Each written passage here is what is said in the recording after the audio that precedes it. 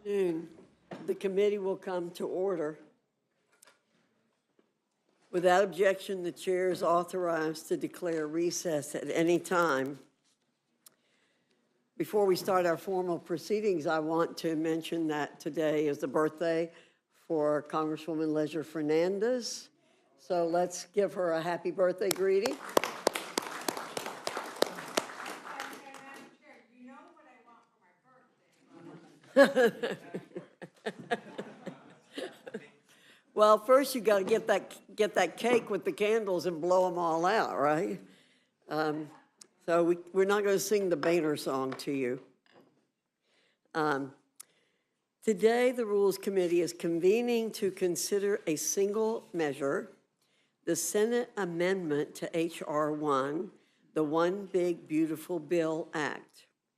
With the Senate having completed its respective process, H.R. 1 has returned to the People's House for final consideration. And while I don't often think that the other body improves our legislation, it's important to recognize that much of what the House included in H.R. 1 when we initially passed it is still included. And I'm sure that our committee chairman will bring attention to that. Things like tax relief for working families, reducing waste, fraud, and abuse in government programs so they remain focused on those who truly need the programs, a historic investment designed to strengthen our armed forces, protect our borders, and keep Americans safe. I could go on and on about all the great things in this One Big Beautiful Bill. However, I think it's important to recognize that when this passes, it will go directly to the president's desk so that he may sign it into law and deliver a long line of massive wins for the American people. Indeed, this process has been long, and the thoughtful deliberations and efforts on part of committees, members, and staff is highly commendable. And while those diligent efforts have been undertaken by many, we have still heard the same doomsayers yelling to the rafters week after week about this legislation. Each week, they head back to the rhetorical trough, select a new inflammatory claim, and broadcast it feverishly to the masses as if the threat of the sky falling is imminent. For the record, the sky is not falling. We're all too familiar with this worn-out song and dance routine.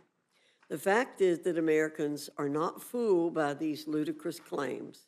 They're not buying into the fear-mongering because they know better.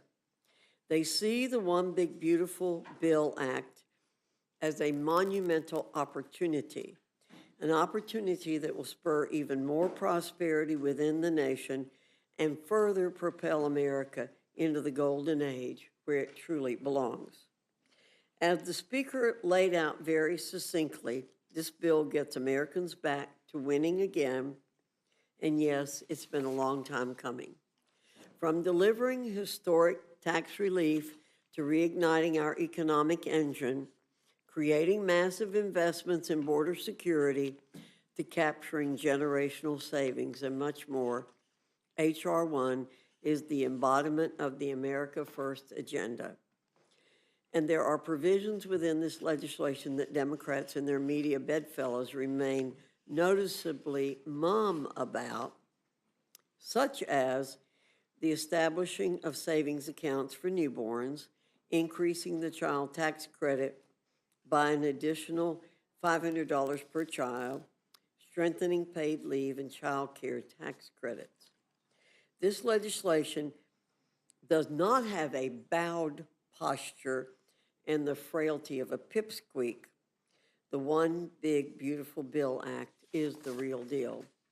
It's what Americans voted for when they put their trust in President Trump and our Republican majorities in the People's House and the Senate. And here's a sharp dose of reality. A failure to pass this legislation carries with it serious negative implications, not only for hardworking taxpayers, but also the nation. The largest tax increase in American history would be levied against everyday men and women. Millions of jobs would be wiped off the map. Small businesses would be decimated. Wages would vanish. GDP would plummet, and nationwide economic ruin would erupt. Resources to ensure the continued protection of our nation's borders would dry up and turn to dust. Our nation's military would be rendered ill-prepared to confront existing threats to the American homeland, meet the quality of life needs for service members, and keep our adversaries in check.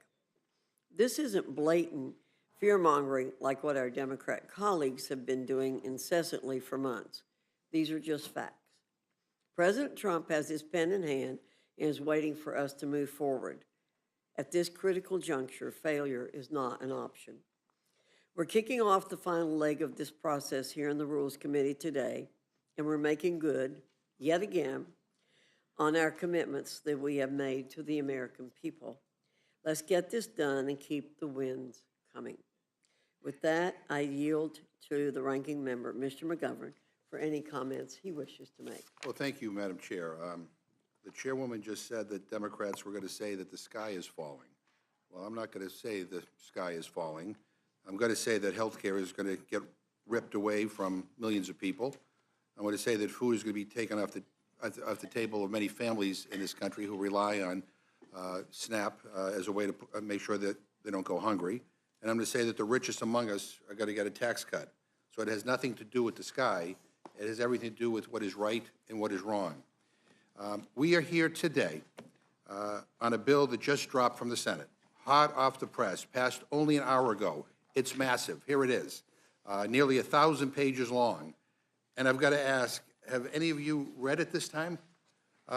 Because last time we met on this legislation, many of our Republican colleagues had not. And that's no accident. It's by design. It's the direct result of Republican leadership and the White House jamming this bill through Congress with zero transparency. Now, let's be totally honest. This entire process has been legislative malpractice. It's been negotiated in back rooms from the start. In April, conservatives argued for and ultimately got aggressive instructions in the budget for committees to slash spending. I wonder how they feel now that the Senate has violated their hard-fought instructions by over $500 billion. And let's not forget, this bill was jammed through the House in May so quickly that some Republicans said they would have opposed it if they'd known what was actually in it. And now, after another series of backroom negotiations in the Senate, we're getting jammed again, without any chance for the public or independent experts, for that matter, to fully review the bill. And let me make a prediction.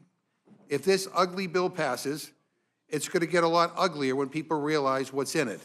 And not even Donald Trump's new $300 bottle of cologne will cover the stench. This bill will hurt people in every congressional district in this country. And Republicans are racing to get it passed before the American people can figure out what's in it. There's no real deadline. There's no real deadline that we're working against, none. July 4th is just an arbitrary marker that Trump made up. He wants a victory lap on Friday, just weeks after throwing himself a military birthday parade, complete with tanks rolling down Constitution Avenue, one that cost taxpayers tens of millions of dollars. He now wants to have a 4th of July signing ceremony at the White House for this dumpster fire of a bill. We're rushing, not because the country demands it, but because he wants to throw himself yet another party. This isn't policy, it's ego management. So why not slow down? Ron worked beautifully with Christie and all of the people at Homeland Security and got it done in how many days? 8 days, a new facility was up and running, so. And is this the model going forward, Mr. President? It can be. I mean, you don't always have land so beautiful and so secure. You have a lot of bodyguards and a lot of cops that are in the form of alligators. You're not dependent so much. But I wouldn't want to run through the Everglades for long. We'll keep people where they're supposed to be. This is a very important thing. We're setting records at the board. You know, we had no people come through this. Zero, no people. But we're going to keep it that way. So Ron did great. Thank you, Mr. President. Thanks for your leadership. The border, you did that quicker than we knew you'd do it, but you did it so quick, which is great. But Biden let in how many millions, and you got to take care of them. And so this is one example of state operating this. The feds are is dysfunction on steroids. And let me say to my Republican friends, I understand that the Senate just jammed you, but you don't have to be complicit. I get it. I know the Republican leadership and Trump don't want scrutiny. They don't want the American people to understand what's really happening here. This bill is a middle finger to millions of Americans. It isn't just a bad bill, it is the most dangerous piece of legislation in modern history. Dangerous because of the very real damage it will do to real people, sick people, hungry kids, families just scraping by. If this is Republicans' top legislative priority this Congress, it tells us everything about where your values lie. And it's not with working families, not with struggling communities, but with mega corporations, billionaires, and Donald Trump. Madam Chair, I know that once I'm done, you will say, as you did at the beginning, that I'm fear-mongering, that Democrats, nonpartisan scorekeepers, analysts, experts in industry, doctors, children's hospitals, food banks, utilities, organized labor, and journalists, all what they say about this bill, every legitimate critique that we have heard about this bill, you will say that it is hyperbole. But just because you say that, it doesn't make it so. Facts still do matter, and the facts say that this bill is terrible. Now, we know Republicans are about to gut Medicaid and cut Medicare. That's a fact. That's not an opinion. This bill rips health coverage away from roughly 17 million people. Of those, 11.8 million will lose health care due to the Medicaid and Affordable Care Act cuts. Another 5 million will lose their health care because Republicans are allowing premium assistance to expire for those who qualify for help with paying for health insurance on the ACA exchanges. Now, that's not my opinion. That's the conclusion of the CBO and every single other credible budget expert across the country. The Joint Committee on Taxation, Penn-Wharton Budget Model, Yale Budget Lab, Tax Policy Center, and even right-leaning organizations like the Tax Foundation and researchers at the American Enterprise Institute. This bill will devastate rural hospitals, shut down nursing homes, hammer community health centers. It will punish people we ought to protect, the elderly, the disabled, low-income kids, and working families just trying to survive. It will end nutrition assistance for millions. We are the richest country on earth, and you will be taking away food from our own children. Why? To shovel tax breaks to billionaires and corporate executives? I mean, give me a break. This bill will kill thousands of clean energy jobs and raise Americans' energy rates while rewarding big oil with billions in subsidies.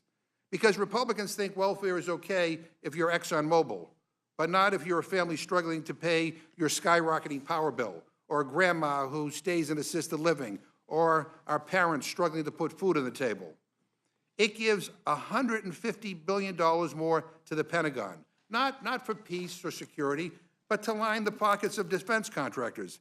This is on top of record levels of defense spending that we already provide the Pentagon in our annual spending bills. For all you budget hawks out there, let me ask you, when was the last time the Pentagon passed an audit? The answer is never. You're worried about someone on SNAP who gets an average of $2 per meal, might get $2.75 per meal, but you couldn't care less when millions of dollars are wasted by defense contractors and cost overruns. There is $900 billion for giant corporations, corporations that are known to lay off hundreds of workers as they stash their inflated checks in offshore tax havens like in the Cayman Islands. And this bill showers the wealthiest Americans with tax cuts. Get this, a family making less than $50,000 per year, they'd get less than $1 a day in tax cuts. I mean, you can't buy a damn cup of coffee with that. But those making $1 million a year or more, well, they'll get more than $250 a day in tax breaks, or $96,000 tax breaks on average in a single year. I mean, that's even worse than the original House bill. That's how rigged this bill is to benefit the wealthy. The average millionaire gets more in tax cuts than most families earn in an entire year. And to be clear, there is deep support on the Democratic side for extending the middle-class tax cuts and passing no tax on tips. We'd be happy to work with you on something that delivers just that. But Republicans are holding bipartisan initiatives hostage to provide handouts to billionaires and gut Medicaid and SNAP. Now, meanwhile, the new standards for the child tax credit leaves 1 in every 3 eligible children behind. Because this bill doesn't invest in children, it abandons them. All this, and Republicans are adding more than $3 trillion to the national debt. You hear that? Over $3 trillion. Now, I know some of the Republicans on this committee consider themselves real fiscal hawks. Well, you cannot with a straight face say that you care about deficits and the debt if you vote for this bill, whether that's out of this committee or on the House floor. This bill even raises the debt ceiling by $5 trillion because Republicans know the policies in here will explode our debt. I mean, you can't make this stuff up. This is the biggest transfer of wealth in American history, stealing from the poor to give to the rich. This is Republicans' let them eat cake moment. It robs from the most vulnerable to pay off the already powerful. It tells every kid without wealth, this government has nothing for you, that the American dream is only for trust fund babies. And here's what baffles me. You all know the truth. You all know the truth. You know this bill is cruel. You know that it will hurt millions of Americans. But Trump wants you to fold. And the sad fact is that many of you will fold in a nanosecond. You'll vote for this even though you know it's bad for your own constituents. You're absolutely terrified that the guy in the White House will get mad and try to find someone to run against you in a primary. Like one of our Republican colleagues said this weekend on CNN, and I quote, "Everyone in the House knows the peril they're in if they vote no on this thing. They know that their jobs are at risk," end quote. You're terror-stricken that what happened over the weekend to Senator Tom Tillis will happen to you. Well, Senator Tillis did the right thing, speaking truth to power. You should listen to him when he says that the Senate's version of this bill betrays President Trump's promise not to take Medicaid away from its rightful recipients. He decided to retire because he wanted to put his constituents first, and quite frankly, I think he's tired of dealing with the relentless MAGA threats and BS. Truly, I've never seen anything like this in my life, the kind of petrified fealty we're seeing on the right, scared by a man who called voting against this bill the ultimate betrayal. Like, what kind of president talks like that? That's the language of dictators, not the language of a president. But let me remind you all of something. The people you should be afraid of, betraying are not in the White House or dining at Mar-a-Lago. They're back home. The people in Boone, North Carolina, in Moorhead, Minnesota, in Rock Hill, South Carolina, in Austin, Texas, in Salem, Indiana, in Jamestown, New York, in Tifton, Georgia, in Abington, Virginia, in Noonan, Georgia. They're the ones who hired you. And if you vote for this bill, you're voting to screw them over, plain and simple. When their kids go hungry, when their health care is gone, when their energy bills skyrocket, when they watch big oil rake in profits while they get pink slips, when they realize that billionaires like Jeff Bezos are getting 40 times the tax breaks that they're getting, when they watch the wealthy get richer and they're left behind, they are going to feel the pain that you brought on them.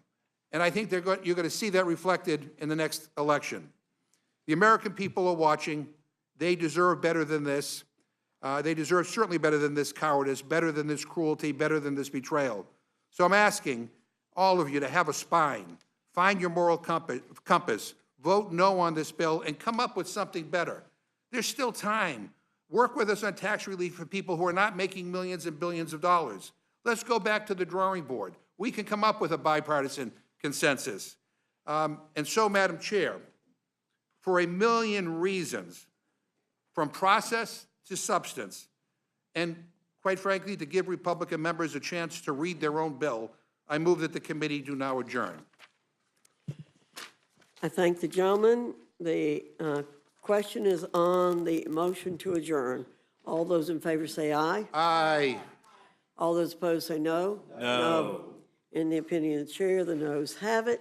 Ask for a roll call, Madam Chair. The gentleman asked for a roll call. The clerk will call the roll. Mrs. Fishbach? No. Mrs. Fishbach, no. Mr. Norman? No. Mr. Norman, no. Mr. Roy? Mr. Roy, no. Mrs. Houchin? Mrs. Houchin, no. Mr. Langworthy? No. Mr. Langworthy, no. Mr. Scott? No. Mr. Scott, no. Mr. Griffith? No. Mr. Griffith, no. Mr. Jack? No. Mr. Jack, no. Mr. McGovern? Aye. Mr. McGovern, aye. Ms. Scanlon? Aye. Ms. Scanlon, aye. Mr. Neguse? Aye. Mr. Neguse, aye. Ms. Leger-Fernandez? Aye. Ms. Leger-Fernandez, aye. Madam Chair? No. Madam Chair, no. The clerk will report the total. 4 yeas, 9 nays. The noes have it. The motion to adjourn is not agreed to. Without objection, any prepared statements that our witnesses may have will be included in the record.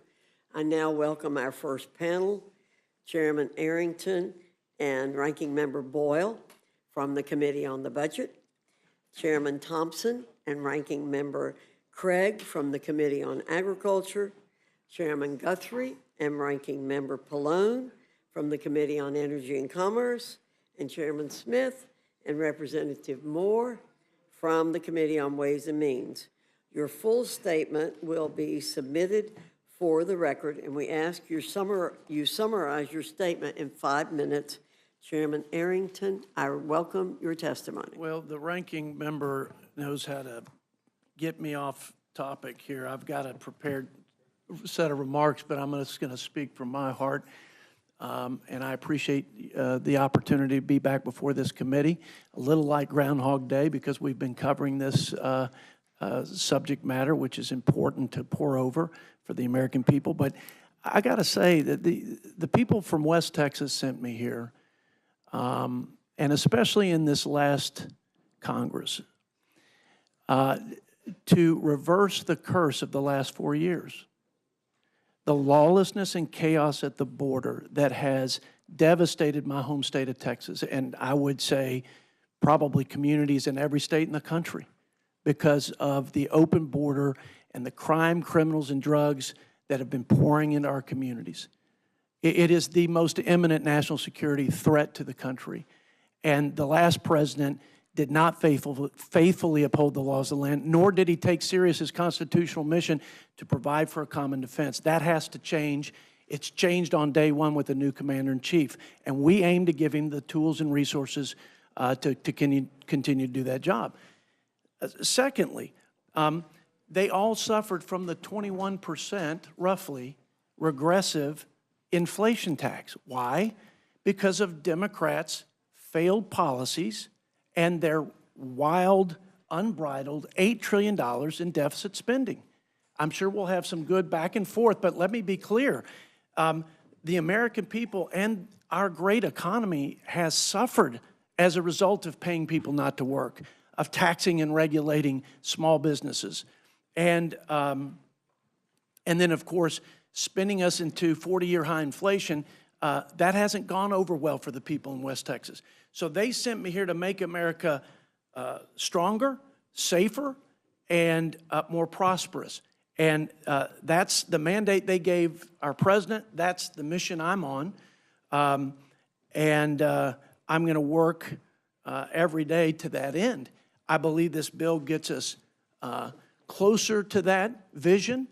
I believe that the most important thing we can do is equip our sons and daughters to be safe and successful in providing a common defense.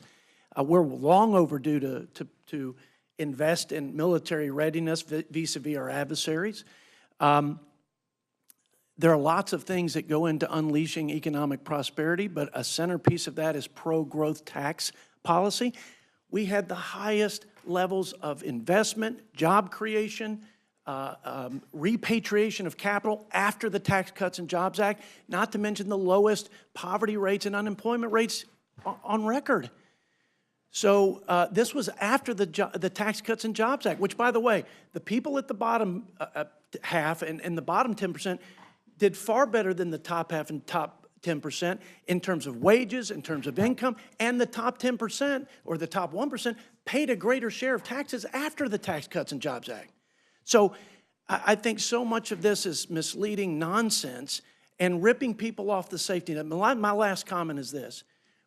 I heard quotes about the CBO and 7.8 million people being ripped off the safety net. Let me tell you who those people were according to the nonpartisan CBO. People here illegally, people ineligible, people who have access to other subsidized government health care programs, and people who are work capable but refuse to work. That's not me, Mr. Ranking Member, I assure you. It's the CBO, the same source that y'all quote ad nauseum about us ripping the safety net. Listen, the American people are for what we're doing. They're on our side. They don't want their tax dollars to flow to waste, fraud, and abuse. They want to help people, and they want the program to help their fellow Americans into the future. And none of this stuff is sustainable. None of it. And we should do more. You're right about the debt. We should do more. That is an area that I think we have to do a lot more, or it's going to undermine all of it. The economy, security, our leadership in the world, my children's future, all of it. And every party, both parties, I should say, both parties have come up woefully short in that regard. And so I hope we can get a commitment from our Democrat colleagues. Let's work together on those things that we know will not be done unilaterally. And then we'll take a first good shot at cleaning up the waste, fraud, and abuse and the entitlements and the mandatory programs that are driving us closer to that dangerous and irreparable debt crisis. With that, I yield back, Madam Chair. Thank you, Mr. Arrington. Mr. Boyle, you're recognized. Thank you, Madam Chair, Mr. Ranking Member, and all the members of the committee. It is an honor to get to be able to testify before this committee. It is an honor in this moment and a privilege to be here because the next 24 hours might be the most important of our entire careers. The health care of 17 million people who have it today and may lose it by the end of the week, that's all on the line. The food assistance that another 4 million currently get and may have taken away from them, that's on the line. So I can tell you this, there is no place I would rather be than right here, right now, in this moment, when each and every one of us can make the critical difference. When this bill passed the first time, it was only by one vote in the House. Just an hour ago in the Senate, it was passed by one vote in the Senate. I think this will come down to one vote yet again, whether or not this becomes law. And if it does, it will be the greatest loss of health care in American history. Nonpartisan Congressional Budget Office has confirmed 17 million Americans. And let me explain how they arrive at that number. Roughly half of that is due to the largest Medicaid cuts in American history. But another half of it is due to changes and allowing certain tax credits and provisions to expire in the Affordable Care Act, or Obamacare. I give the other side credit. They have been working like hell for 15 years to do away with Obamacare. This is the closest that they've ever come. Millions and millions today currently on Obamacare will lose it if this becomes law. And that's not all. As we confirmed again from CBO a few weeks ago, due to the massive increase in deficit spending in this bill, there have to be 4% Medicare cuts. That's over $500 billion worth of cuts to Medicare. So Medicaid cuts, Affordable Care Act, ACA cuts, Medicare cuts, the largest loss of health care in American history. I referenced nutrition assistance moments ago. Also the largest cuts to SNAP in American history. Cuts to higher education programs, cuts to Head Start. It goes on and on. And yet, as large as that is and as bad as that is, that still does not fully pay for the over $5 trillion in tax cuts that mostly go to the hyper-wealthy. How is the rest of that financed? Through deficit and debt. The same crowd that would bemoan the last 4 years there was a Democrat in the White House about the deficit and debt is adding more to our national debt in this bill than any other piece of legislation to pass since I've been here. We can do far better than this. The American people are smart. When they've been asked about the provisions of this bill, I have never seen poll numbers, truly, I have never seen poll numbers this terrible. By a roughly 2-to-1 margin, the American people oppose this bill. They oppose millions of Americans losing their health care. They oppose millions of Americans losing their nutrition assistance. They oppose the idea we're racking up even more deficit and debt, which we both acknowledge is a serious problem in our country and bound to get worse. They oppose making a bad problem even worse. And why? For what higher noble purpose? To give tax cuts that mostly benefit the top 1% of Americans. This is going to be one of the biggest, if not the biggest, votes in each and every one of our careers. I am proud to be here doing everything I possibly can to say, hell no, let's kill this bill. I yield back. Thank you, Ranking Member Boyle. Chairman Thompson, you're recognized. Well, thank you, Chairwoman Fox, Ranking Member McGovern, and members of this committee. I appreciate the opportunity to come before you today concerning the agriculture title of the One Big Beautiful Bill. I'm proud of our product.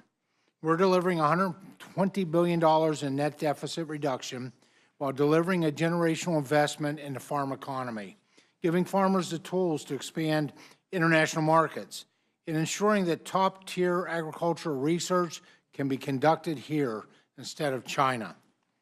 We saved close to $200 billion from the SNAP, the Supplemental Nutrition Assistance Program, by making necessary changes to restore integrity to the program and preserve its ability to serve the most vulnerable long into the future.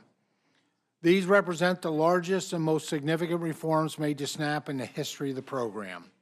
This bill ensures SNAP works the way Congress intended it to, by reinforcing work, rooting out waste, and instituting long overdue accountability incentives to control costs and end administrative overreach. This program is in dire need of reform. Since just 2019, SNAP costs have skyrocketed from $60 billion to $110 billion annually, an 83% increase, while enrollment has grown from 36 million to 42 million. And in 2024, over $10 billion in erroneous SNAP payments were sent out. That's disgraceful, not only to the taxpayer, but also the SNAP recipient.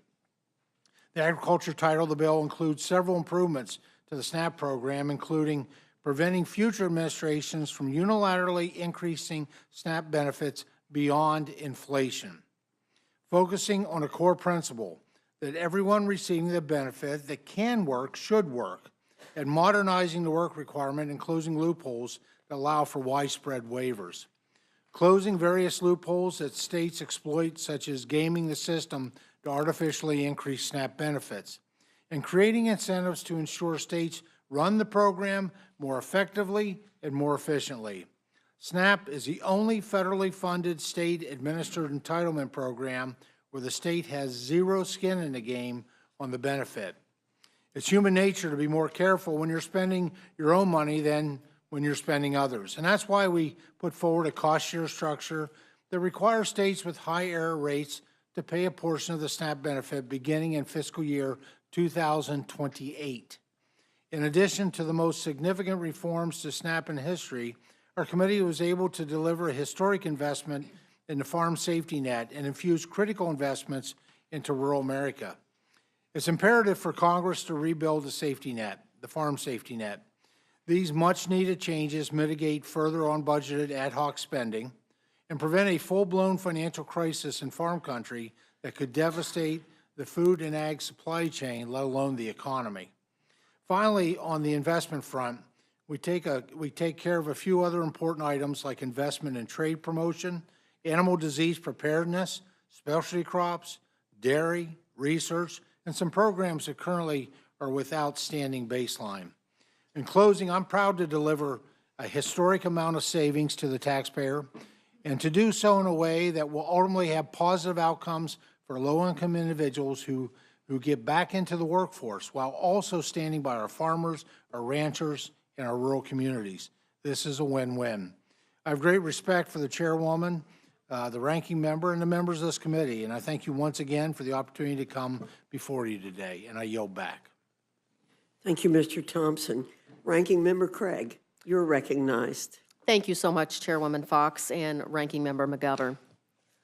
The more the American people learn about this big, ugly bill, and it's nearly $200 billion in cuts to food assistance, the less they like it. I honestly don't know how a single one of my colleagues could vote for this bill. 17 million Americans lose their health insurance or lose their health care. Millions and millions of people across our country are going to lose access to food assistance. You know, most Americans don't even know this yet in our country, but I promise you they will. A recent Fox News poll found that 59% of voters oppose this bill. The American people are not buying what the Republicans are selling, even on Fox News. The American people, like House Democrats, want to reduce waste, fraud, and abuse.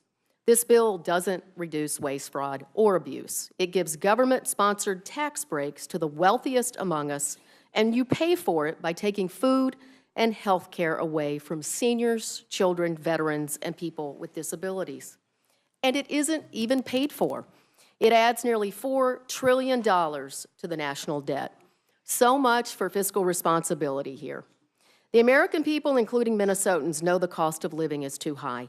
This bill does not lower the cost of living. It makes meeting the basic needs like groceries and accessing medical care more expensive. I promise you this bill will raise health care costs for everyone.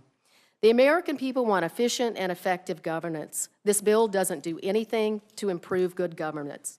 It makes it worse by pushing billions in new expenses onto state and county governments, forcing our state and local governments into a position where they have to decide between taking food away from their friends and neighbors or slashing other local services or raising taxes. And I mean that in 10 states across this country.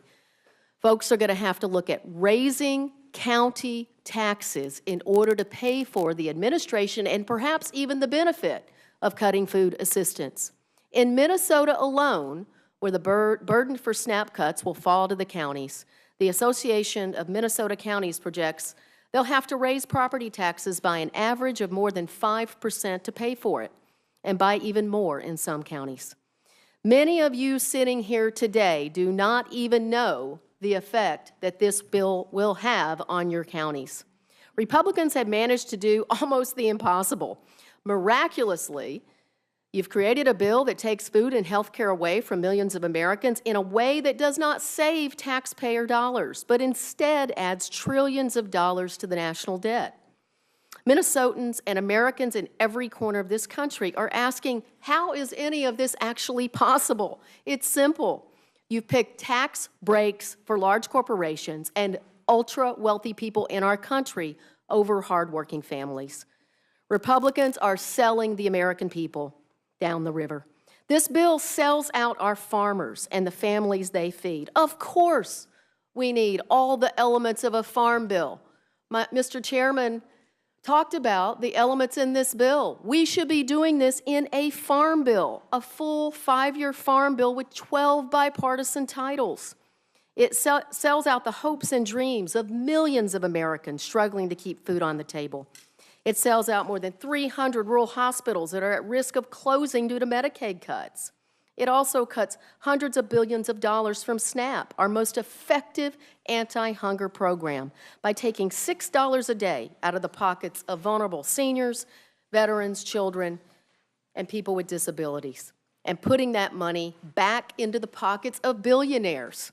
Taking food away from the people who need it forces seniors to choose between having a meal and paying for medicine. And let me just say this, because we were in committee for over 20 hours, and over I heard my Republican colleagues talking about that this activity would not cut access to veterans' nutrition benefits. This is exactly what the Senate version does, and many of you don't even know what this version says. We had 1 hour to come into this room.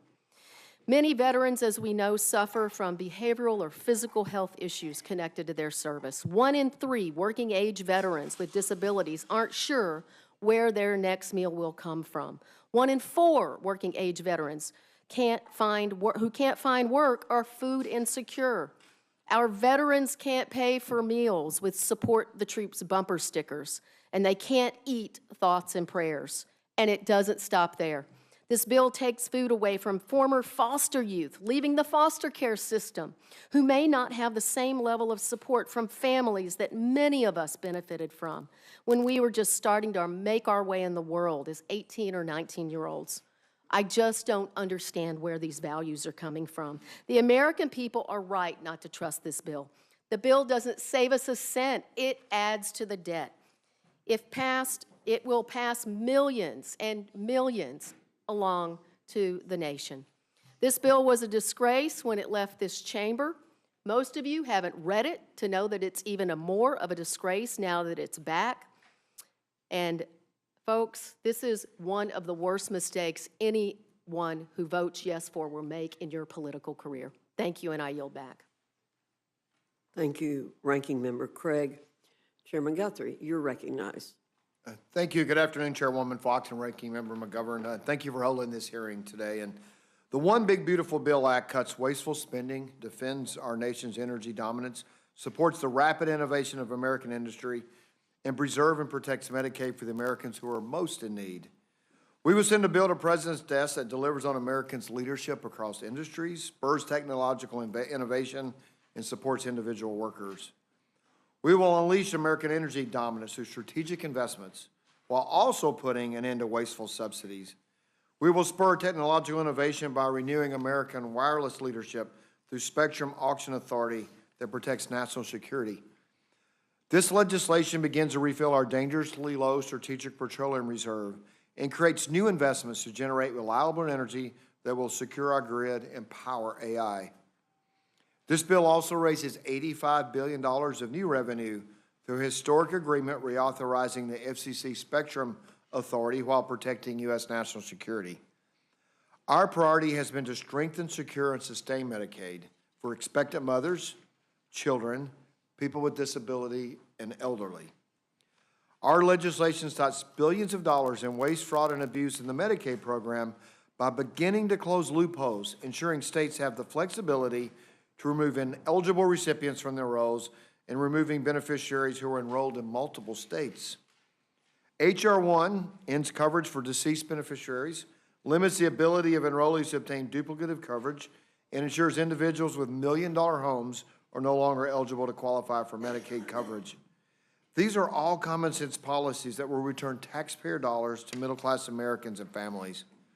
Republicans seek to return the core intent of the Medicaid program, which was created to protect health care for Americans who otherwise could not support themselves.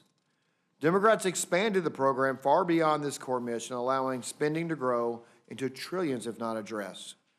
Our common sense work requirements and community engagement policies for able-bodied adults who choose not to work encourage individuals to re-enter the workforce and regain their independence.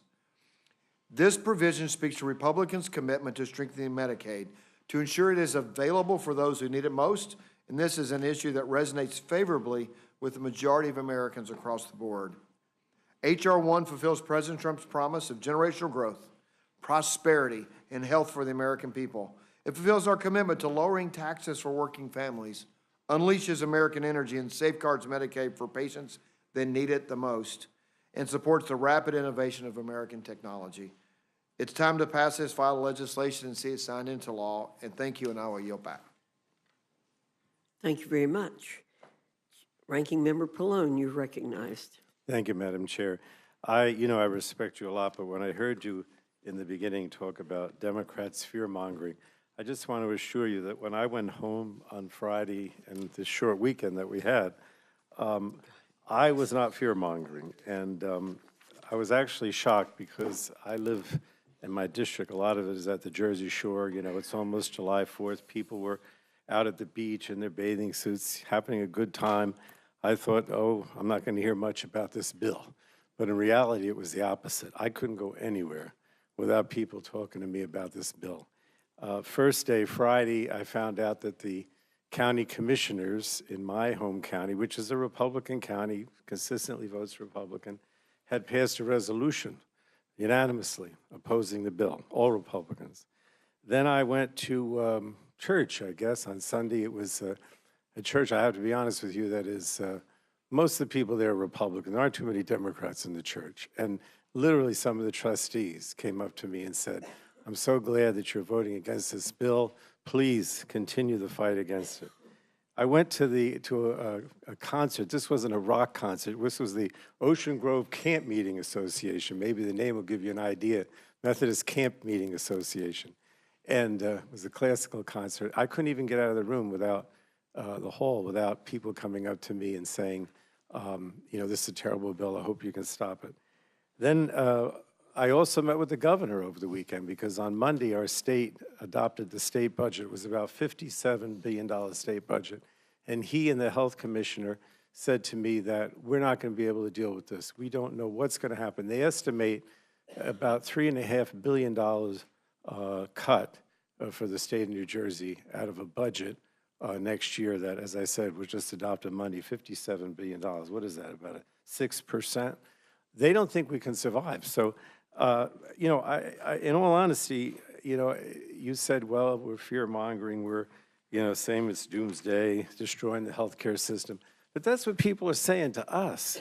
That's not what we're saying to them. That's what they're saying to us, because they realize that hospitals will close. They'll realize the shortfall in funding for nursing homes. They realize that the deficit spending not only is going to lead to sequestration of Medicare by 4% across the board, but that it's going to hurt the economy, and the economy could actually go into recession because of the level of deficit. So I just want to assure you, this is what Democrats are hearing from our constituents. It's not what we're necessarily saying, it's what they're saying to us. Now, the other thing I want to stress is that, look, the reality is that every time this bill moves forward, more and more people lose their health insurance. I think when it was before our committee, the CBO figures, Mr. Chairman, were like 13.5 million people would lose their health insurance. Then when it passed the floor, it was like 14, 15. Now the CBO is saying that the Senate bill is almost 17 million people that will lose their health insurance. So it becomes crueler. I don't want to say ugly. I'm going to say cruel, more cruel, as we proceed. And I don't know, you know, whether we read the bill or not. This is what whether you read the bill or not, the CBO is saying that we're talking now about almost 17 million Americans that are going to lose their health insurance.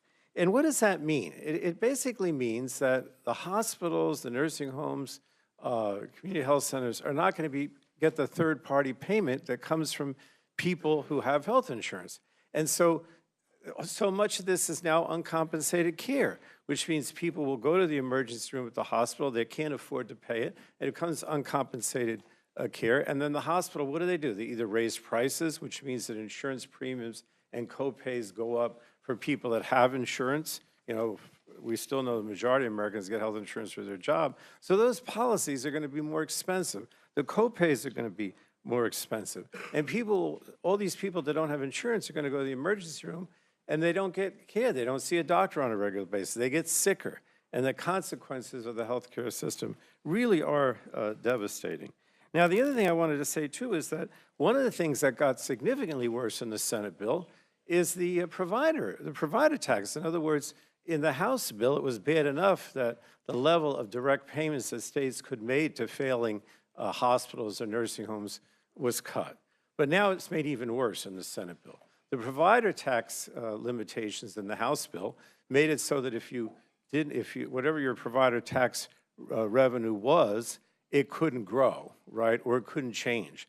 But what they did in the Senate is to basically cut back on it. So over the next few years, the amount of money that states can raise through provider tax actually decreases. It's not the status quo, it decreases.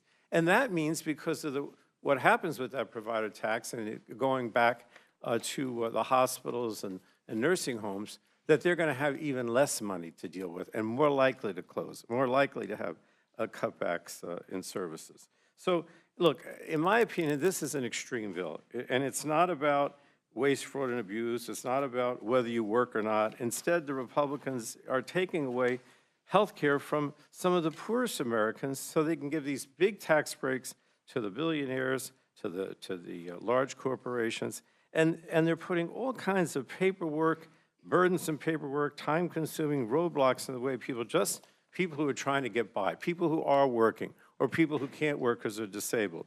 And now, all these barriers are being put in the way of their being able to get Medicaid or the ACA. If you're not eligible for Medicaid because of these roadblocks, then you're also not eligible for the ACA because of these same roadblocks.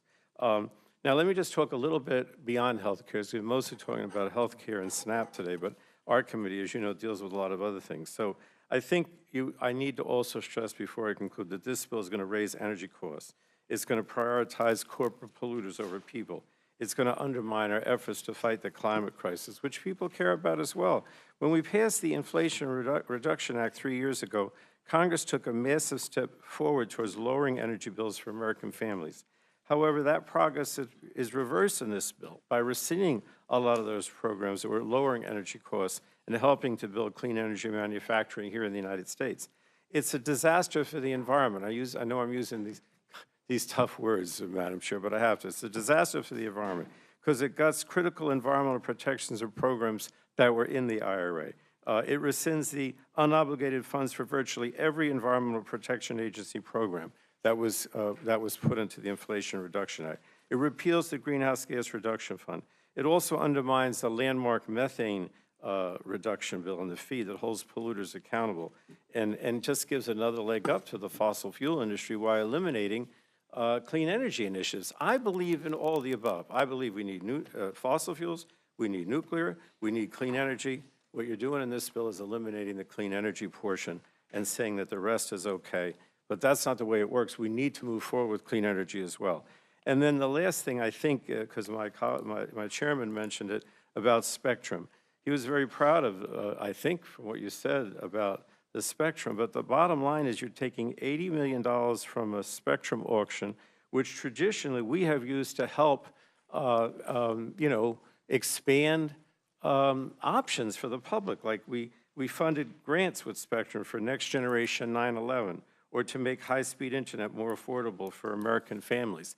That's what spectrum auction should be used for. It shouldn't be used to give tax cuts for billionaires and large corporations. So I know I've heard you guys say this is the big, beautiful bill. I've heard our guys say this is the big, ugly bill. I think it's a big, cruel bill because American families are really going to suffer, and they shouldn't have to suffer in the ways that I described today. We should be trying to help them with affordability, with making their lives better. This bill is going to be the opposite. So it's really the big, cruel bill, in my opinion, Madam Chair, and I yield back. Thank you, Mr. Pallone. Chairman Smith, you're recognized. Thank you, Chair Fox and Ranking Member McGovern, for this opportunity to testify on how the one big, beautiful bill is delivering on historic tax relief for blue-collar workers, middle-class families, farmers, and small businesses. We're at the point now that both the House and the Senate have had their voices heard. And while some of the bill has changed, its promises have not.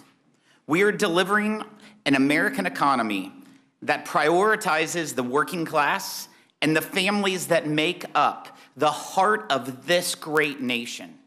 We embrace policies that were cheered by the small businesses, the farmers, the moms and dads that appeared before the Ways and Means Committee in field hearings and in tax team meetings throughout the country over the course of more than 2 years.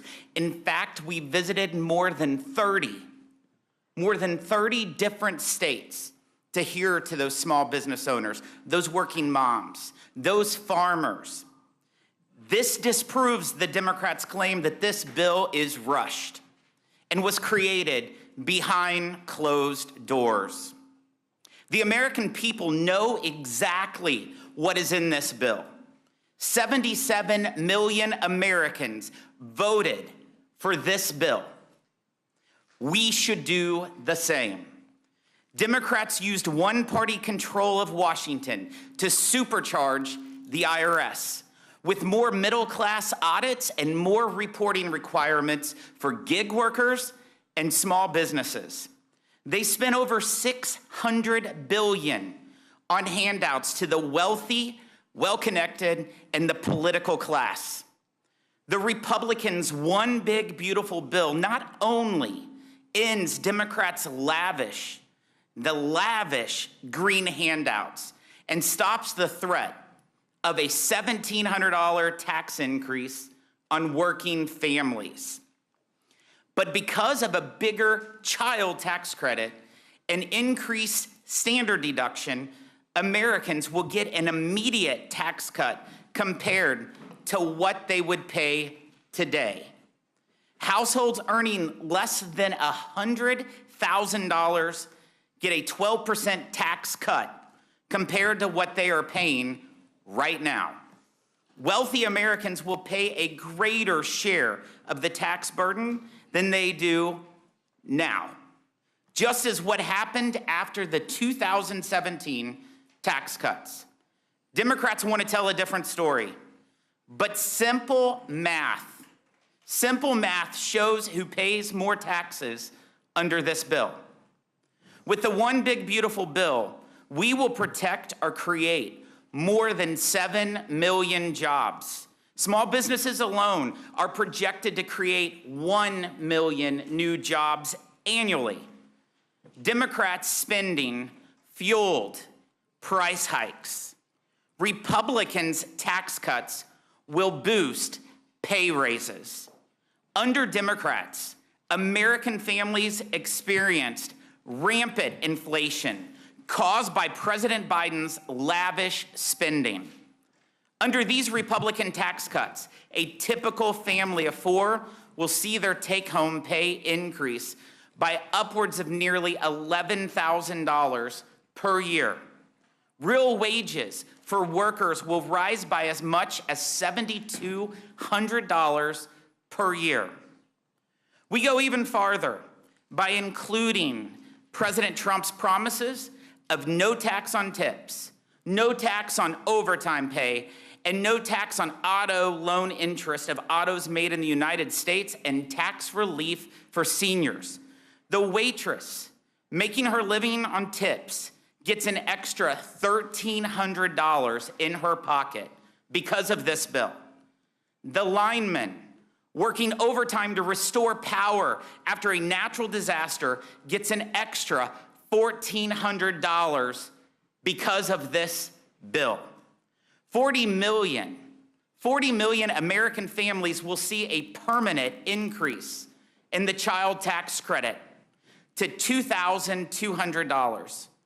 For the 91% of Americans who use the standard deduction to file their taxes, they will see a permanent increase of up to $31,500.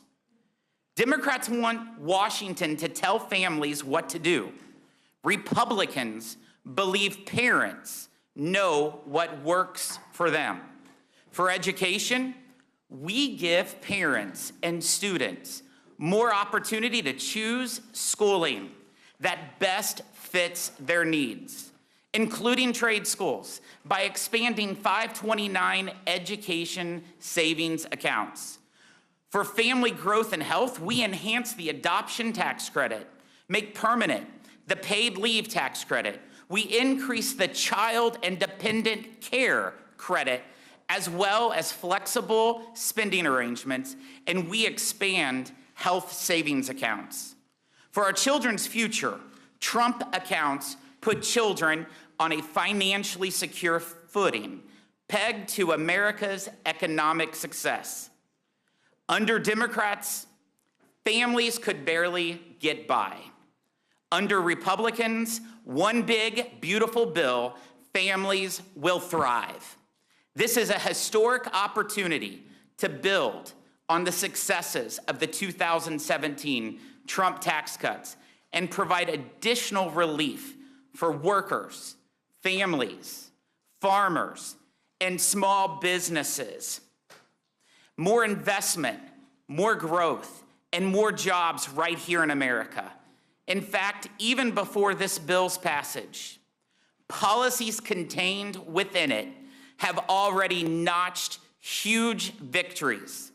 With the recently announced G7 Global Tax Framework and Canada ending its unfair digital service tax, the G7 agreement alone will stop foreign governments from stealing upwards to $120 billion of revenues from our country's coffers.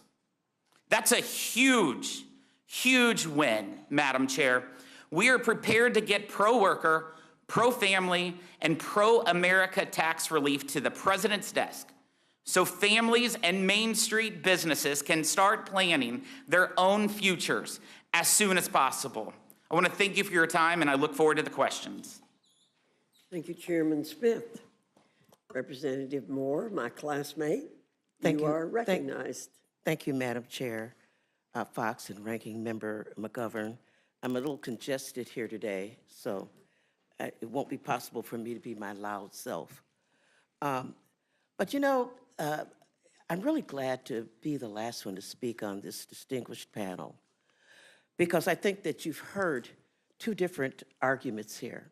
On one hand, you hear about people getting $11,000 more tax breaks at the lower end of the income spectrum. You know, it's all these benefits. And on the other hand, you've heard members talk about the draconian cuts and the impact that it'll have on hospitals and on poor people. So whose report do you believe? And I think that this is the conundrum for the American people.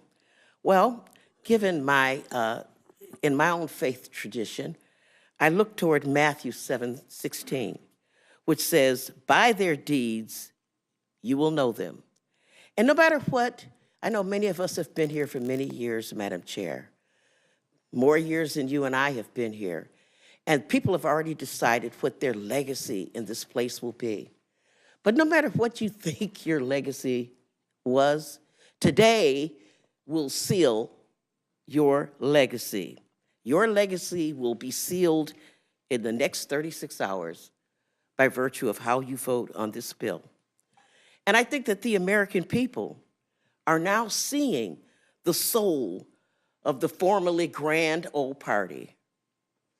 This Republican Party is nothing like the GOP. You know, the Committee on Ways and Means was asked to increase the U.S. debt by trillions of dollars. And boy, did we meet that mark with this bill. We done good with regard to meeting that market. And what did the American people buy with the $4 trillion in debt? Massive tax goodies for billionaires at the cost of 17 million Americans losing health care coverage and more hungry school children. By their deeds, you will know them. This is the moment for all of us to stand on the shores of the Rubicon, where you can never go back on your legacy. As Senator Tillis from the great state of North Carolina, he has decided that he cannot go back, whatever happens in North Carolina, that he would rather resign than to go back on his values as a human being. So as we once again consider the billionaires' bonanza bill, which of course the Senate made worse. I mean, it's hard to imagine, but they did. The Republican senators found a way to provide more debt, more lost health coverage, and stifling clean, renewable energy of the future. You know, our nation's founding fathers entrusted this House of Representatives to tax and spend. They felt that the House would act more responsibly with this awesome power because we are responsive to the people. And yet, this legislation is nothing short of a total betrayal of the founding fathers' faith in this body. You know, I take particular, and I'm representing the Ways and Means Committee, we take particular offense at the characterization of millions of citizens as cheats, fraudsters, and wastes in order to justify the cuts. The dehumanization of people has been extraordinary in order to create the narrative. You know, because this bill, in fact, will make this country sicker, less educated, hungrier, and deeper in debt. And for what? So that billionaires and corporations can have more and more and more. By their deeds, Madam Chair, you shall know them. Back in May, when we went through the paces on this bill, we had a bill that handed out billions and billions of dollars to millionaires. In fact, when we looked at this bill, on average, a person making over $1 million got a tax cut of $81,500. The bill in front of us, sent back by the Senate, has an average tax cut for a person making over $1 million at $96,000. That's right. The United States Senate took our House bill and said $81,000 in tax cuts just isn't enough for millionaires. We got to give them even more tax cuts. Now, let's check in on the average Americans who are teaching our children and building our roads in Milwaukee and Greensboro and New Brownsville and Rock Hill or Bloomington. In May, we learned that on average, a household that makes under $50,000 got a tax cut of just 73 cents per day. That was about $247. Spend it wisely, America, because it's going to cost you your health care and your child's education. By their deeds, you will know them. And by the deeds of the United States Senate, we saw that we provided even more and more and more to millionaires and billionaires. The Senate saw that 73 cents a day that we were providing the average American was just too much. So they clawed back a nickel. That's right. If you made under $50,000 on average, you were getting 68 cents a day. That's not even enough to buy a Snickers. And that's what the Senate did. They took away the 73 cents a day and made it 68 cents a day. By their deeds, you shall know them, American people. When we were here in May, we learned that in just 2027 alone, the top 1/10%, not 1%, 1/10%, the richest of the rich, that is people making over $2 million a year, the people who we are told pay the most taxes, well, they got $50 billion in tax cuts just in 2027. $50 billion with the capital B. That was a House bill. But you know what? That $50 billion just wasn't enough for the Senate. They thought that because they objected to it not making enough cuts, so they decided to squeeze more and more and more from the old, infirm, and children. So they moved that number to $60 billion that they gave tax cuts to. That's right. In 2027 alone, the top 1/10% got $60 billion in tax cuts.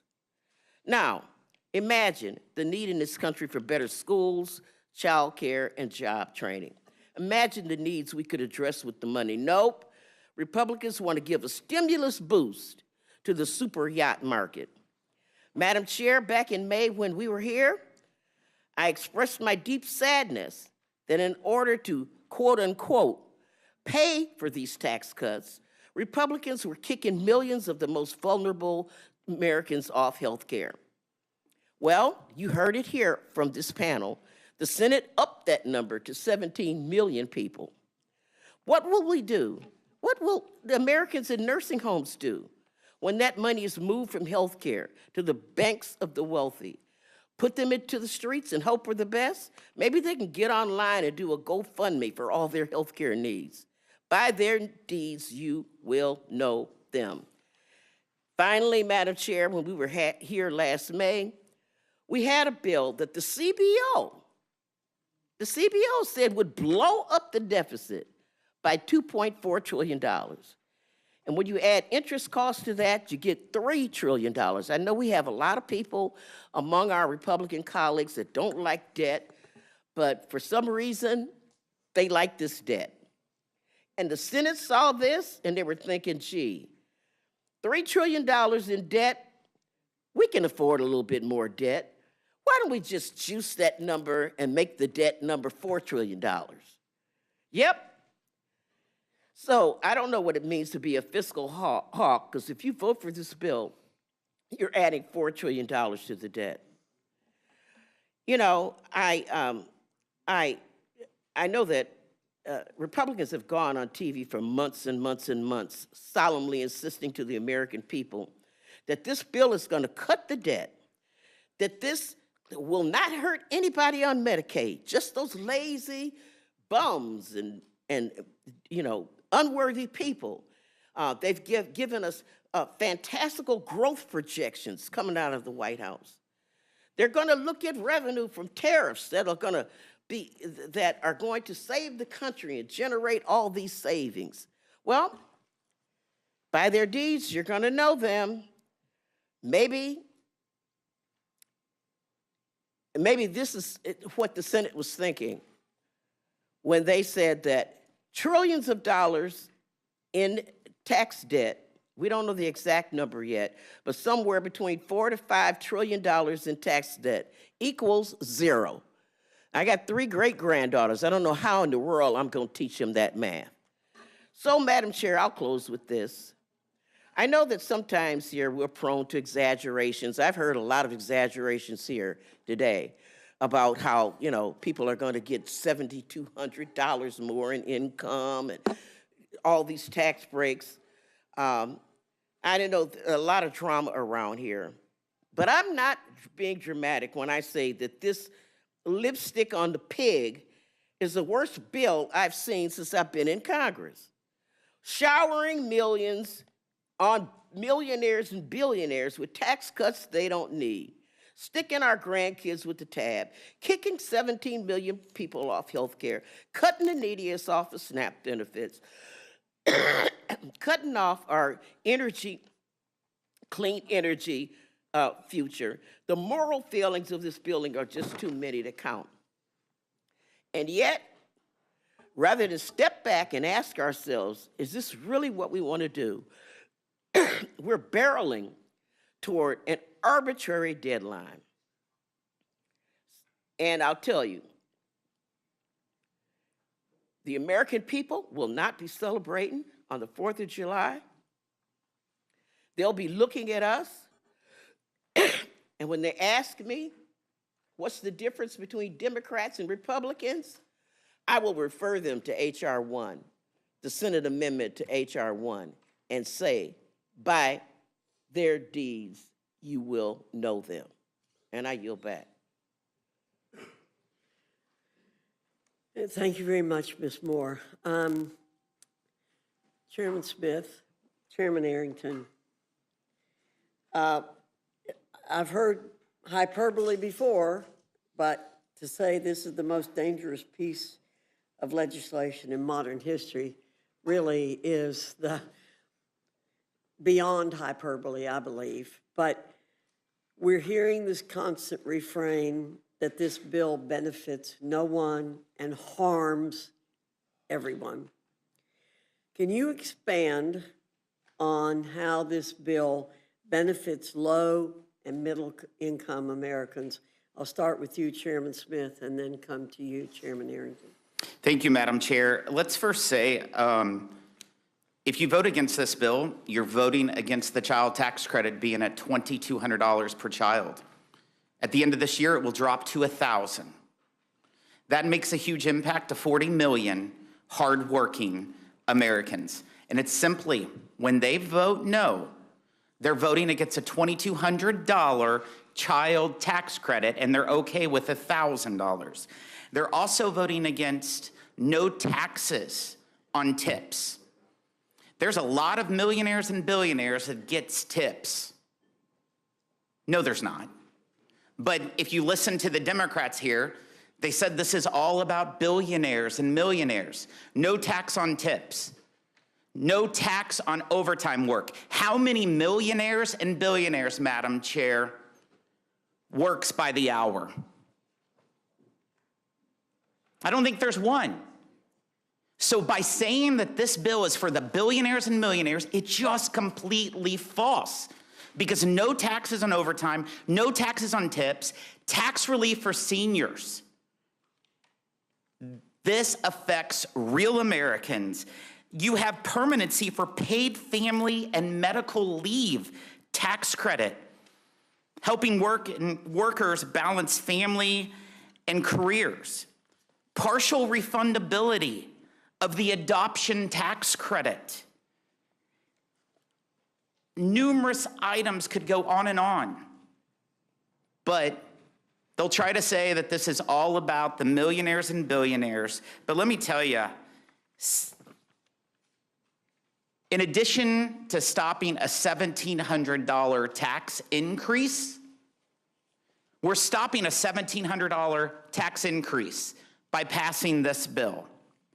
Working families making between $15,000 to $30,000 will have their taxes cut by 21%, the largest of any income group in the distribution title.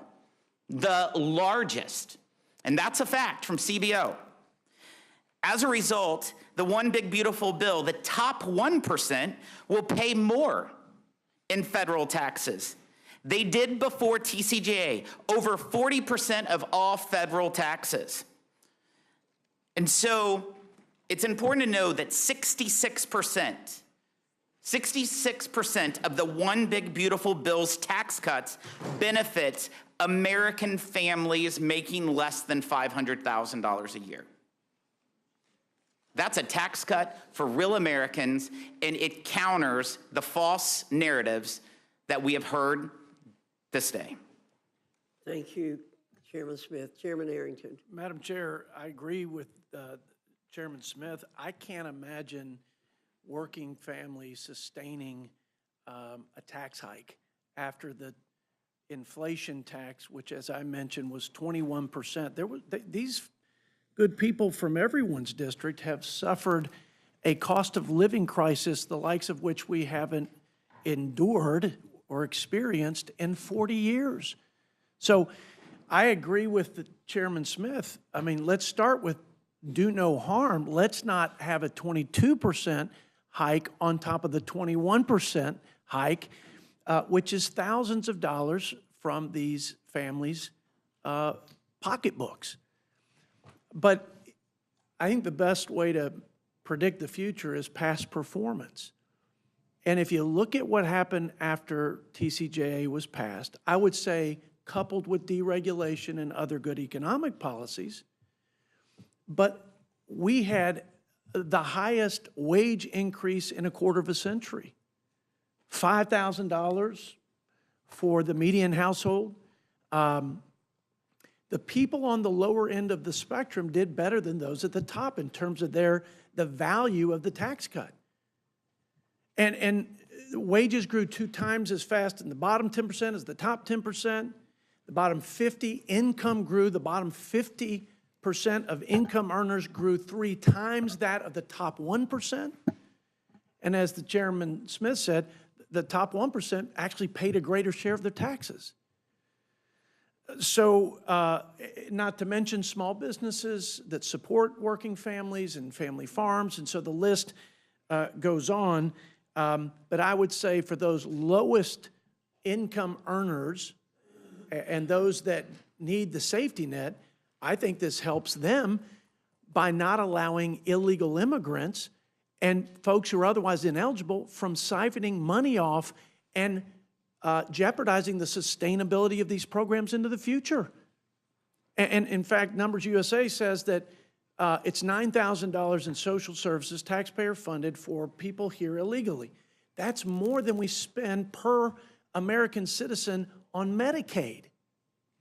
So to Ms. Moore, who's a friend, to her comment about we will be known by our deeds, how about the Democrats in the Senate, all except 4, who voted against the prohibition of illegal immigrants getting taxpayer-funded health care. When we can't sustain 51% increase over the last 4 or 5 years, 400 to 600 billion roughly on Medicaid, it will be $1 trillion in the next, over this next budget window. It's not sustainable. So, Madam Chair, this couldn't be a better time or better policies to strengthen working families.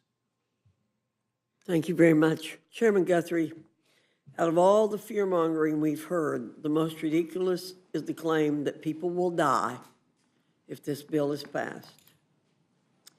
The health care provisions in this bill target waste, fraud, and abuse in our Medicaid program to ensure it's sustainable for future generations and can continue to provide for our most vulnerable populations, such as women and children for whom the program was intended to serve. Is that correct? That is correct. Thank you very much. Mr. McGovern. Well, thank you, Madam Chair. And I have questions for everybody. But before I do, I have a question for you, Madam Chair. I'm just reading some of the, this is a post from Fox News saying that Andy Harris, who's our colleague, the head of the chair of the Freedom Caucus, has said that he will vote no on the rule when this rule comes before the full committee. He said that he'll vote no on the rule for the big, beautiful bill. He said that I don't think it's going to be in the next couple of days, but it's going to have to be a compromise between the House and the Senate, basically saying we're not there yet. I guess if against not the bill but the rule, then what the hell are we doing here? Because if you lose 3 or 4 members, then we're spinning our wheels here. So do you have any information on how many Republicans are going to vote no on the rule? Because I can assure you every Democrat is voting no on the rule. No, sir. And as you know, we are the Speaker's Committee, and it's our task to hold this hearing on the bill, and we'll continue until we're given directions that there is no chance that the rule or the bill will pass. Okay, I just wanted my colleagues to know that, and I'll keep announcing as people on the Republican side announce that they're voting against the rule, because I think that's relevant information. But thank you, Mr. McGovern. I just want to say for the record, I mean, Chairman Smith said that Democrats said that this bill is only for billionaires. That's absolutely not what I said in my opening remarks. And I'll say it again, this bill mostly benefits the well-off, but I said I would support, some of the tax relief in this bill. The bottom line is that I support extending the tax benefits for the middle class. Told you I supported tax relief for, on tips. And so I think we have some consensus there. Where there is disagreement, I think on the tax stuff, is the millionaires and billionaires. And I don't know whether you felt you were constrained for time in your opening testimony or not, but you didn't say anything about the benefits, why there's tax relief for millionaires and billionaires. So you might want to. I'm happy to give you the time now to explain why do we need tax relief for millionaires and billionaires, especially when people are worried about increasing the debt and, people losing health care and SNAP benefits, but this is going to cost us. So why does Jeff Bezos need a tax break? Ranking Member McGovern, usually when you hear people say that we're cutting taxes for millionaires and billionaires, they point to Section 199A, which is the small business deduction. Almost 80% of all businesses in the United States are pass-through entities. And by making that permanent, that small business deduction, that is what helps create so many jobs. And that is where your side of the aisle continues to talk about the millionaires and billionaires. And the other section that you talk about is Is Jeff Bezos not getting a tax break in this bill? The other section that you all are talking about within tax cuts is that we're keeping existing tax rates as they are today, moving permanently. We're not reducing those tax rates. We're just keeping them the same. So the fact that we're keeping them the same, you're saying that we're giving Jeff Bezos a tax cut. But he gets a tax cut in this bill. I mean, I'm looking at at some of the statistics here. According to the way I interpret this bill, the top 1% get 22% of the benefit. The top 5% get 43% of the benefit. The top 10% get 52% of the benefit, and the top 20% get 66% of the benefit. And I don't know about your district, but most small businesses in my district are multimillionaires or billionaires. And you mentioned the child tax credit in your opening. The child tax credit goes down next year because Republicans designed it that way. You made it temporary, but you made tax cuts for corporations permanent. So that's why we're dealing with that. Republicans want to pretend that this bill provides meaningful tax relief to families through their child tax credit modifications.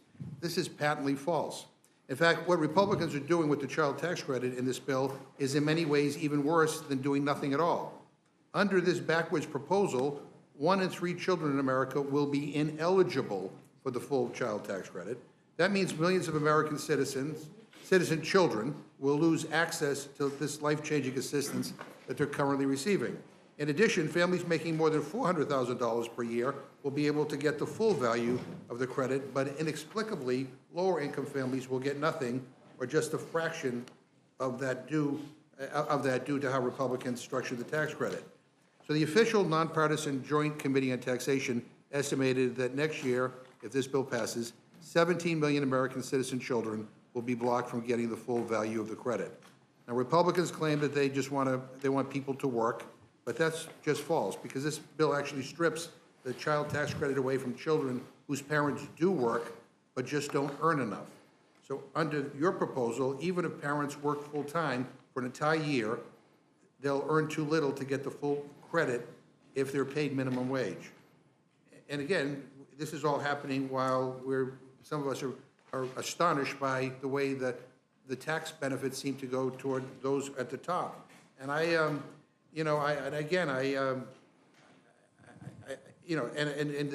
people who are, this is not just me or Democrats on the Ways and Means Committee expressing concern about that. I mean, the Children's Hospital Association put out a statement opposing this bill, saying the new version of the budget reconciliation bill is a crisis for children's health care, hospitals, and providers nationwide, and we ask Congress to oppose it, as an act to support America's children.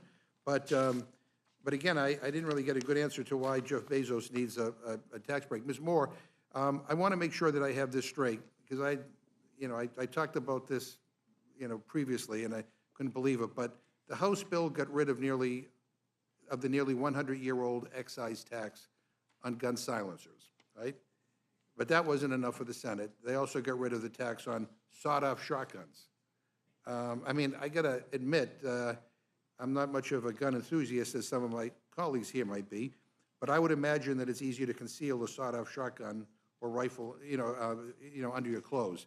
So Republicans are basically doubling down on what I call the hitman handout. Congresswoman Moore, am I right about that? How much would the hitman handout cost taxpayers? And can you talk about any other special interest giveaways in this bill? Well, thank you for that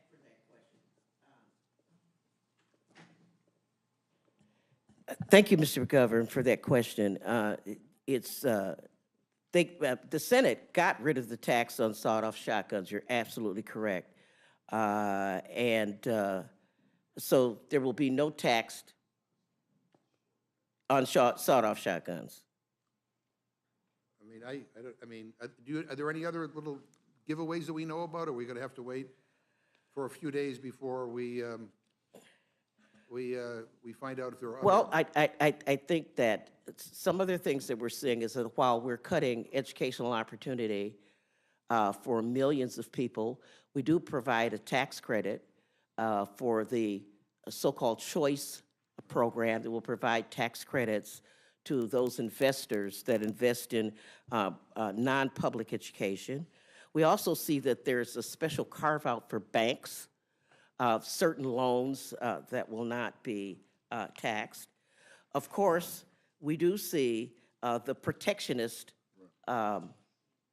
movement toward fossil fuels. No, and I'm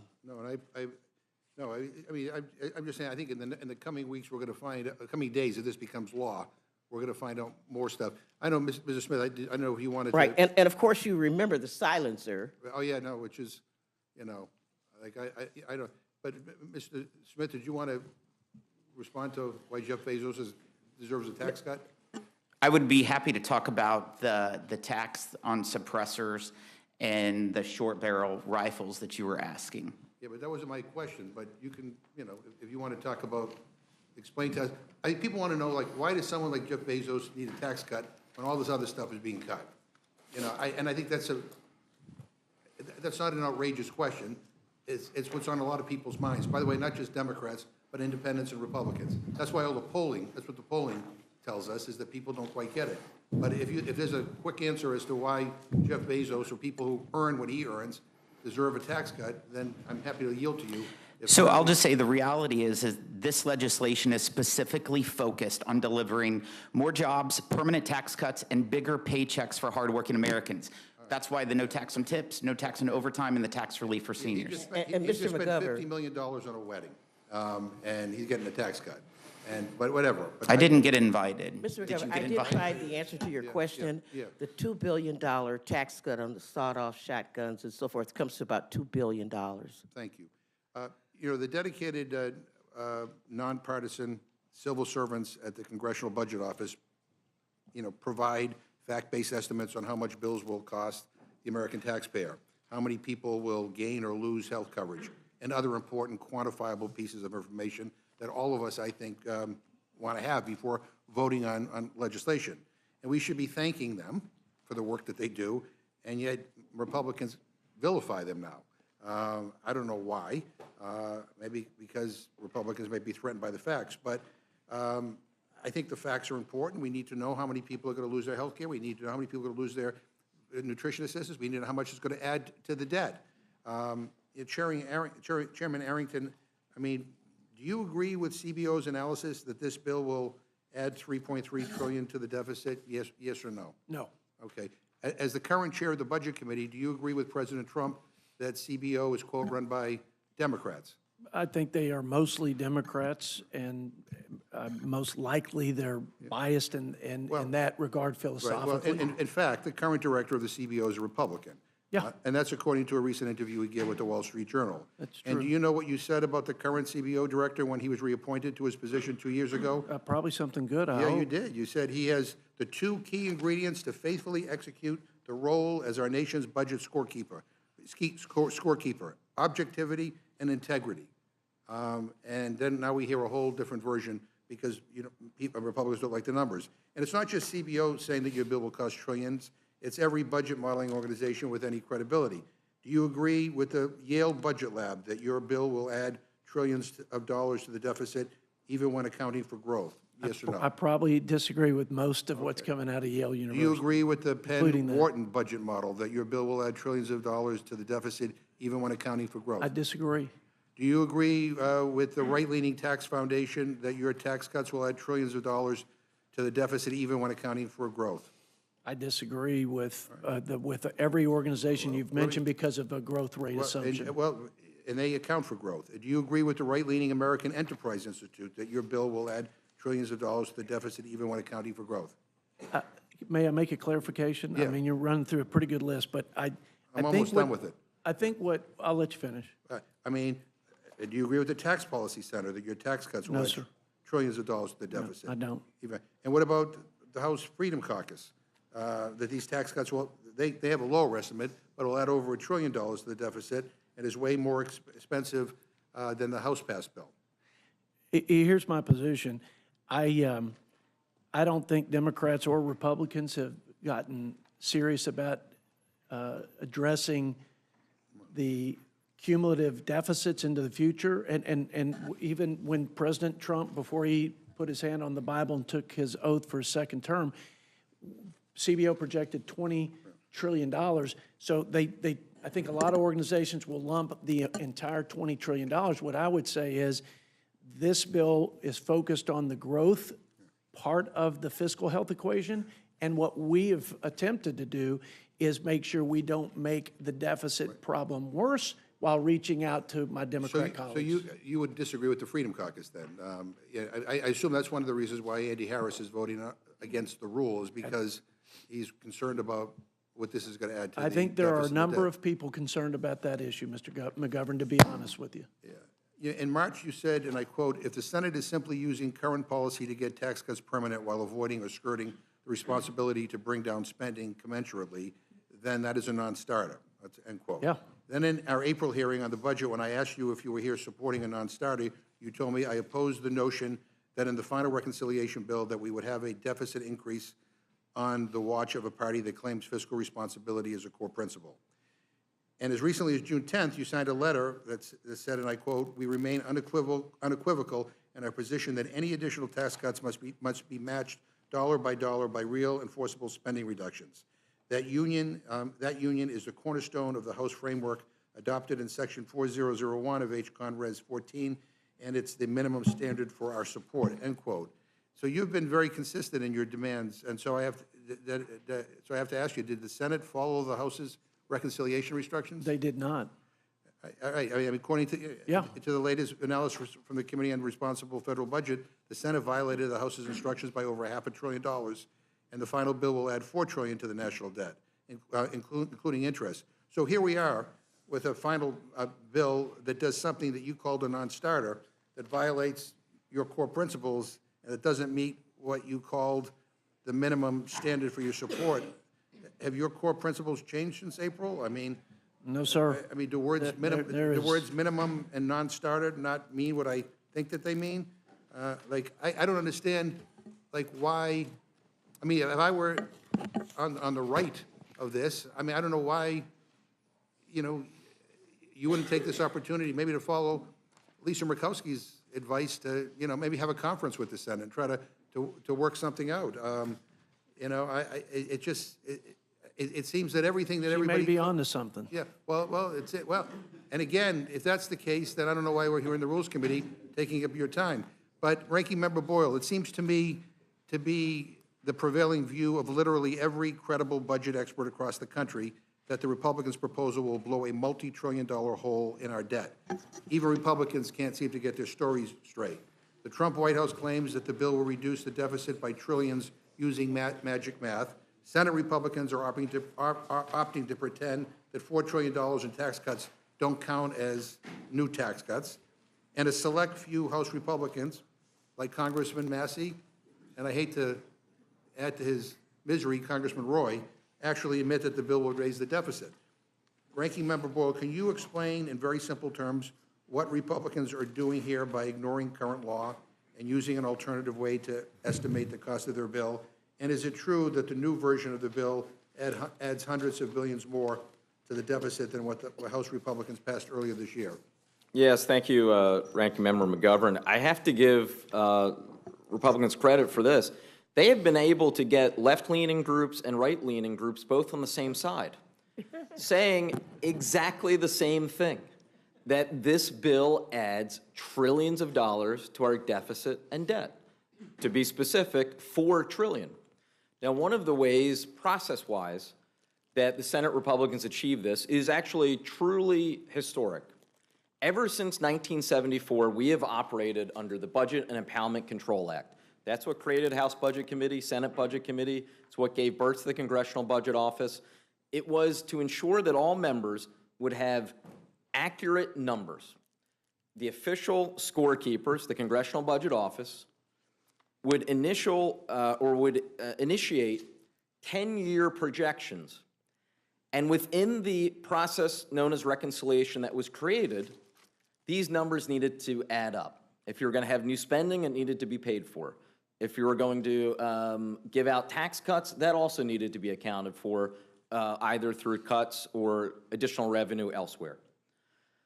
Ever since 1974, we have used something called the current law baseline, So for example, with these tax cuts, the original 2017 TCJA tax cuts, they're set to expire midnight December 31st of this year. If you want to extend them the following day, the following month, the following year, following decade, so be it, you have to pay for it. Now, because of this legislation, for the first time in 51 years, that will be violated by switching to something that's called current policy baseline. It is an intellectually bankrupt concept. Current policy baseline is jargon for essentially this concept. I bought a donut this morning. I paid for that donut. Now, tomorrow, and the next day, and every day for the rest of my life, that donut will cost me nothing. According to current policy baseline, that is true. This bill uses, make no mistake about it, current policy baseline. And again, because I'm being magnanimous, I want to give Republicans credit. You have just solved Democrats' problem and come up with the way Democrats will pay for Medicare for all. You have actually solved it by using current policy baseline. This is a new precedent that has been set, and when this bill becomes law, if it, God forbid, does become law, this will be the new standard that the Democratic side of the aisle will absolutely follow from now on. Well, I thank you for that. Chairman Thompson, I want to go to something that the ranking member, when our committee marked up this big ugly bill in May, I recall you saying that your bill protects veterans. In fact, you actually took credit for the exemptions from work requirements for veterans, former foster youth, and homeless people that were signed into law as part of the Fiscal Responsibility Act. And as we're here now with a bill that actually gets rid of the protections for veterans, for former foster youth, and for homeless individuals, Mr. Chairman, I know you know this, but I'll lay this out for members in this room who don't serve on the Agriculture Committee, like us, and for people watching this at home. This means if this bill gets signed into law, veterans, former foster youth ages 18 to 24, and homeless individuals will now be kicked off of their SNAP benefits after 3 months. So a 64-year-old veteran who can't find a job has nowhere left to turn. I mean, he will go hungry in 3 months. A 19-year-old girl, a 19-year-old who lived a complicated life in and out of different foster homes gets SNAP for 3 months, and then she's out of luck. A person who can't find stable housing and is trying to find a place to stay is kicked off of his food benefits in 90 days. And so, you know, when we're talking about people being hurt, I mean, these are the people that we're talking about. And so my question for you, I mean, do you support removing the protections for veterans? Well, Mr. McGovern, I'm hesitant to correct you, but my statement was President Biden was the one that was pushing those three populations of having them exempt. From what I saw, and I complained about this at this time in those negotiations, we were cheating those three populations from greater opportunity because we were not going to be able to provide them access to the SNAP employment and career and technical education benefit, which we invest significant monies on.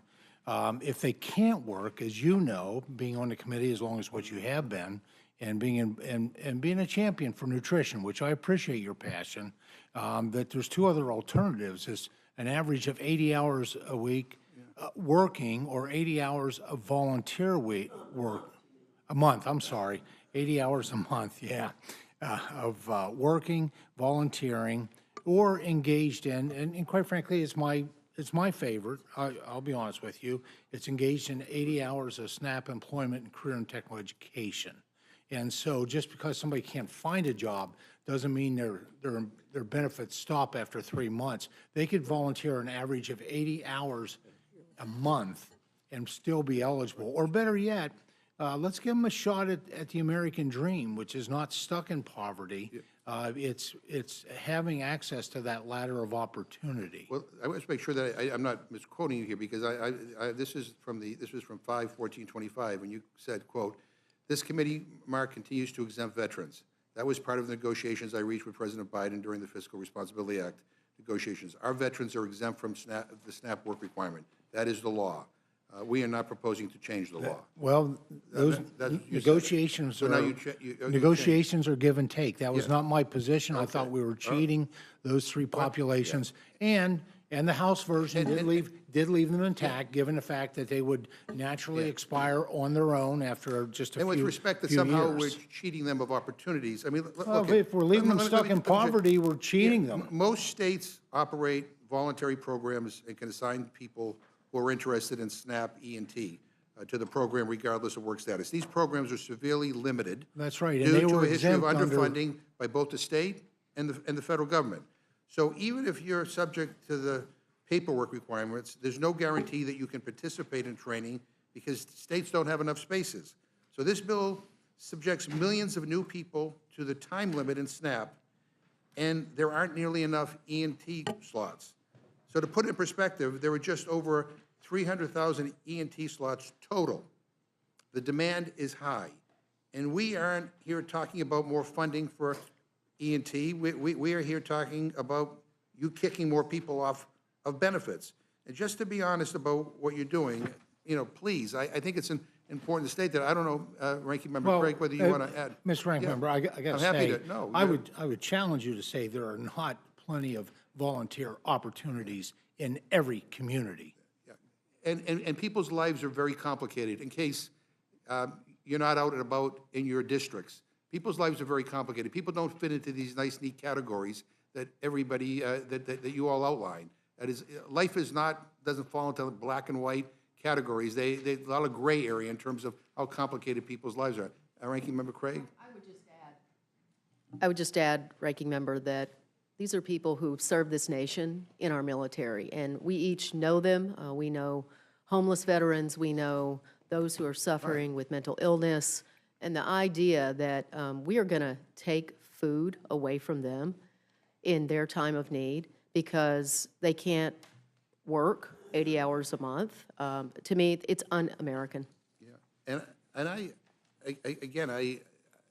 I find this a particularly cruel provision in the bill.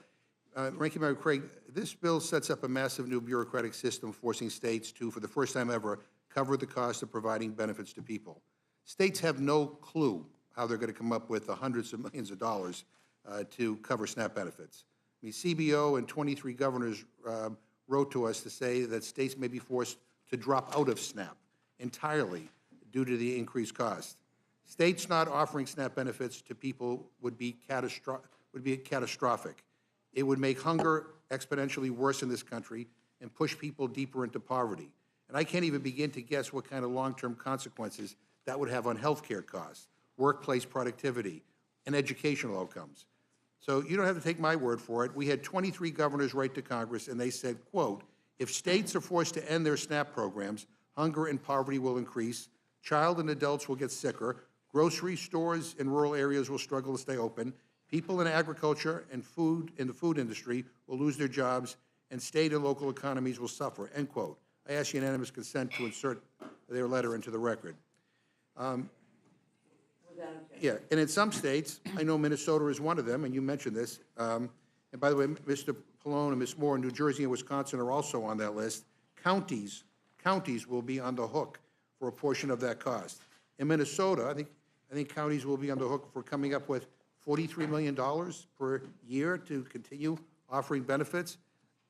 I know you do your homework, Ms. Craig, and I know you talked to county officials about this. Do county officials in Minnesota have confidence that they can come up with $43 million a year? And if they can't, then what happens? No, Mr. Ranking Member, they do not. In fact, those county commissioners in Minnesota have been burning up my cell phone all weekend long. States already have skin in the game. 50% of the cost share for administering SNAP goes to the states. And in some states, that cost is even higher. In Minnesota, for example, the cost of administering SNAP, mostly, it's about 80%, falls on the counties. And this bill shifts more of the cost for federal food assistance programs onto them. I've heard from a bunch of them in the last 24 hours. And today, the Minnesota Star Tribune, the headline front page was Trump's federal spending bill could force Minnesota counties to raise property taxes. Realistically, Mr. Ranking Member, the only thing that those Minnesota counties are going to be able to do with this unfunded mandate is either raise local taxes, county property taxes, or they're going to have to not fund other priorities in the county. So this could end up being a tax increase at the state level or at the county level, I mean, in order to be able to make sure that people have the basic necessity of food. Yeah, for many Minnesotans, the tax increase at the local level is going to just completely offset. It's going to be much, much more than the tiny little tax decrease that some of the folks here are suggesting people may end up with. Look, it's a lose-lose for Minnesotans, but, you know, Virginia, New Jersey, the members on this committee, the Rules Committee, and I would suspect a lot of the folks here, Mr. McGovern, don't actually know about this yet, or you've only learned about it in recent days. Colorado, Ohio, and in particular, North Carolina and New Jersey, where counties pay actually 100% of the administrative cost. In fact, I have a statement here from the North Carolina Association of County Commissioners that was issued last week that I'd like to read because I think it should be incredibly important to members of the Rules Committee across the aisle. By reducing federal funding and shifting administrative costs to state and local governments, Congress would force North Carolina and its counties to replace tens of millions of dollars in lost revenue, either by generating new funds through increased taxes or redirecting them from other essential programs. Should the state be unwilling or unable to replace the SNAP benefit reductions, individual counties will be forced to choose between diverting funding from their own programs, raising local taxes, or watching their residents go without this important safety net. Local governments are most disadvantaged to replace SNAP funding. The best way to ensure our residents receive this benefit is to preserve federal funding. It's just really, truly difficult, Mr. McGovern, to see how the people in this room could support a bill that is going to increase taxes at the county level on so many of the states across this country. And I think this is a big deal. It's a big change. And I do think this should have been the subject of hearings, and we should have heard from people from all around the country as to how they would potentially deal with it or not deal with it, and what the impact would be. I mean, the cynic in me says that maybe part of the deal is to get states to opt out of SNAP and to not provide people a food benefit and just take that off the table. You know, but this is going to have an impact that I think most states don't even have a clue of, right, of what it's going to mean to them. If I may, Mr. Sure. Governor, the CBO scores that you quoted, that was actually when there was state share, that was scored at a state share of 50%. Well, that was Which is outrageous. And of course, the Senate made some refinements to the process. Any error rates under 6% is a zero cost share. The idea here is not to punish anyone. It's to incentivize the states to do a better job. And understand, too, that error rates include underpayments to people. Well, underpayments or overpayments, because overpayments get clawed back, and that hurts people in future months. I would encourage us all to read what actually came back from the Senate, because in fact, 10 states in this country are not going to be subject to the cost shift that others are as a result of a last-minute deal cut over in the Senate by one U.S. senator. And for that matter, I just say last night, the governor of Pennsylvania warned that his state, your state here, some of you here, might have to opt out of the program, leaving 2 million people without federal food assistance if these cuts become law. The consequences for that are health, our rates of childhood obesity, of hunger for economy. It would be devastating if this happens. Just one quick question. Are undocumented immigrants in SNAP? No, of course they aren't, by federal law. And look, every member of this committee should just go on their phone. I know you all know how to use a phone. The USDA website clearly states, this is a direct quote, SNAP is not and has never been available to undocumented non-citizens. Only American citizens and certain other select groups of documented, that means they're in this country legally, non-citizens may receive SNAP. It's embarrassing that any member of Congress would actually say that. I thank you for saying that, because I've heard some of my Republican colleagues on talk shows talking about that. They aren't, and they never have been. I don't know what they're talking about. I just have one last set of questions for Energy and Commerce. Mr. Guthrie, President Trump has said time and time and again, and in fact, he continues to say that Republicans will not touch Medicaid. But it blows my mind that he says that. But anyway, if Republicans enact this bill, you will be in clear and total violation of that promise. This bill, as I read it, includes $930 billion in cuts to Medicaid. That's according to the nonpartisan budget scorekeepers at CBO. But just don't take it from me or even from the budget experts. Listen to the doctors and the hospitals across the country that say this bill will devastate healthcare in this country. The Children's Hospital Association said, and I quote, "The new version of the budget reconciliation bill is a crisis for children's health care, hospitals, and providers nationwide, and we ask Congress to oppose it as an act of support for America's children. Your child, regardless of their insurance status, could see the services they rely on reduced or eliminated with significantly less support to sustain them. The bill amounts to fewer doctors and nurses to see your child, longer wait times, and sicker children," end quote. Hospitals across the country have raised alarms, including in Louisiana, Ohio, and in your home state of Kentucky.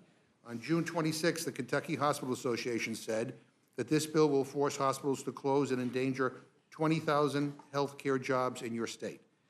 In total, estimates suggest that more than 300 rural hospitals and over 500 nursing homes could close because of this legislation. The fact that this bill cuts Medicaid has even been confirmed by key Republicans, including Senator Tom Tillis of North Carolina, the Chairwoman Fox's home state, who asked, quote, "What do I tell 663,000 people in 2 years or 3 years when President Trump breaks his promise by pushing them off of Medicaid because the funding's not there anymore?" So, Chairman Guthrie, can you answer that question? Like, what should Senator Tillis tell the hundreds of thousands of people in North Carolina who will be pushed off of Medicaid because of the cuts in funding?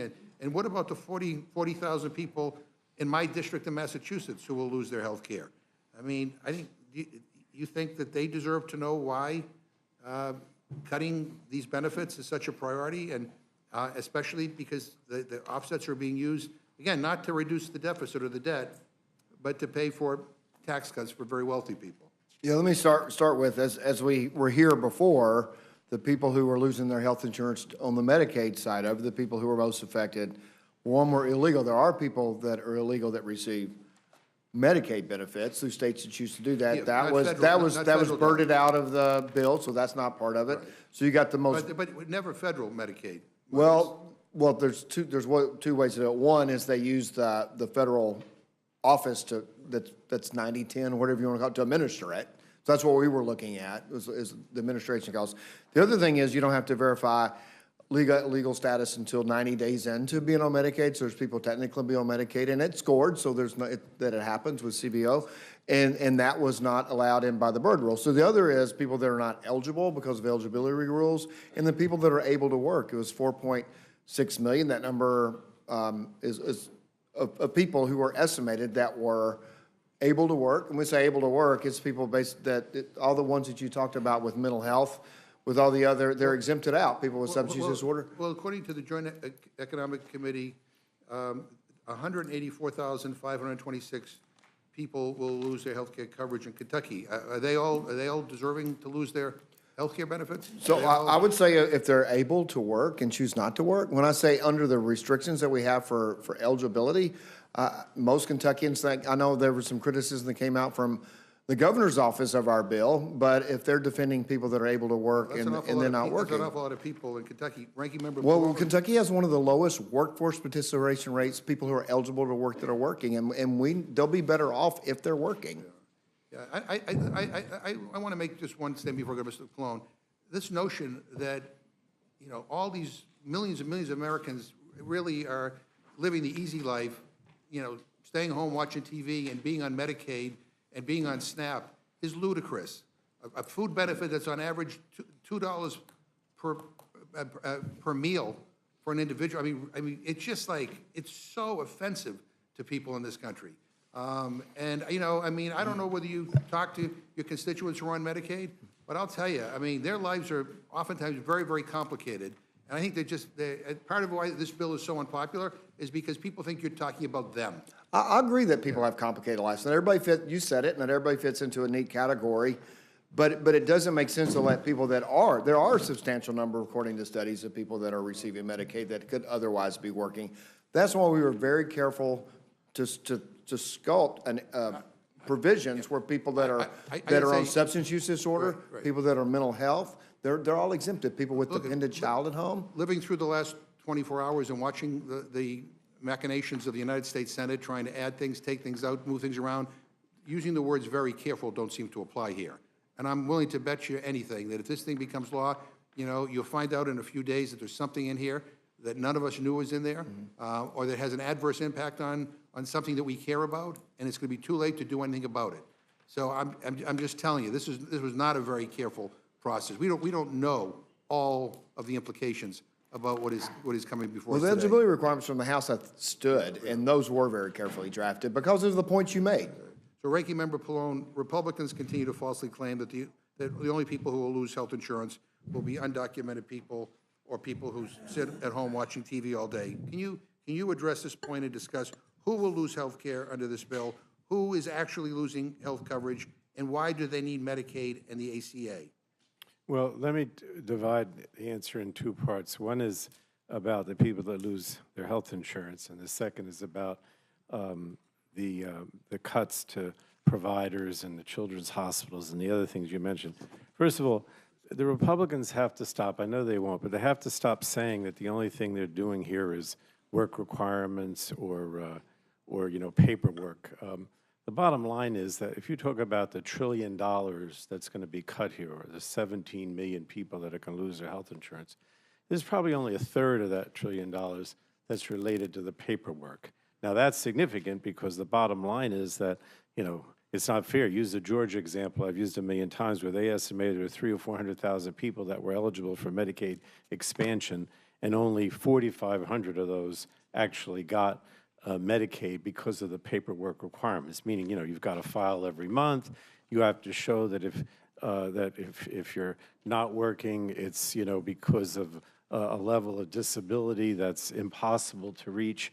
That's maybe a third of it. The rest of it is all the other cuts, right? So, for example, with regard to the ACA, the subsidies, the enhanced subsidies are gone. So if your health insurance costs you, is valued at, say, $5,200 a year, and you're paying $100 a month, you're now going to have to pay an extra $4,000 that would have been subsidized, and you can't afford it, so therefore you don't get health insurance, right? So this is not primarily about paperwork requirements, although those paperwork requirements are so awful that a lot of people will lose their health insurance.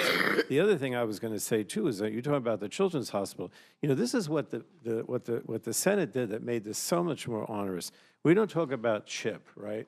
Much. You haven't heard much about that. But what's been done collectively between the House and the Senate with CHIP is devastating, right? So now there are lifetime and annual limits on how much can be spent for a child on CHIP. There are provisions that say that you have to wait 30 days before you're eligible for CHIP. So the children's hospitals are devastated, in part, not only because of Medicaid and the ACA cuts, but also because of the impact on CHIP. And then what the Senate did with the provider tax was even worse, because you understand that there's two things here that hospitals depend on. If they're failing, a state like New Jersey will give them what we call direct state payments so that they don't fail. Those are significantly cut back in the House and the Senate bill. The provider tax, if you say in the House bill, we said, well, we're going to just keep the provider tax the way it is. You can't raise it due to inflation. You can't change it any other way. But they didn't change the status quo.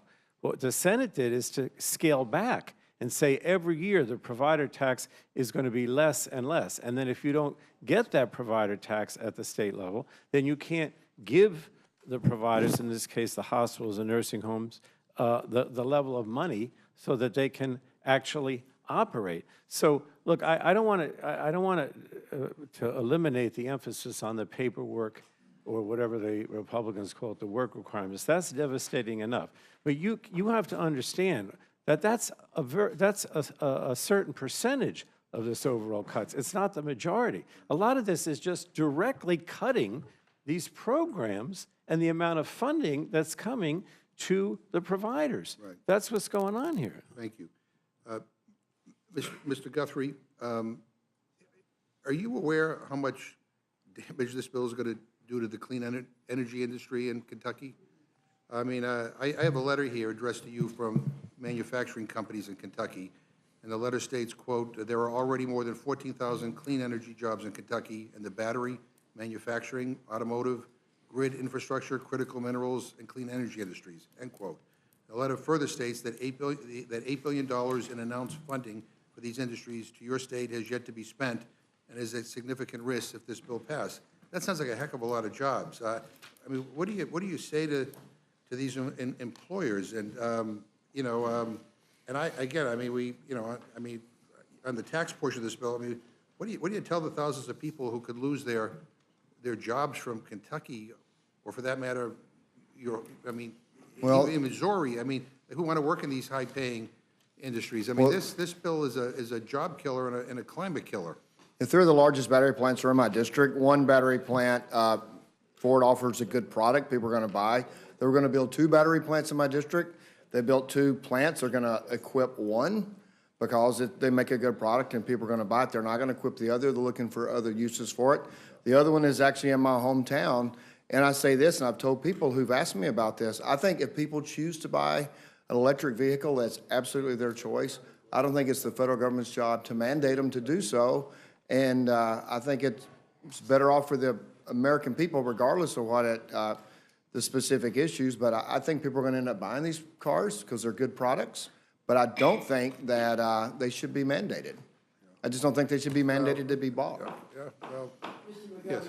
McGovern, our clocks have gone wonky on us. Now it's been going about 40 minutes. No, and I think that's really testing.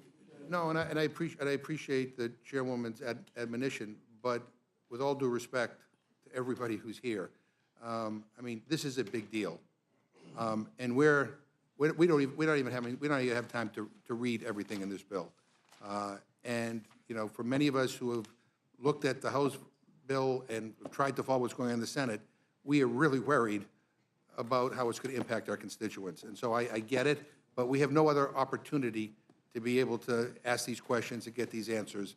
And so, again, I apologize to the panel, but this is important, and I will. Can I finish my thought, though?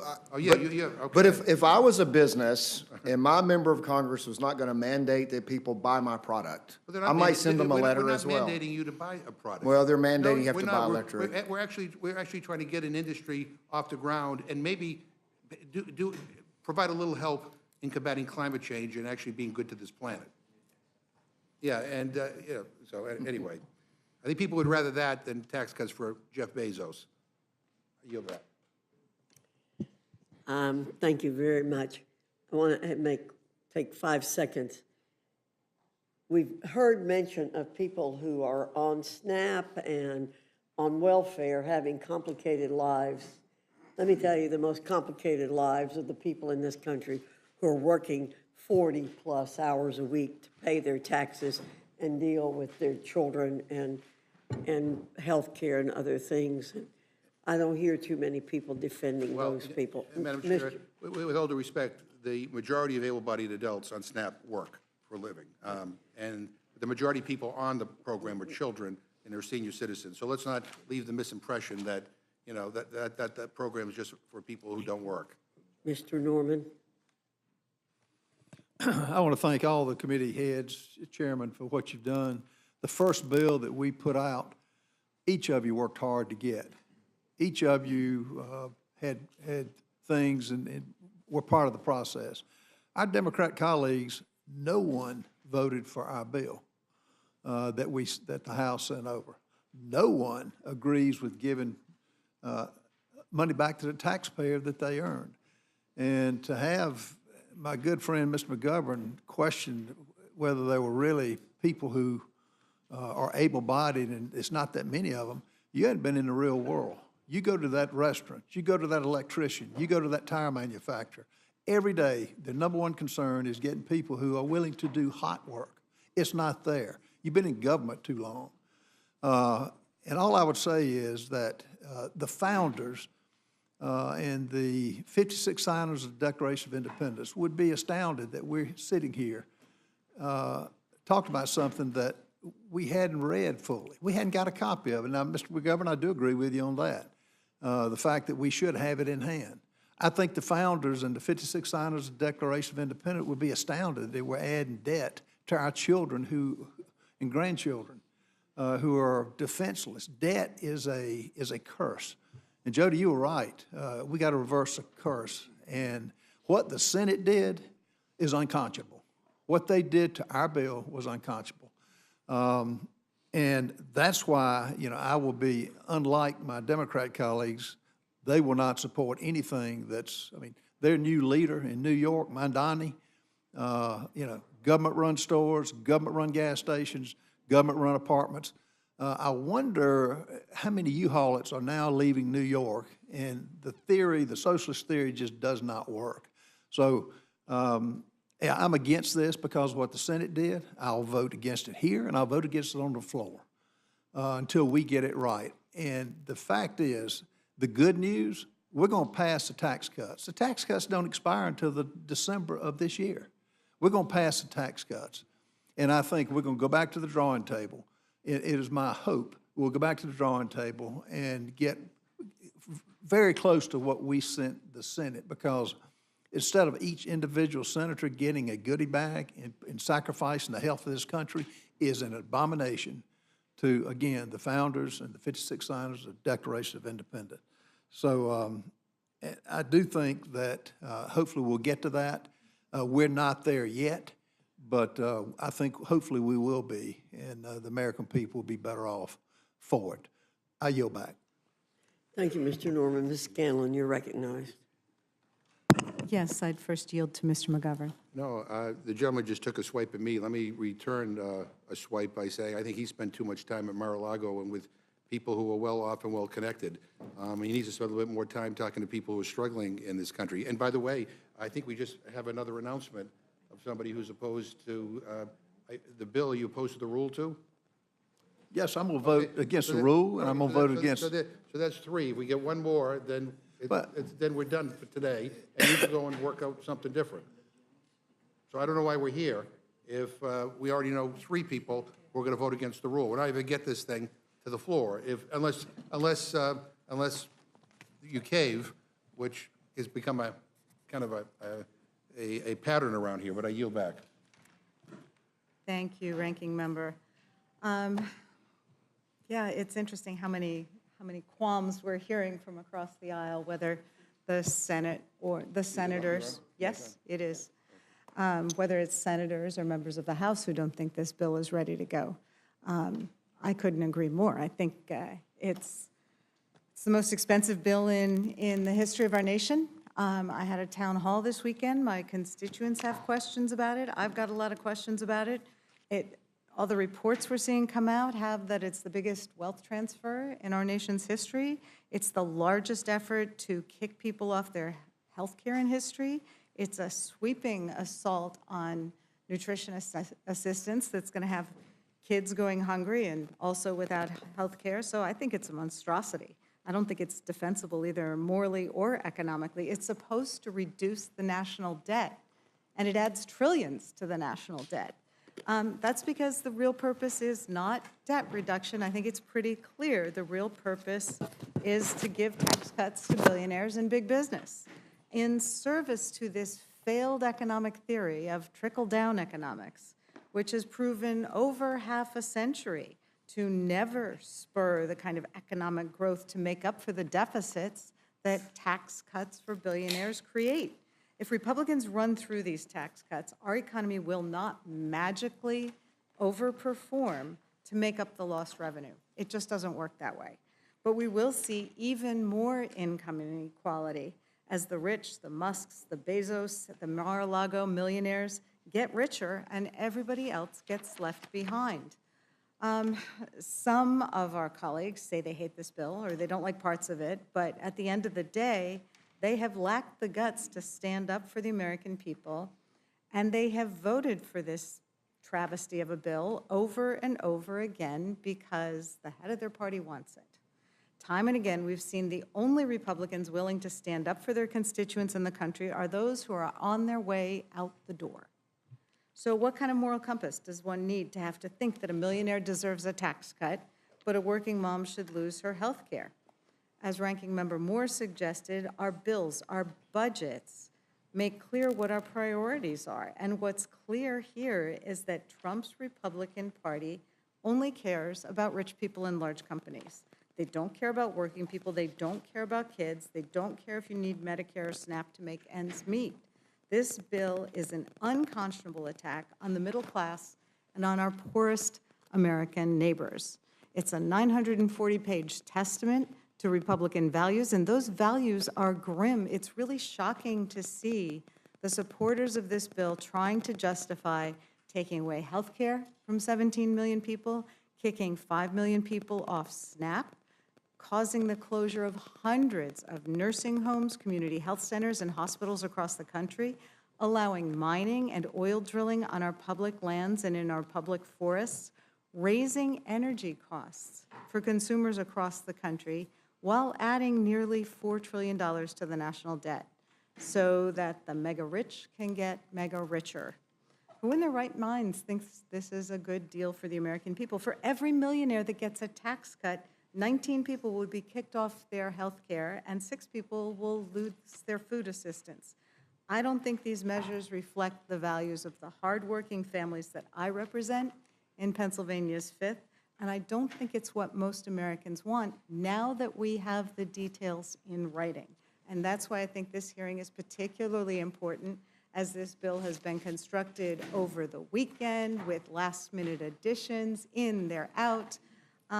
We all need to be reading this bill and not after taking the votes. This bill puts the government's weight entirely on the side of the wealthy and well-connected. It values caviar over kids. It values hedge funds over health care, and it values Mar-a-Lago over the middle class. The health care cuts alone in this bill are breathtaking. Medicaid, a program that ensures over 90 million Americans, including almost half of all the births in this country, is on the chopping block. The bill slashes state funding, imposing work requirements and paperwork traps, and repealing incentives to expand Medicaid altogether. And the Republican justification for these Medicaid cuts is bull. As we have heard, as anyone who's looked at it knows, federal Medicaid does not cover undocumented immigrants. But it does cover millions of children, including 99% of all foster kids, which I know is a particular concern for Rep. Moore, almost half the births in this country, and 1/3 of all kids with cancer. And that's whose health care coverage is being threatened by this bill. The work requirements are a particularly cruel hoax. They don't increase employment, they just increase the red tape. And I thought our Republican colleagues were against bureaucracy and red tape. When Arkansas tried similar work requirements, over 18,000 people lost coverage, and there was no increase in employment. This bill mandates similar complicated paperwork requirements so that a Medicaid recipient has to prove they're doing 80 hours a month of work or community engagement, even though the vast majority of folks on Medicaid are already working, in school, or caring for a family member. So even though most Medicaid recipients are working, if they forget to file a form, if they miss a verification deadline, if their employer fails to respond, or if their state agency makes a mistake, they get kicked off Medicaid. It's not that they're not eligible, it's that the paperwork gets them kicked off. It's a cruel bureaucratic paperwork trap, not a work incentive. And that's why the CBO found that these policies won't increase employment, but they will cause millions to lose their coverage. When people lose coverage, their illnesses don't disappear, their needs don't go away. They go to the emergency room, they delay care until it becomes catastrophic, they miss bills, they lose their homes to pay for treatment. Ultimately, people will die due to the loss of coverage. That's the real-world impact of this bill. But many of our Republican colleagues don't seem to get that. Mitch McConnell said people will get over it. Joni Ernst said, and I quote, "We're all going to die." And today in this meeting, we're hearing statements that show an unfathomable callousness towards the American people who are going to lose their coverage. I had at my town hall meeting this weekend parents of kids with disabilities who overwhelmingly rely on this coverage.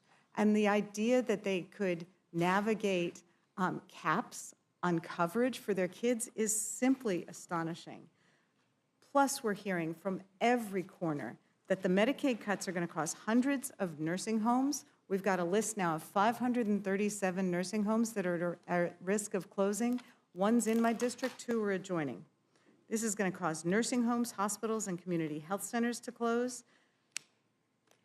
It is really mind-boggling. We know that more than 60% of long-term care residents rely on Medicaid. But this bill cuts that funding while simultaneously eliminating staffing requirements at our long-term care facilities. So people aren't going to be able to afford the care, and the care they get isn't going to be as good as it is now. That's a recipe for disaster. We're going to see facilities shutting down and horror stories of abuse, neglect, and poor conditions. Then there's the gutting of food assistance. The bill imposes harsh new work requirements for SNAP that would kick millions off the program, including, as we've heard, families, seniors, veterans, and foster youth. It turns LIHEAP assistance into countable income. And for many of our communities, like Chairman Thompson's community, mine, LIHEAP is absolutely essential for people trying to get through the winter. It bans using internet bills in utility and allowances, and that's an especially egregious cut in the 21st century. On top of that, states are going to have to start footing part of the SNAP bill for the first time ever. This is a backdoor cut, and I know my state, as well as I assume many of the others, are not prepared to take that hit to their budgets. Like so many provisions in this bill, the SNAP provisions would shift billions of dollars in cost to the states, in addition to all the paperwork and personnel costs that this bill would add. For example, when you no longer have automatic registration for school lunches because you have untied it from SNAP, all of a sudden, all of our local school districts are going to have to re-engage with an arduous process to make sure that kids are eligible for school lunches.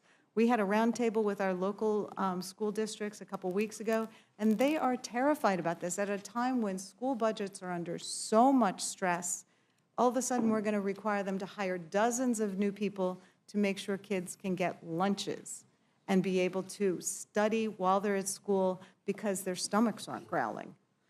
Multiple analyses have shown that any minimal benefit that we might get from this tax structure for lower income Americans is going to get eaten up by Trump's tariff wars. According to a new economic analysis put out yesterday by the Yale Budget Lab, this bill is actually going to reduce income for the bottom 40% of earners. A massive chunk of the middle class will actually see their incomes drop as a result of this bill. Meanwhile, people at the top 1% are going to get a $30,000 tax cut, and the top 0.01%, will get a $100,000 handout. So again, every responsible study that is looking at this is showing that we're going to see a wealth transfer from low-income Americans to the wealthiest among us. And all of this is going to be paid for with borrowed money. The bill adds nearly $4 trillion to the debt. That's not me saying it. It's Moody's, the Wall Street Journal, the Committee for a Responsible Federal Budget. It's going to be the single largest increase to the deficit in American history. Republicans say the tax cuts will pay for themselves. It's a lie. It always has been. It was a lie in 1981, it was a lie in 2001, and it was a lie in 2017. It's still a lie today. The promise of tax cuts for the rich creating jobs and economic growth has never materialized, and we have the data of half a century to show that.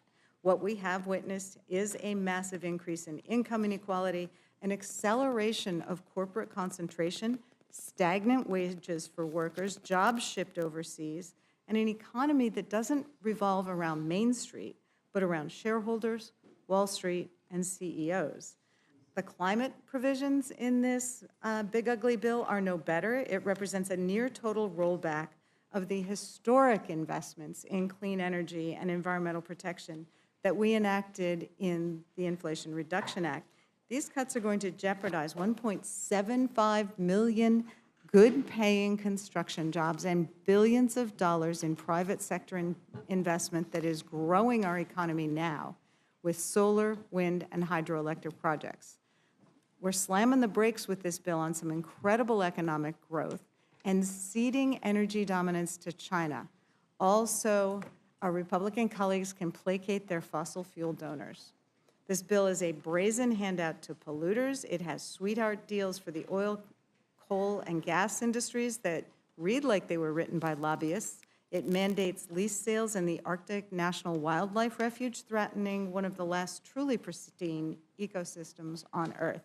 It opens 4 million acres of public land to coal mining and slashes royalty rates, a direct subsidy to the oil and gas industry. And household energy costs are going to go up as a result of this bill. We've seen 2 studies already showing that costs for energy in my state, in Pennsylvania, in New York, are likely to increase 7 to 8%. In Minnesota, they're likely to increase by 12%, and 16% increase in energy costs for Texas and South Carolina. This bill not only repeals clean energy tax credits for wind and solar, but imposes a steep excise tax on any new wind or solar project that doesn't comply with restrictions that are designed to be impossible to meet. This is a particular burden on Pennsylvania because Pennsylvania's legislature recently passed a law to help our schools convert to solar energy, using some of the credits in the Inflation Reduction Act.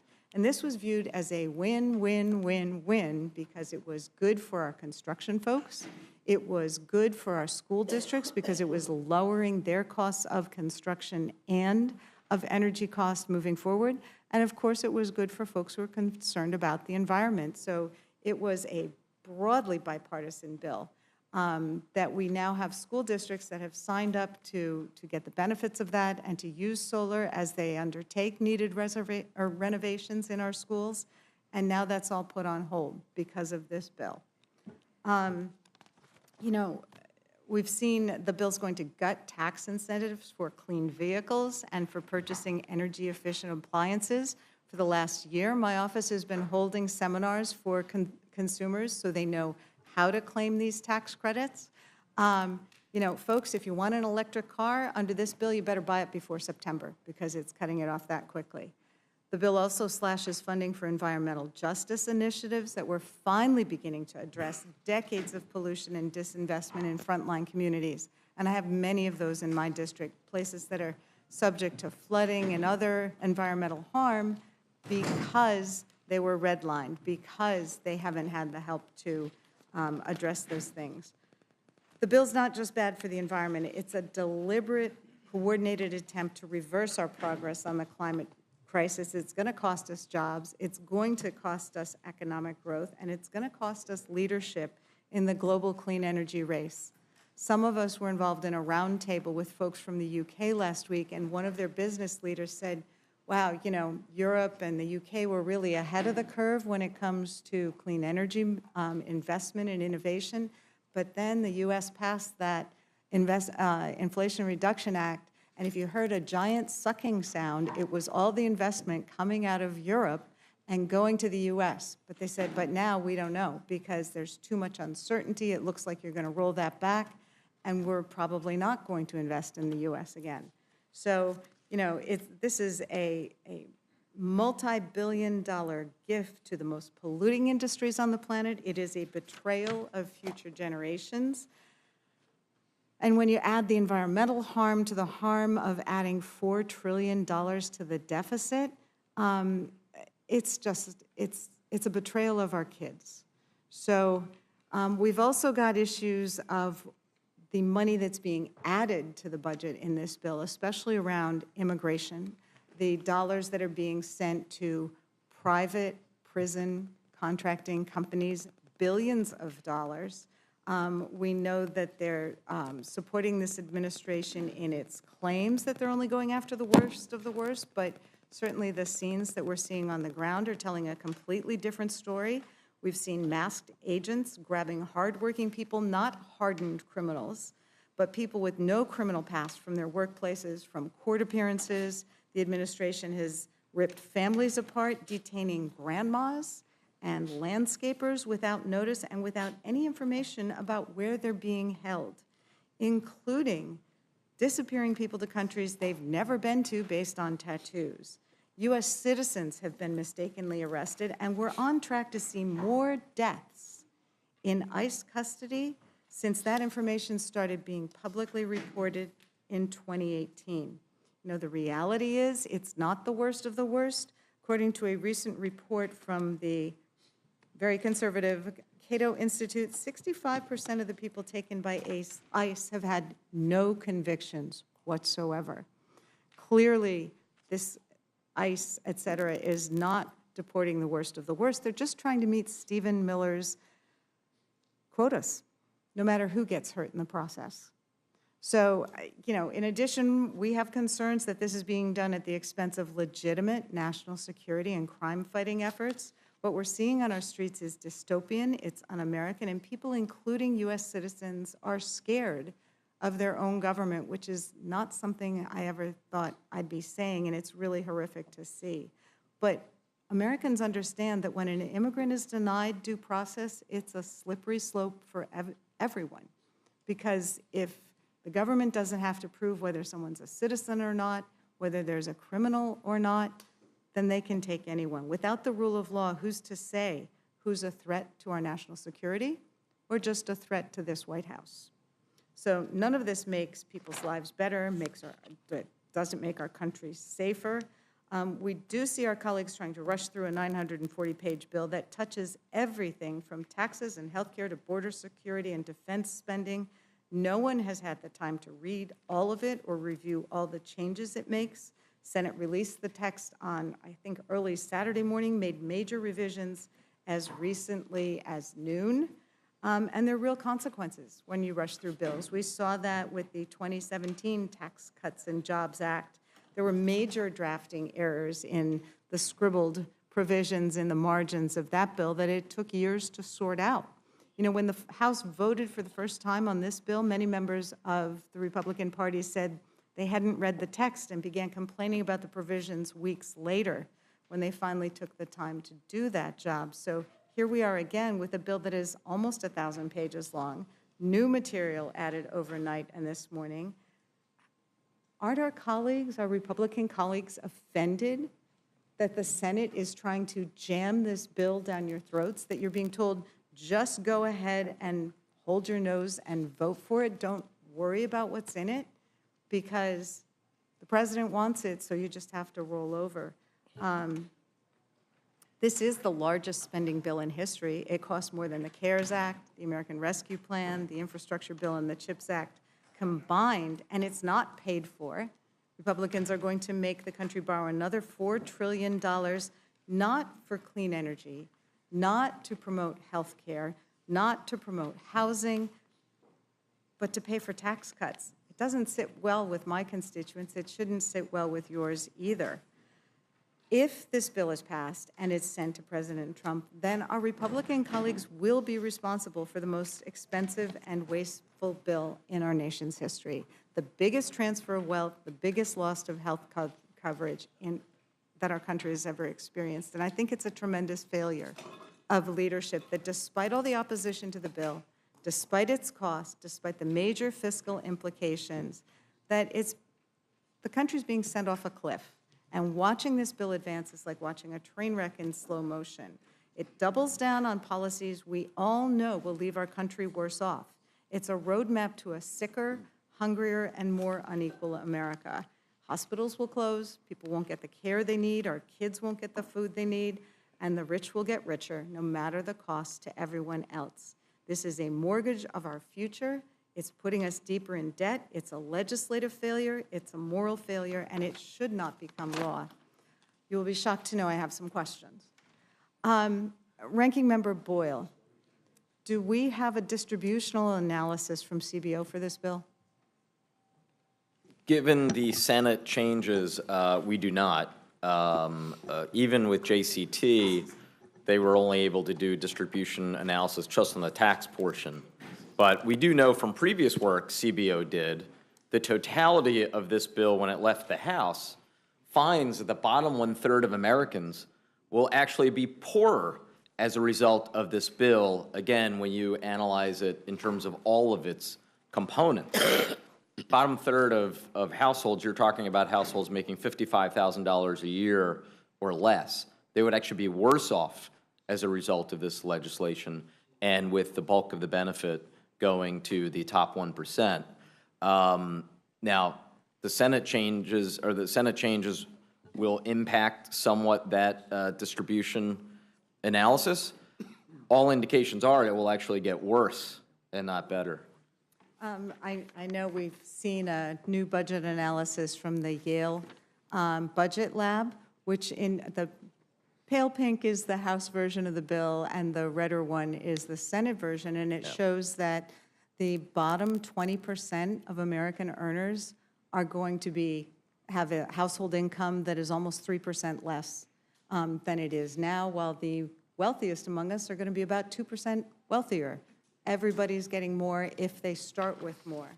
And I would seek unanimous consent to enter the Yale budget analysis in the record. Without objection. Thank you. Can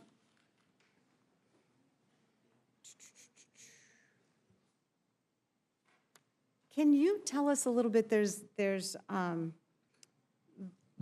the carve-outs that were put in the bill for Alaska specifically. Can you speak to that, or is that something for Mr. Pallone? I can't say I'm an expert on Alaska and what may or may not have been inserted at the last second. You know, I remember there was a piece of legislation 15 years ago famous for the Cornhusker kickback. So this is perhaps the Eskimo kickback. But that would be the extent of my knowledge on this provision.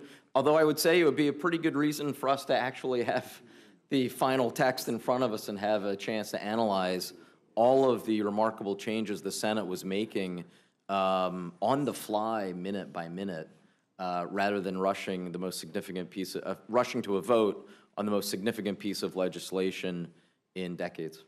Sure, and I mean, I think I heard at my town hall from some of my constituents who were really concerned. They were calling it the caribou kickback, but they thought it was, you know, basically unfair. And as someone who also represents Philadelphia, maybe we should go for the soft pretzel or the cheesesteak kickback. You know, what's sauce for the goose here? We've been hearing a lot of nonsense about how these tax cuts are going to pay for themselves. Can you help us better understand why that's not true? Tax cuts have never paid for themselves, as even right-leaning economists who've testified before the Budget Committee have acknowledged. Targeted tax cuts can have some stimulative effect, but even then, never so much that they entirely make up the lost revenue. And frankly, we've had a 45-year experiment in this. If tax cuts paid for themselves, then our national debt wouldn't be $36 trillion.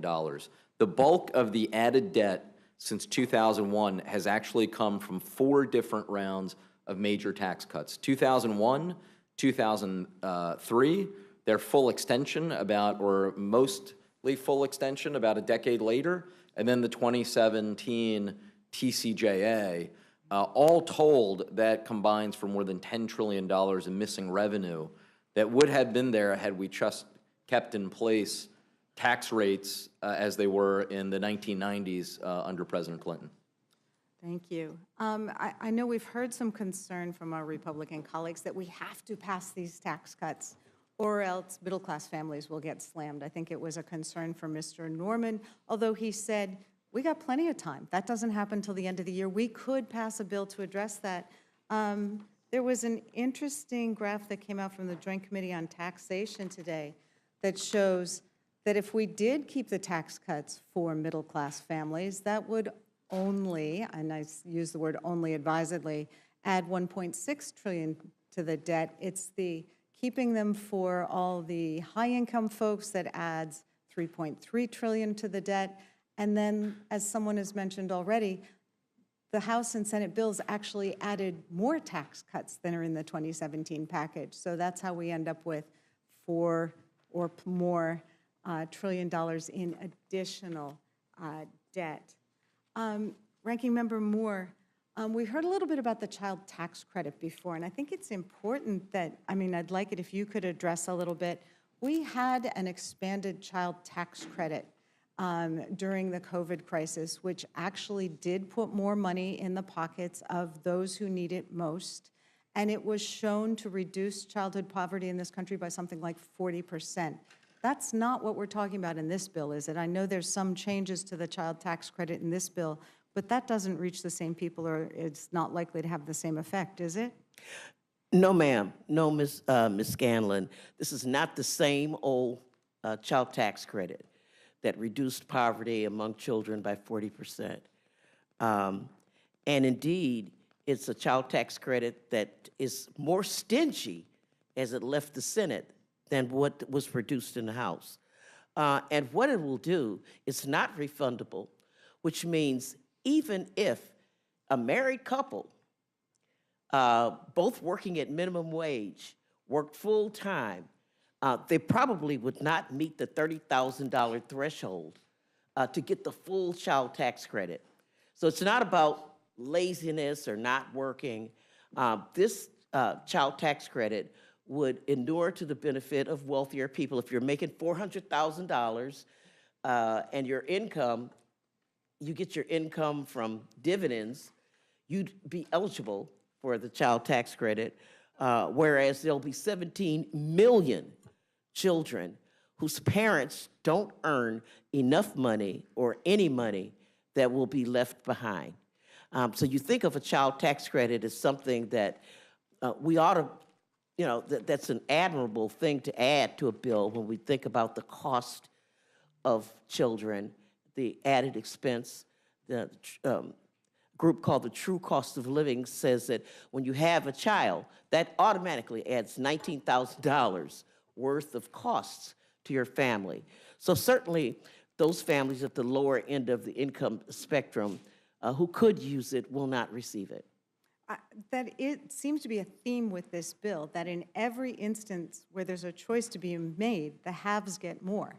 So with the child tax credit, it's going to give more benefits to people who already have some means. With this SALT tax deduction that we've heard so much about, we're not talking about people who get the standard deduction. It's only people who have enough real estate that they're paying a lot of taxes who benefit from that. That the rich get more tax cuts and more benefits. So it just feels like it's an overriding theme throughout this. I wanted, yes. I just want to point out the clock is working correctly. We've now gone for 30 minutes, I think 26 minutes in the soliloquy. So I'd like you to please speed up your questions. Keep moving along. Okay? Okay, sure. I did have another question for Reps Moore and Pallone. We've heard so much about the work requirements in this bill for Medicaid or SNAP, but particularly Medicaid, being necessary to address fraud. But I was doing a lot of research this weekend, and every time we hear about a big Medicaid fraud case, it's not the people who are the recipients of Medicaid who are the ones committing the fraud. It's the insurance companies, it's the medical providers, it's the doctors, it's the healthcare systems that are committing billions worth of fraud. How will work requirements on recipients address the bulk of Medicaid fraud? Well, the report that came out that talked about fraud, as you said, I think it was from CMS, and it basically was talking about the insurance companies. It wasn't the people themselves, so that's obviously clear. To put it in simplest terms, I think what this paperwork does, right, is it makes you file as much as once a month to keep getting your Medicaid and say that you're working, right? But you can, and the people that are actually working, it's a burden because they have to do it every month and they may miss it and then they're out, right? But I think the bigger problem is the fact that If you want an exception to that, because you're disabled, because you're pregnant, or the various categories they put in, those are extremely strict, right? So let's use an example, like if you're disabled and you want to get Social Security disability, right? That's a very stringent test, right? There are a lot of people who don't meet that test, but still are disabled and can't work or can't work enough, right? Those people, the way I see the definition, they're out, right? So what they've done is they put all this paperwork and burdens on people that even if you think you can qualify an exception, you're not going to be able to. And that's what happened in Georgia. That's why in Georgia you had those 300,000 or 400,000 people that were eligible for Medicaid expansion, but only 4,500 actually qualified, not because they weren't, they actually weren't able to work. Maybe you're taking care of a relative, right? And that's a category that's in there, but how do you actually prove that, you know, because these are so stringent, that that's legitimate? I mean, this is the problem. I agree with everything that he said, Ms. Scanlon. I would just add, we've had an example of this in our recent experience when we had an expansion of Medicaid during COVID, and people were told they had to re-up in order to be made eligible for Medicaid. 70%, 70% of the people who fell off of Medicaid were people that fell off because they didn't keep up with the paperwork. They didn't notice and they were eligible. And so I think that this bill, very cynically, is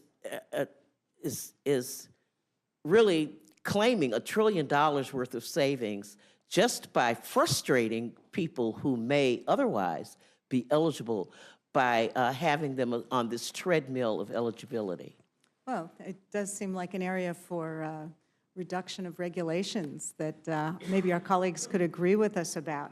You know, I think any of us who've done constituent services work know, certainly Social Security, people get denied on their first round, they have to appeal. We deal with this all the time. We saw the same things that you did, Ranking Member, with respect to people who were kicked off and having to try to work with them to get them back on. So I am concerned, and the CBO seems to have affirmed that it's not that it's people who are not eligible getting kicked off, it's eligible people who won't be able to meet the requirements. But I'm more concerned about the fact that if we really want to address abuse, the billions of dollars that is going to insurance companies, to medical device manufacturers or distributors, et cetera, then it's a real problem that this president has fired the inspectors general who go after that fraud and have been very successful in bringing down, you know, major abusers, including some members of the Senate, and that there's now a proposal in the 2016 fiscal year budget process to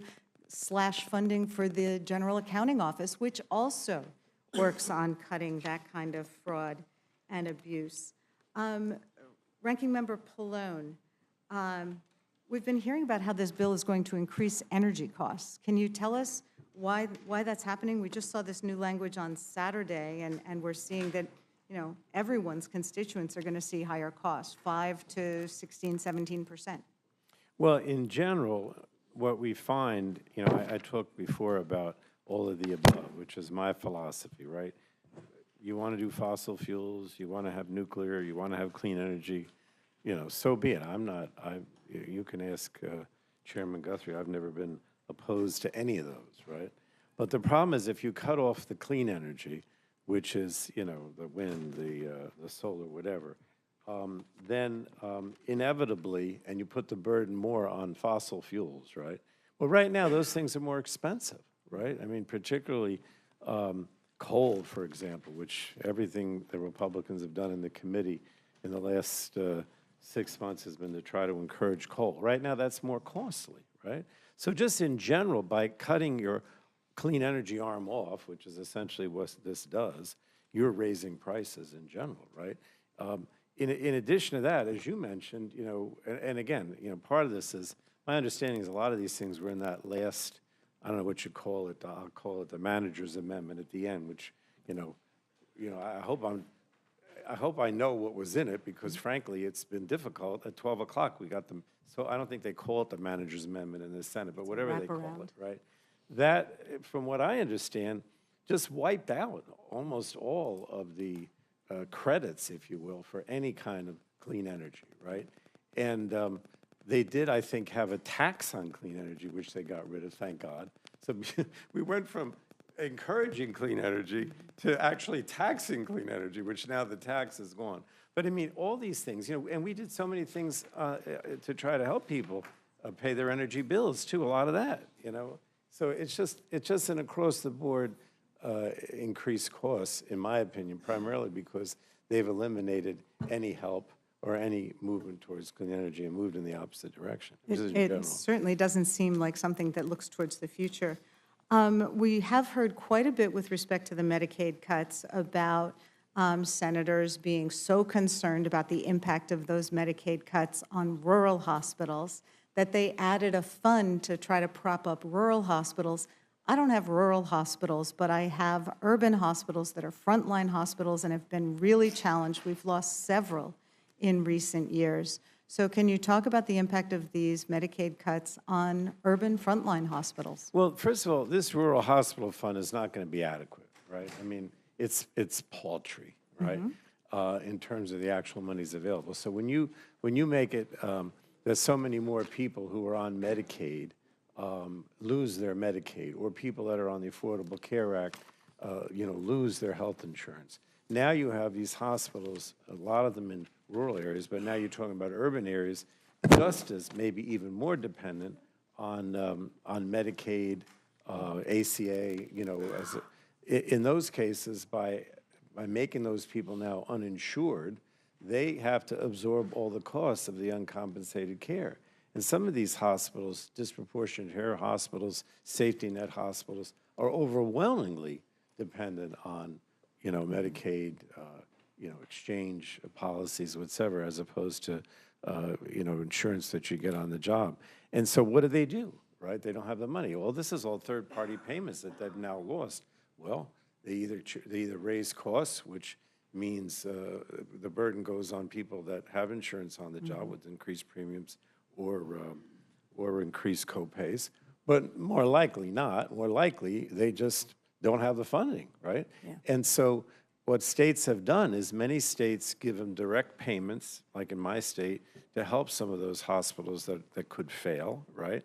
Or they also depend on the provider tax. The Senate devastated the provider tax because the provider tax, at least in the House, was made at the current rate. You couldn't increase it because of inflation. That was bad enough. But in the Senate bill, they actually decrease the provider tax even if you already had it. So if you're charging 6% now, and they're going to make it, I don't have the actual number again, it'll go down to 5, it'll go down to 4, it'll go down to 3, to the point where it doesn't even exist anymore. And even though you say, well, okay, you don't have to pay the tax, the bottom line is the way that formula distributed, as you reduce the provider tax, they get less money in the hospitals back.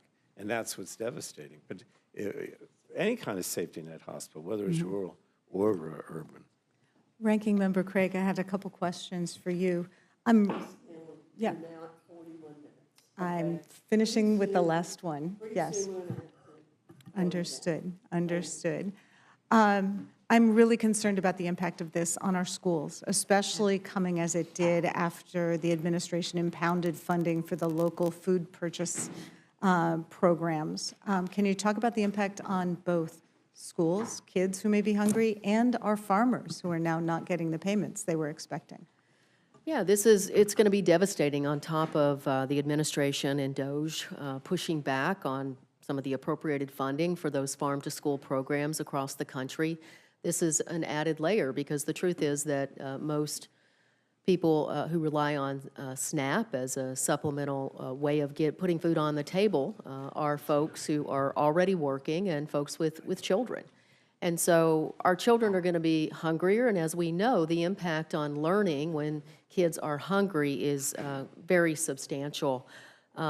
You also asked a few minutes ago about the contours of the agreement that came back from the Senate. We're all still learning that framework, but As it relates to the cost shift to states, my understanding is because the carve-out that was attempted for the state of Alaska could not pass muster with the Senate parliamentarian, they had to go back to the drawing board. And I think about just how ridiculous the policy sounds of now we're going to let D.C., Florida, Georgia, Maryland, Massachusetts, New Jersey, New Mexico, New York, and Oregon, including Alaska, because one state didn't pass muster, we're going to let them all get 2 bites at the apple of delaying implementation of the cost shift because they are the states with the highest error rates in our country.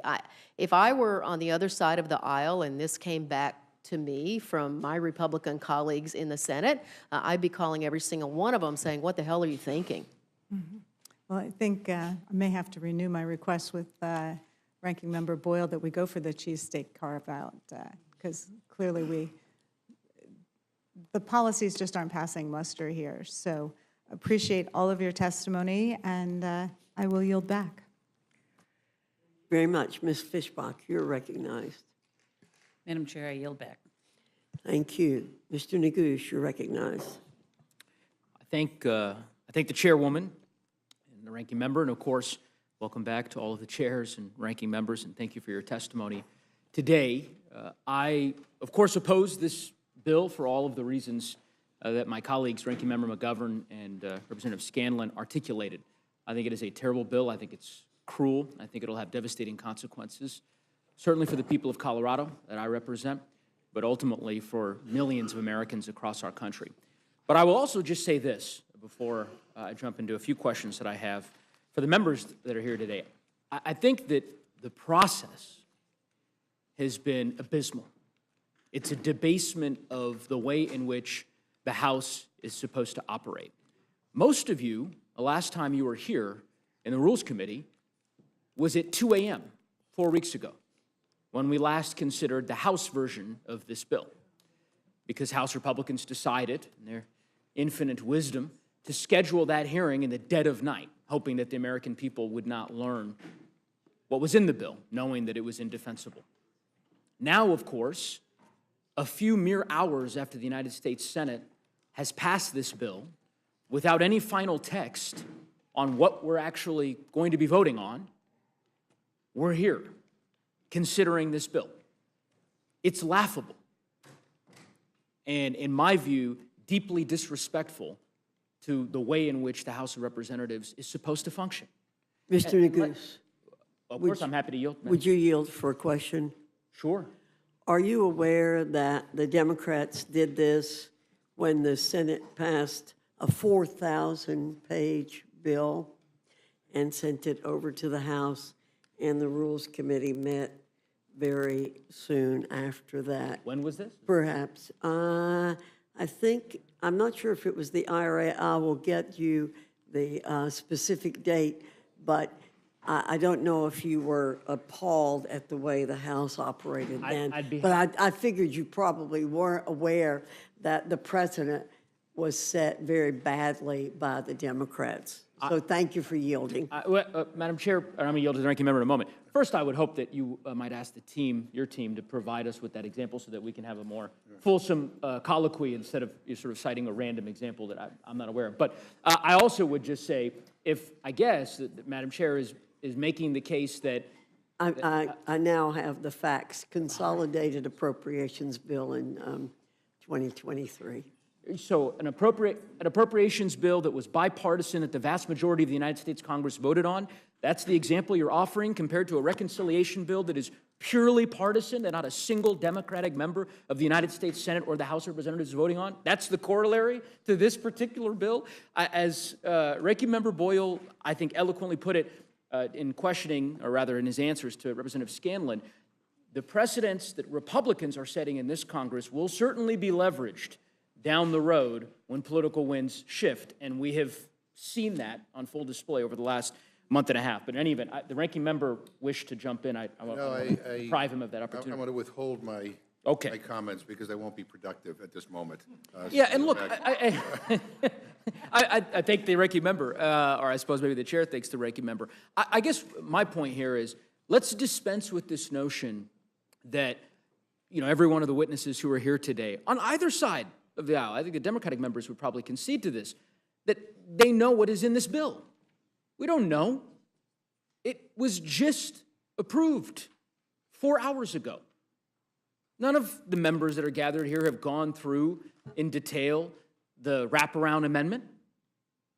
And I think it's disrespectful to the voters, to the citizens of the country, to pretend otherwise. Who would I ask, I don't know if it's Chair Guthrie or maybe it's Chair Smith, with respect to changes made to HSAs and FSAs and sort of medical spending accounts? I send that question to you.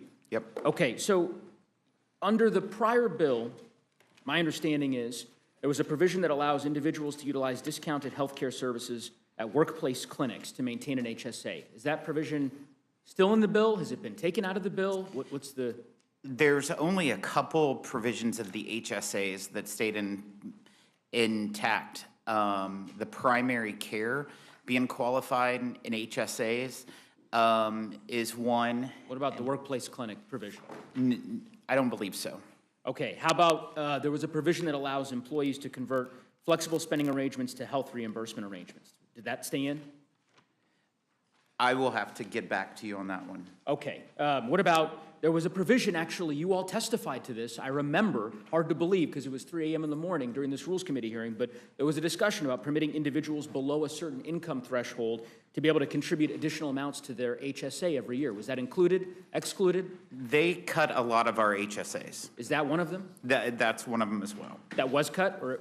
Yeah, it's not in the bill. Okay, I mean, part of what I'm getting at here, Chair Smith, because you alluded to this earlier, I hear you with respect to the process that you engaged in prior to the bill's consideration by this committee, the House version.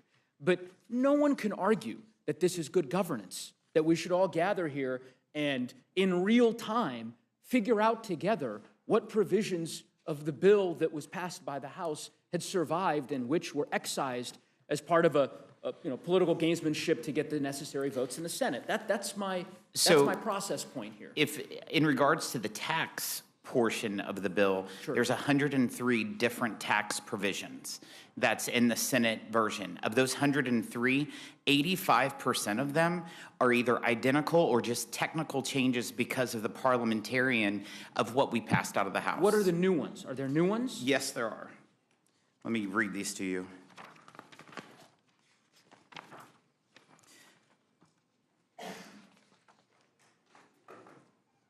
So the new ones that they added was the dyed fuels, which is Miss Moore's provision that she likes. New markets was included, made permanent, the new markets tax credit program.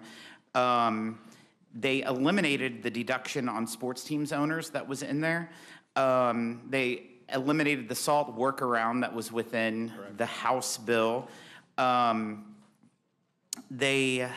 I'm trying to just do tax through here. Sure. The increase in excise tax on private foundations was eliminated, which we had in the House bill. They also lowered the rates on the endowment taxes. We had a 21% rate. They kept the same brackets, but their highest is 8%. They did a child care boost to the CDC, TC, and FSAs. The CHIPS and Science Act's tax credit was adjusted in this bill, and also the charitable deduction. I think you're missing one. Which one is that? Whalers. What's that? A new tax break for whalers, right? Whalers. Am I? Are you talking about allowing someone who uses a harpin to deduct the cost of that harpin? Correct. That's included. It's a business expense. It's a new tax break, It's right? a business expense that was capped at $10,000, and now they can deduct it. Up to $50,000, right? Yes. Yes. Why was that added? I think we all know. You would have to talk to the senators. I'd have to talk to the senators? I Yeah. don't know, it was kind of convenient, Chairman Smith, that was the one addition that you omitted from that list you provided, but I think I would probably more that I well, that may be the case. I think it's emblematic of the broken process that the Senate engaged in. That as we go through this 900-page bill, we will find a variety of different provisions that different senators inserted for their own purposes. And of course, one of them was this whaling tax deduction for the 160 or so people that will be able to claim that in the state of Alaska, so that one of the senators from Alaska would feel comfortable voting for the bill. I don't think that that's, in my view, the way this process should unfold. But in any event, while we're having this colloquy, Chairman Smith, Is that all it took? I'm not I sure. mean, yeah. Wait, she's a cheap date, if that's all it took, yeah. Mr. Chairman, we talked a bit, or rather, I know you talked a bit with the ranking member previously about the way in which this bill's benefits are distributed, and that's been a topic of conversation throughout this hearing. I want to talk about one particular example that, to me, and it's perhaps an ideological dispute, I suspect, between the two of us here, that crystallizes the way in which this bill benefits the wealthy few. This bill includes an increase in the estate tax cap, correct? It goes up to $30 million? $15 million per person. $15 million per person, $30 million for a married couple. Yes. Right? Okay. Do you know what state benefits the most from that provision? I can tell you of the family farmers in my congressional district that benefits from that provision, and that is what it's focused on in regards to Missouri. No, I know you represent Missouri. I'm asking you, this provision, right, in which state in the union... How about you tell me? That would be great. I'm happy to tell you, it's California. California has the most individuals, 742 people to be exact, 742 estates that benefited in the most recent tax year from this particular deduction, right? That is to say, by increasing it, you will... Hold on, I'll give you a chance, of course, Mr. Smith. I'm not... But the state that has the most individuals that will benefit from this provision happens to be California. That's not me saying that. That's empirical data. Now, what is the population of Missouri? Over 6 million. Over 6 million. It's not similar size to Colorado. How many estates were subject to this tax in the last year?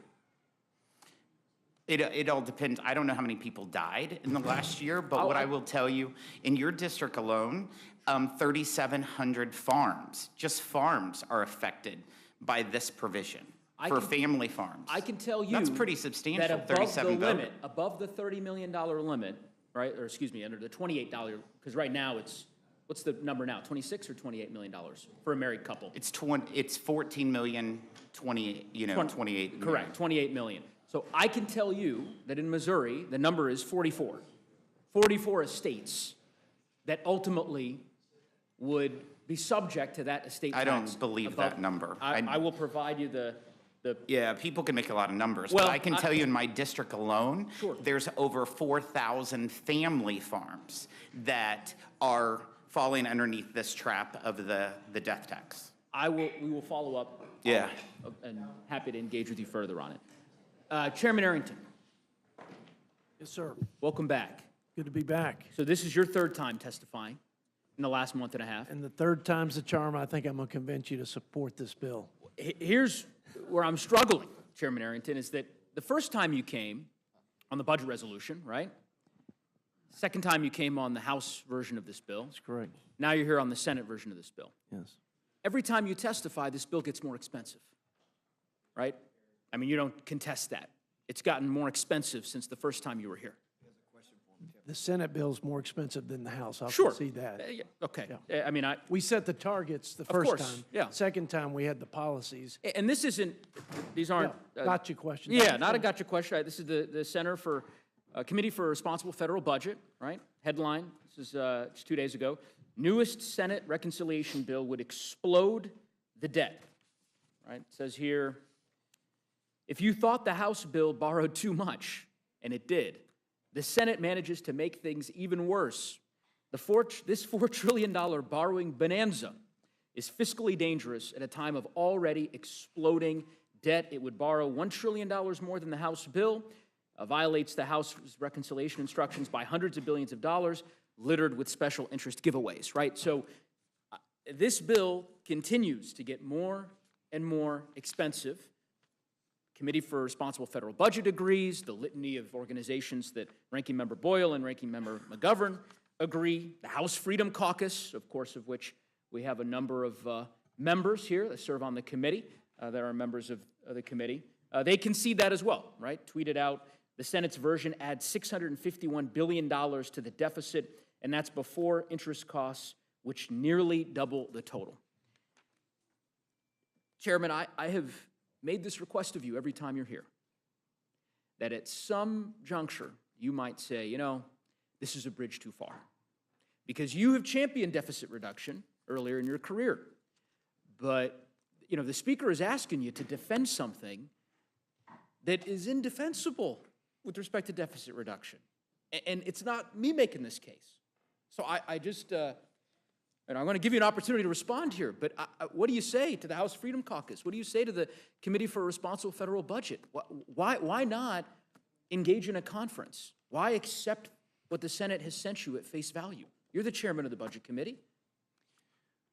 Well, I think you would agree that in large legislative initiatives like this one, Democrat-led or Republican, there are things you like about a bill, things you don't like about a bill, things that you, and certainly that exists for this bill with me.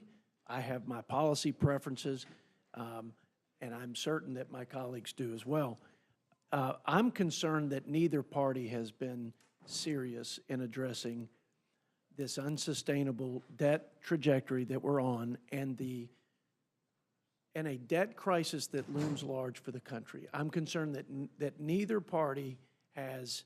But you're the chair. I mean, you have the opportunity to guide that now. You've got a lot of authority. And as you know, I've championed that concern. Help me understand why did it get more expensive? So here, maybe that's a sort of too simplistic a question. What happened in the Senate? Why did this bill get more expensive? What did they add that increased the cost? Well, the savings in the on the SNAP side or in the ag jurisdiction, I think it's about $100 billion loss in savings on the Senate side versus the House side. There were more savings in the Senate on Medicaid reform versus the House side. You know, all of that, when you go through the details on the policy. But it's still way more expensive. No, I'm going to get to exactly. I think it's mostly a wash on mandatory program reforms. Gain some, lose some. The tax policy is where the additional expenses. That's where the preponderance of the difference in cost in the Senate versus the House. So why not go through this bill and find some opportunities to get some of the pork out of the bill, which I presume would, maybe satiate some of your colleagues in the House Freedom Caucus, certainly would be a lot less harmful to the deficit. I mean, why not? Let me give you an example. Yeah. This bill includes a slush fund for OMB upwards of $100 million. You're familiar with that? I'm familiar with a lot of the funding. Right, and that wasn't in the House version. So, you're not going to ask all of your colleagues to just give a $100 million blank check to the Office of Management and Budget. That doesn't seem like good fiscal policy to me. I can't imagine that you think that that's good fiscal policy. Well, if it was used, for example, to oh, come on, Chair. No, this is a fair and true statement, and I think I've said it before. If I haven't, I've believed it. I think there are ways to invest money in the oversight and the infrastructure to actually prevent fraudulent and even unintended overpayments. So is there no pork in this bill then? There's an OMB, in fairness to OMB. No, I'm talking about in the bill. Yeah. There's no pork in this bill that we can take. It's a pork-free bill in your view? That's it? This is just... If you'll ask me specifics... What about the Garden of Heroes? $40 million for President Trump's Garden of Heroes. Can't we, why not just say, you know what? We've got a huge deficit, and that's probably not the most prudent way to spend our taxpayer dollars. Let's just reallocate that $40 million.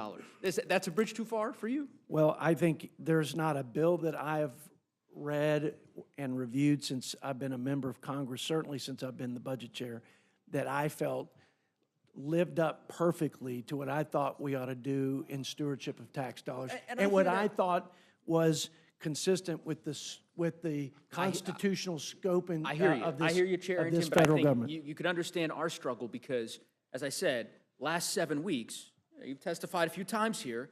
Every time you testify, this bill gets more expensive. Yeah. And the answer is always, well, down the road, of course, we could address this, and there are ways in which we can try to identify potential places where funding, where potential cuts can be identified, so on and so forth. Here is an example right in front of you. $40 million. You could take care of that today. There's an amendment, I believe, that was submitted. You could rule that in order and say, you know what, we're going to put that $40 million towards deficit reduction. If you're serious about wanting to address the fiscal health of the country. But to me, I think this bill couldn't be a worse representation, respectfully, of fiscal discipline. You have a bill that, according to the Committee for Responsible Federal Budget, is more aggregated than the CARES Act, the Inflation Reduction Act, the Bipartisan Infrastructure Law, and the CHIPS and Science Bill combined. Combined. All 4 bills are equivalent. This bill takes the cake. It's bigger than all of them. And I just don't know how one can justify supporting it. I disagree with that statement. but I hear know you what disagree you're with that saying. assessment Okay. on the, and I'm hoping I can get you maybe by the end of this hearing to support the removing the Garden of Heroes funding so that we can at least maybe make a crack at addressing some, fiscal sanity in the country. Maybe Mr. Roy might consider supporting that amendment. We'll see. I wonder, obviously we've talked a lot about all the folks who oppose this bill. I'm sure you saw Elon Musk has been very vocal about his opposition to this bill. You're aware of that. I am aware of that. And Sincerely held convictions. you disagree with, you think he's wrong? No, I think he has sincerely held convictions about the runaway spending. But then that's why not driving follow the his, bill. I mean, he has I don't encouraged follow, everybody to. I don't follow any man in You don't particular. follow any man? I follow my conscience. Let me read you a quote. If from I may, let just me because I just finish this quote. I'll read it to you, and you Okay, can respond. and then you'll let me This is respond. from your website. This is from your website on May 29th. Quote, this is the headline, Arrington applauds Elon Musk's leadership. And the quote here is, we should not only appreciate Elon's courageous leadership, but follow it by holding Washington accountable, rooting out waste, restoring fiscal sanity before the debt burden crushes the future of this great nation. So I don't, I sounds agree. like you were telling people about a month ago that 100%. that folks should follow his lead on debt 100%. reduction, but it's a different tune you're No, singing it's today. not. We cut twice the amount of spending that has ever been reduced in the people's government, in the history of the people's government. So, if you're looking to make the argument this bill isn't perfect when it comes to any principle, including fiscal discipline, you win. Well, I appreciate Because it's that. not perfect. And so you win. I mean, honestly. But to say that, the old Ronald Reagan 80-20, fill in the blank, in not so perfect processes, in a political process, having significant reforms on the fiscal side, like the spending cuts, like the welfare reforms that are long overdue, much needed, like preventing, which 40-some-odd Democrats opposed, preventing taxpayer dollars to flow to people who are here illegally. That, I think, is all consistent with what I hear understand you. Elon Musk's And I hear you, concerns Mr. are. Chairman, but I would just simply say, I mean, again, it's part of the frustration for me, and I Sure. suspect many Americans, is that there's sort of this notion that we don't have the agency to shape the bill. So, if we as a Congress decide that we don't really want to have special interest tax breaks for tanning salons, as was the case in the original bill that the House put forward, or for whaling deductions, all right? If we decide that we don't want to spend $40 million on the Garden of Heroes at the White House, we can proceed with shaping policy that does precisely that. And I would just venture to say, Mr. Chairman, that it feels like you have an opportunity here. You have a number of members on this committee on the other side of the aisle who've expressed their opposition to the bill and their indication that they're going to vote against the rule. And I would hope that you take that opportunity to perhaps change course. I want to move to the SNAP cuts and also just the agriculture title of the bill, and to Ranking Member Craig and to Chairman Thompson. So, Chairman Thompson, I guess I want to understand more clearly what you all are trying to achieve with this state cost, this sort of new imposition of state costs with respect to SNAP. Because my understanding was that this was designed originally to try to incentivize improvement in SNAP payments, right? State-based, right? Basically to reduce the error rate. Is that right, or am I? Yeah, the ultimate goal is to have the state, who's a partner within the SNAP nutrition program. Obviously, they've had no skin in the game before, and as I said in my opening remarks, you know, there is a tendency, if you're spending somebody else's money, you're reckless with it. If you have to spend even part of your own money, you pay closer to the attention of the effectiveness. And we have been, the error rates have been... It's a real problem. It's been a real problem. My own state of Pennsylvania, under Governor Shapiro, it was at 17%. I'm glad they got it down to 11% as of the data that came out yesterday, but that's still unacceptable. If it's an underpayment, that's a family that's, once their EBT, is looking to their EBT card to be loaded appropriately, so when they go to the grocery store, you know, they know that resource there. It's not, and it's supplemental. It's in addition to everything else in their lives, right? But still, if it's an underpayment, it hurts those family members. If it's an overpayment, believe it or not, it hurts even more. They're going to spend it because it's there. But then the states will come back, whether it's 2 months or 6 months, and they'll claw all that back. And all of a sudden, these families find that they have no money in a given month. And so these error rates have been absolutely the bottom line, we got to get the error rates down. Absolutely. So this is meant to be an incentive. Exactly. And here's the question. Yep. Under the bill as it's drafted now, the higher your error rate, the more likely you are to get a waiver not to have to pay anything as a state. Well, it's short term. It's for a number of years. But why give states? Well, you know what? You'd have to sit down with the senators to figure out why they did that. Alaska's one of them, I think. But does that make sense to you? The gentle lady from Pennsylvania named the states that wound up on that.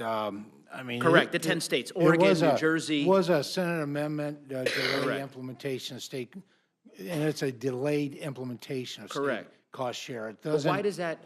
I guess what I'm trying to understand, and you may not. Why did they do it? Well, we're all in politics. We know why they did it in the Senate, in order to get certain votes from certain states. And if that is the case, does that not violate the very objective that you all were trying to achieve? Let me explain why, and I'll give you a chance. Doesn't long term, because it does result in a state share. Let's say it this way. It just gives them more time to be able to get there. Let me say it this way. The gentleman from Texas, Mr. Roy's here. Texas has an error rate that hovers around 6%. So right now, under the bill, as it is proposed, Texas wouldn't necessarily, if it stays below that 6%, doesn't have to pay a state portion-based cost for SNAP. If it gets above 6%, say jumps up to 6.5%, for the next several years, Texas, the state of Texas, and Texas taxpayers have to foot the bill of a state pro rata cost. That's correct. Hold on. I'm not asking a question. Mr. Thompson, never had a payment. I'm not asking a question. Texas has to do so. Please do. I will. Texas has to do so. Oregon right now, which has one of the highest error rates in the country, does not have to pay a single taxpayer dollar towards this program. You have designed a program in which you are incentivizing states to have a higher error rate. If you're a state, Ranking Member Craig, I'm asking Ranking Member Craig a question. It's a transition plan. She can answer if she'd like. If you are a state with an error rate of 10% or 11% or 12%, if you can get your error rate higher, that's right. Then under this bill, you won't have to pay a dime. And you get, under this bill that came back today from the Senate, in fact, you get 2 bites at the apple over 2 years to get your error rate up so that you can not have to pay the cost shift for a period of time. It's insanity. It's insanity. A state like Colorado or Missouri or Texas the states that are trying to keep their error rates down and are doing a good job of it, they get penalized. Meanwhile, New Jersey, Oregon, Alaska, states with a high error rate benefit. Insanity. I don't, and maybe there's another Republican here, Chairman, and I know this is not outside of your respective departments. So, but if Chair Guthrie or Chair Arrington or Chair Smith want to jump in to defend that particular provision, I don't. And by the way, I mean, before I give that opportunity, I don't know. We'll see if this bill passes in the House. But I can assure you that if it doesn't pass, if there are enough Republican members who say, you know what, this is a bridge too far, this provision is not surviving. It's not going to survive the sunlight of the next 48 hours. There's no way. I am calling it now. I cannot imagine that Republicans are going to say, yeah, we're fine with Portland paying not a dime for a state portion of SNAP.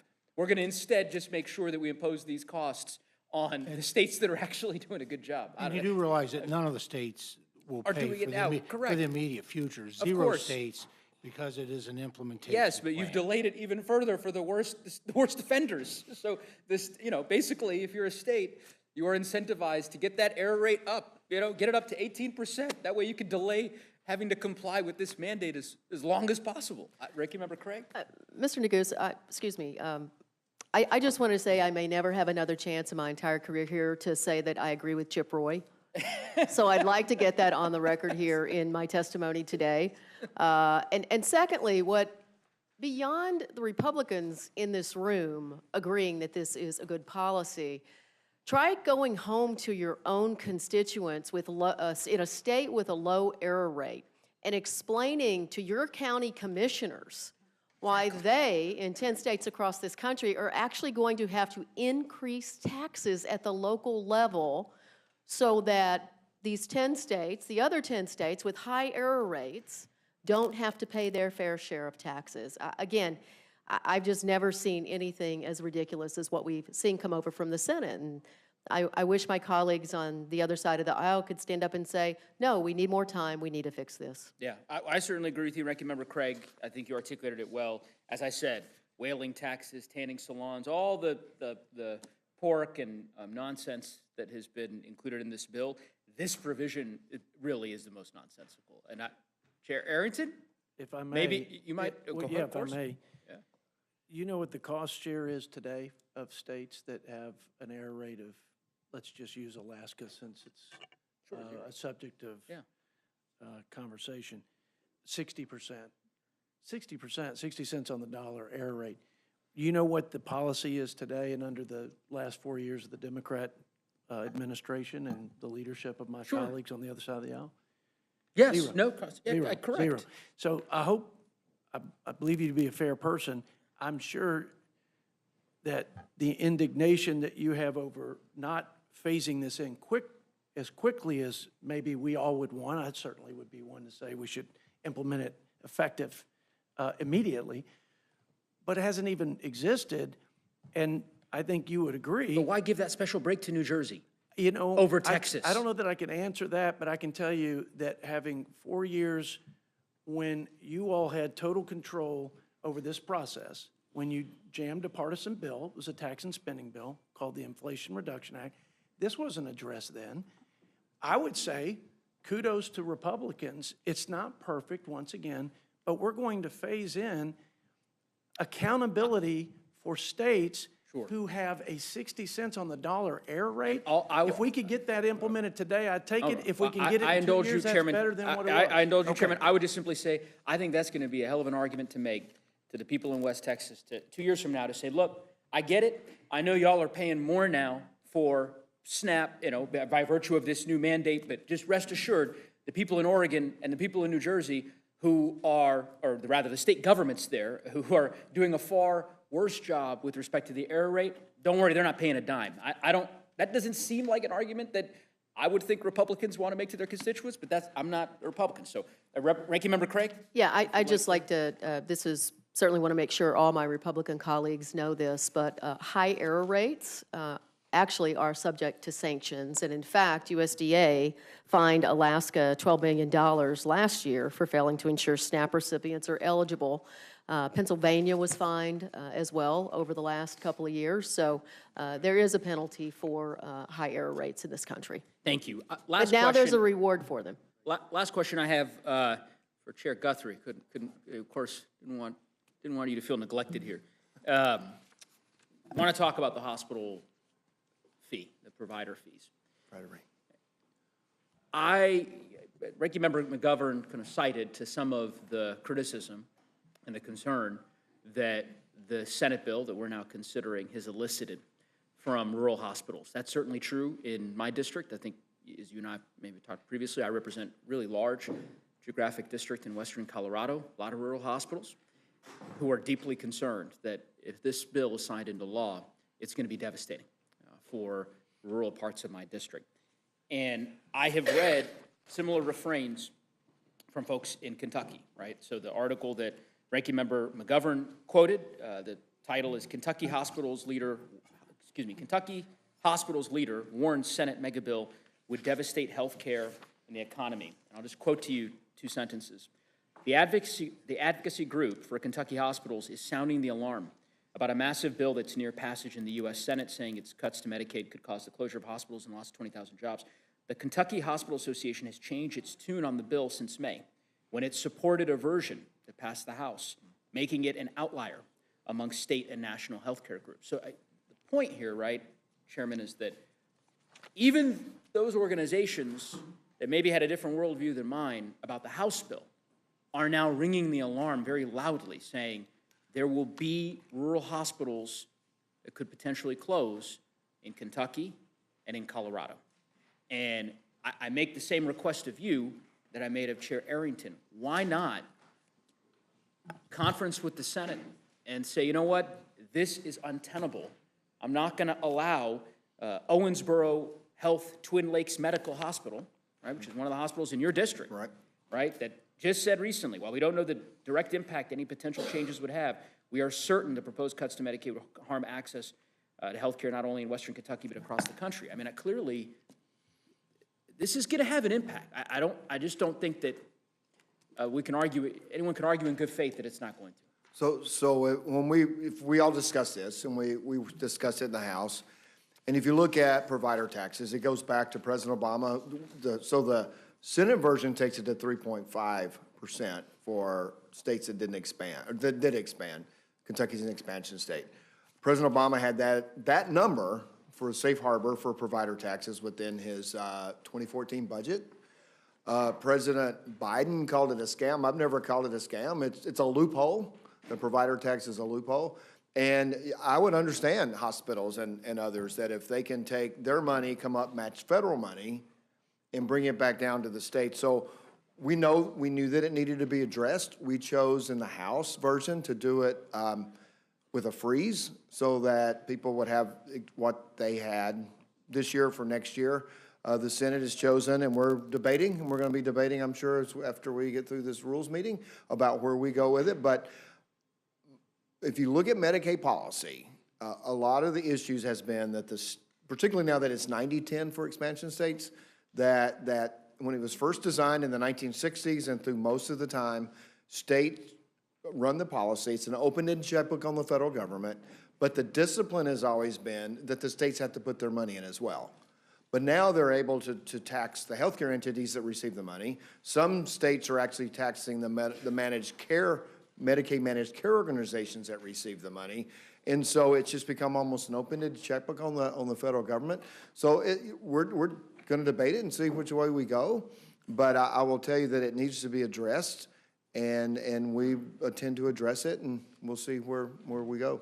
Well, I will stop. Yeah, I see that my time is running along here, so I appreciate the chairwoman's indulgence. I'll simply say there are a lot of rural hospitals that will close if this bill becomes law. Well, that assumes, because I had some people from Kentucky come to me, since you brought Kentucky up, and say, y'all need to make this a priority. When we were debating whether it was going to cut back, y'all need to make this a priority. It's people from Kentucky government. And so that says, well, and then my answer back to them, why don't you make it a priority? Because So the 3.5% is where the state takes the money to match. And so they don't have to put any money in their general fund. So they're wanting us to make it a priority, which I do make it a priority. I want my hospitals to be successful, but the state also has to pay their share as well. And I would just simply say, similar to the point that I articulated in my colloquy with Chair Arrington, I think it's going to be awfully tough. It's going to be awfully tough for your members to make the argument that you just made. I hear what you're saying. I understand you're saying, well, the state needs to step up to the plate and so on and so forth, and state legislatures will have to. That's an argument that you're obviously entitled to make, but there's a reason that the House bill didn't include the cut that the Senate bill has now proposed with respect to the rate, to the hospital rate fee, and so, or excuse me, to the hospital provider rate. And in my view, I think it's a mistake, and I think it's going to have devastating consequences for rural America. I yield back. Thank you, Mr. Neguse. Mr. Roy, you're recognized. I thank the chairwoman. It is rare indeed that I have too many reasons to agree in this room, but I do have to go ahead and start with the absurdity of that provision that was added by the Senate. In fairness to our chairman, it was not added on the House side.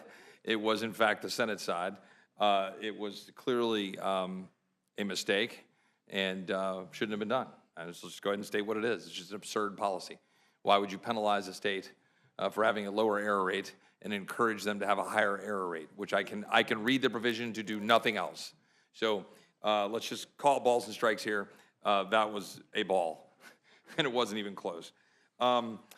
A couple things here, just to level set for the American people. If I can just go down the line real quick. And none of this is just level setting. We're all here just reacting to what we're reacting to, okay? There's not trying to put anybody on the hot seat or anything else. Can you just tell me whether you've been able to read the Senate bill as it came over from the Senate before testifying here today? Can we just go down the line? Yourself, have you been able to read the Senate bill? Just within the scope of the agriculture title. So the changes that were made there. You're able to read the changes to the bill? The summaries of them, the items that they made. Ranking member? No. Chairman? I am reading through it as we speak. You're reading the bill? I have not read through the entirety of it. So you have not read it, you're reading through the bill while we're here? Correct. Right. We continue. Ranking member? Yeah, actually, my answer is exactly the same as Jody's. Chairman? We're reading the wraparound, reading the wraparound amendment that affected our area. Briefly, not word for word, to get familiar with the changes before we came here, and we'll be reading it tonight. Ranking member? My reaction is the same as Chairman Guthrie. We tried as quickly as possible to get through it, but we only had like an hour before we had to come here, so no, I've not been able to read the whole thing or Chairman Smith? Just to read summaries, particularly relating to our jurisdiction on Ways and Means. Thank you, Ranking Member. Chairman Smith? The tax provisions we've been following throughout the whole process. The bill that was, the language was dropped on Saturday. I'm very well aware of everything that's in that. The wraparound amendment that was a couple hours ago, I know the details of it, but I know the tax provisions. I appreciate that. I don't intend to take a whole lot of time for all of our benefit. It's fairly well documented that I've got strong concerns and reservations about the bill. I do think a couple of questions merit observation. And so I'm going to ask, again, in a non-pointed, as a matter of fact as I possibly can way, to my friend from Texas, if it is our understanding that at least as we accept the CBO analysis, even on a dynamic basis, assuming the Budget Committee's assumption of 2.6% growth and therefore 2.5 or 6 trillion of additional revenue created from that growth, that it would still leave us about 651 billion in additional deficit spending, still accounting for the defense and border plus up. Is that roughly accurate? That's accurate. And to the best of our understanding, and I think you answered this question earlier, to the extent that we had a framework in place that we thought was important to adhere to, are we within that framework? We are The Senate's bill is about 450 plus 450, I think 5 billion outside of that. Outside of that framework. And that number is different because it does not factor in the defense and the border plus up. Is that correct? The 455 Yeah, that variance differential? to the 650 It's mostly billion. the cost of tax policy being different than what it was in the House on a current law basis, on a current law perspective. The numbers we're talking about here in the variance with respect to the CBO calculation, that does not factor in interest. Is that correct? That's correct. And if we were to factor in interest, the number would be necessarily higher if those deficit numbers are correct, presupposing that they're correct, which these are all models. Is that fair? For every dollar you borrow, 50 cents on that dollar is going to interest, so it's a significant additional cost. Would it sound correct that if we're at $651 billion of additional deficit spending, that if you use the CBO's own calculator at the CBO's own assumed 3.5% interest rates, which are far from guaranteed over the coming several years, that would produce over $1 trillion of interest? I'm sorry, let me restate that. Over $1 trillion total when you take the 651 and then add in interest, that we would be in the $1.2 trillion range. You are in the ballpark. So that is the concern for those out there trying to observe what we're doing about the extent to which there's deficit implications to the legislation that was moved forward from the Senate and sent to us. I think it's important, and I might ask, might have a question here, just for level setting, because there's differences of opinion here in philosophy. My colleagues on the other side of the aisle have opined that kind of mock trickle down and kind of impacted the implications of tax policy. We can have those differences of opinion about where we want dollars to reside, and we believe we want dollars to reside in the pockets of Americans, whether it's the child tax credit. You can debate the policy. I've got some views on that. Whether it's this doubling of the standard deduction, whether it's the marginal rates, which are lower for people in the lower end of the strata and lower on people at the higher end of the strata, right? We can at least agree to the facts. Those are all true. And that some of those impact people hugely in numbers, people at the lower end of the spectrum. So we're talking about tax rates that are, and tax policies that are helping working class and poorer Americans. We're also talking about tax rates that are, by definition, going to impact and help those at the upper end of the spectrum. You say help. Well, they don't need the dollars to live. But the question is whether those dollars are going to create more wealth and jobs in their pockets, right? There's a philosophy on the right side of the spectrum that they do that. I adhere to that philosophy, that the money in the hands of the American people produces wealth. You produce wealth, you create jobs, you create opportunity. I think that's a good thing. Where I think I've got a problem is that the Senate wanted to embrace that part in full. They wanted to go whole hog on that. And they want to go, fine, we'll make tax cuts permanent over 10 years. Great, God bless them. I'd love to do that. I'd love to have rates that don't change and they're permanent and they're low.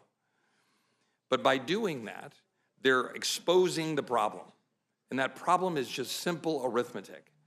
And that is, if you do that, then you're going to have an issue with respect to revenue and with respect to spending. And the last point that I'll address, rather than in the form of a question, is the policy baseline.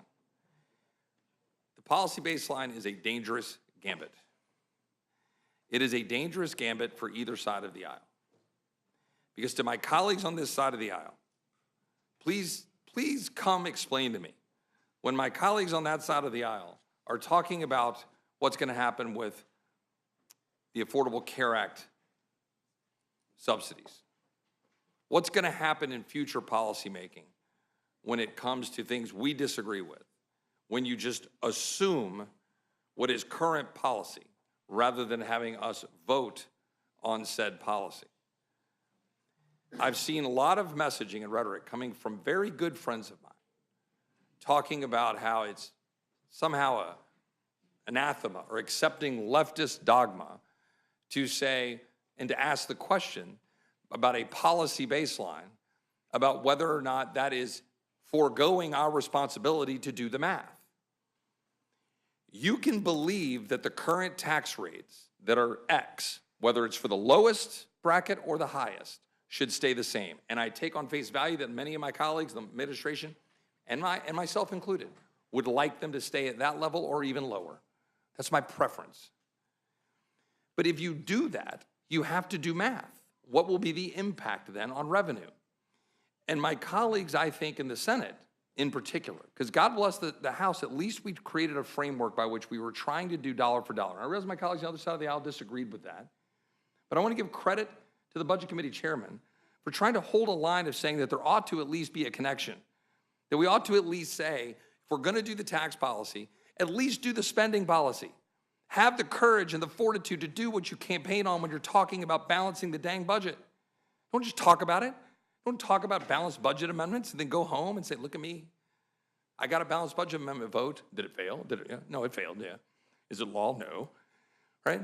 But I got you your tax cuts, but ignore that inflation that is a result of $37 trillion of debt.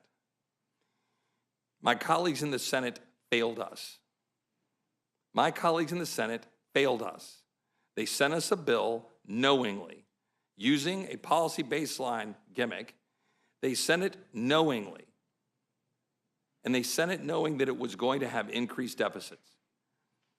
Last question, I'm sorry, it's for my good friend from Texas, who I don't really want to put on the spot here in a way that's beyond, I think, the core question, but this matters. Regardless of what one thinks about these policies and wanting to be able to have the economic growth, I want the tax cuts to be permanent. I want all this stuff. But is it fair to say that the lion's share of the deficits will be in the first 5 years of the 10-year budget window? Is that fair to say? Yes, that's fair. Is that relatively irrefutably fair to say? It's irrefutable to my knowledge. The only way to refute the idea that in the first 4 to 5 years of the budget window that we will have significant deficits to the tune of probably close to $2 trillion, $1.8 trillion, even on a dynamic basis, assuming the Budget Committee's numbers, that you have to make up for it in the tail in the last 5 years of the budget window. The only way to do that, to the best of my knowledge, is to assume more revenue for tariffs and assume higher growth rates.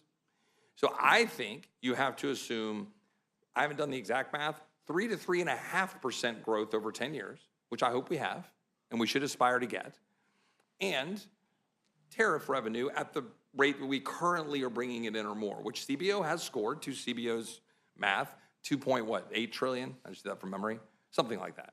So it'd be about $280 billion a year. So you have to assume that tariff revenue and assume, call it 3.5% roughly growth. Then you start to kind of wash out what we're doing in Congress by our choice. Everything we just said, we're leaving essentially administration to go carry out. If I'm characterizing anything incorrectly, does anybody want to challenge what I just said mathematically? With that, I will yield back. Thank you, Mr. Roy. Ms. Leisure-Fernandez, you're recognized. Thank you very much, Madam Chair, and hello to all of our panelists. It is nice to be here when I believe the sun is still out, right? And we haven't had to have 10 cups of coffee just to make it here. So thank you for being here. It is sad to be here yet again to review a proposed bill that will do so much harm. And the reality is, across America, we are hearing loud and clear that this bill represents the Republican Party's moral failure. And I use the word moral failure because we have had faith leaders use that word. We have had your own Republican colleagues use that word. And indeed, this bill, it's shameful. It's a betrayal of your voters because the Americans haven't asked for it. In fact, they've told you they don't want it. It's hugely unpopular among Republican and independent voters. And it's cruel. It's the biggest tax cut to Americans' health care ever. And it takes this rising inequality gap and turns it into a Grand Canyon of inequality. It takes from the working poor and gives to the ultra-rich. And it saddles as Representative Roy is pointing out, all of us in this room, and importantly, our grandchildren and our children with debt. And nobody can refute that. And this is strange when we are indeed agreeing with Representative Roy. It happens, as they say, a broken clock is right 2 times a day, and we are agreeing with him. We think the numbers are higher than what he has pointed out, but it is debt and deficit. And you know, when you think about this weekend, right, it was a little surreal because we had the Senate Republicans taking action to get a bad bill and make it worse, taking away that $6.16 a day that veterans and children and hungry mothers get for food. That was happening this weekend at the same time that we saw one of the wealthiest Americans float in on his $500 million yacht to have a $50 million wedding. And the reason why that is so important is because those are the two ends of what's going to happen in this bill. Is that the wealthiest, as was pointed out by my good friend, Ms. Moore, are going to get richer and more powerful. And then the working families of America, the veterans, those who can't work, are going to get hungrier and sicker. And that's that's what we were seeing.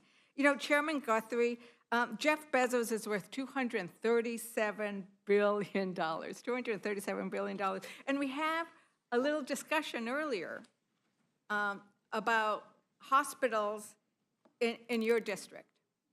And when we think about Jeff Bezos, they got a lot of tax cuts through Amazon and the large corporations, and those tax cuts were supposed to expire, some of them, right? Some of them were made permanent, but others were going to expire, and that's why we're in this exercise right now, correct? Which tax cuts are you talking about? Well, but we are in this exercise because there are some of the tax cuts are expiring, and the question is, what are we going to do about it? And there are tax cuts that benefit those who make under $40,000, and there are tax cuts that benefit the largest corporations. Now, we talked a little bit about some of the hospitals in your district, including Owensboro Health, Twin Lakes, Medical Leachfield, and the Kentucky Hospital Association itself has said it would be greatly damaged and essential services would be eliminated from that hospital. And as we know, once you start eliminating hospitals, services, you often then see them close. I visited some of the rural hospitals in my district, and as one of the heads of the hospital pointed out, when a community loses its hospital, the community eventually dies. Because nobody wants to be living in a community where when something goes wrong, they can't get care. If you are a pregnant woman and you have to drive 3 hours to give birth, that's a problem. Especially if you have something that goes wrong, right? So people leave those places. And that hospital I just mentioned, there isn't another one for another 22 miles. That's a little better than my places where they're 3 hours away. So I think when I think about this bill, I think about who needs more help right now. What do you think? Does Owensboro Health, Twin Lakes Medical kind of deserve more of your attention and help, or Jeff Bezos? Well, I've focused on that hospital. That hospital's in Litchfield in Grayson County. Like you said, it's 22 miles from another hospital, about 35 from another hospital, but important to that community. And as I said, that when you limit the provider tax, it changes the way that the state uses its money to match. So when you have an open-ended federal pool of money, and states have figured out how to not use any general fund money, or not use general fund money, use money within the healthcare system to match what a lot of people said, President Obama said, President Biden said, is that if we don't get a handle on this open-ended match, then we're going to continue to have budget issues, and we're trying to figure out the right policy to get there. And the 3.5 that's in the Senate bill was in President Obama's 2014 budget. So I think the question is there is in this bill a multitude of policies that taken together. So what the hospital associations are telling us is you add together the provider tax, you add together the cuts to who is eligible, you add together all of the different pieces, and that's what leads to the hospital closures. And I think that that's what's really important. And the question that you're asked to do is where do you stand? Where are your priorities? Are you going to sit here and say, I am going to do everything I can to craft a law? Well, I have worked that with the will people keep that this you're hospital open? quoting. I've worked quite closely with, and also we know that the General Assembly as I said, that people came from the Kentucky government, said that don't do anything with the provider tax and so forth. You need to, and said it to me, you need to make this a priority. And when the state budget, folks working in the state, I said, well, does that mean you're not making it a priority as well? I mean, and so your argument that you're making is if the federal government doesn't come in and do everything, then the states aren't responsible. And that's the problem. Medicaid has spent $700 billion this year. We're expected in 10 years to spend $1.4 trillion. It's going to double. And we're still, under this scenario, going to spend over $1 trillion on Medicaid. So the idea that we're cutting Medicaid backwards is just not accurate. But we are cutting Medicaid. There is no question that we are cutting We're going to Medicaid, we're going and from $700 billion to $1 trillion. You will be taking a vote that will hurt that hospital. And the Kentucky Hospital Association, we talked to them. They are worried about the vote that you are going to be taking. Well, I talked to them as well. Because of what's going to do to the hospitals. Ranking Member Pallone, I mean, when we are talking about these cuts, it's the cumulative effect. But their assumption is the everything. General Assembly's not going to do Is that- anything, and that's what the program is set up for. Is that, I mean, that is a concern, and it's a concern across the whole United States. Am I right on that?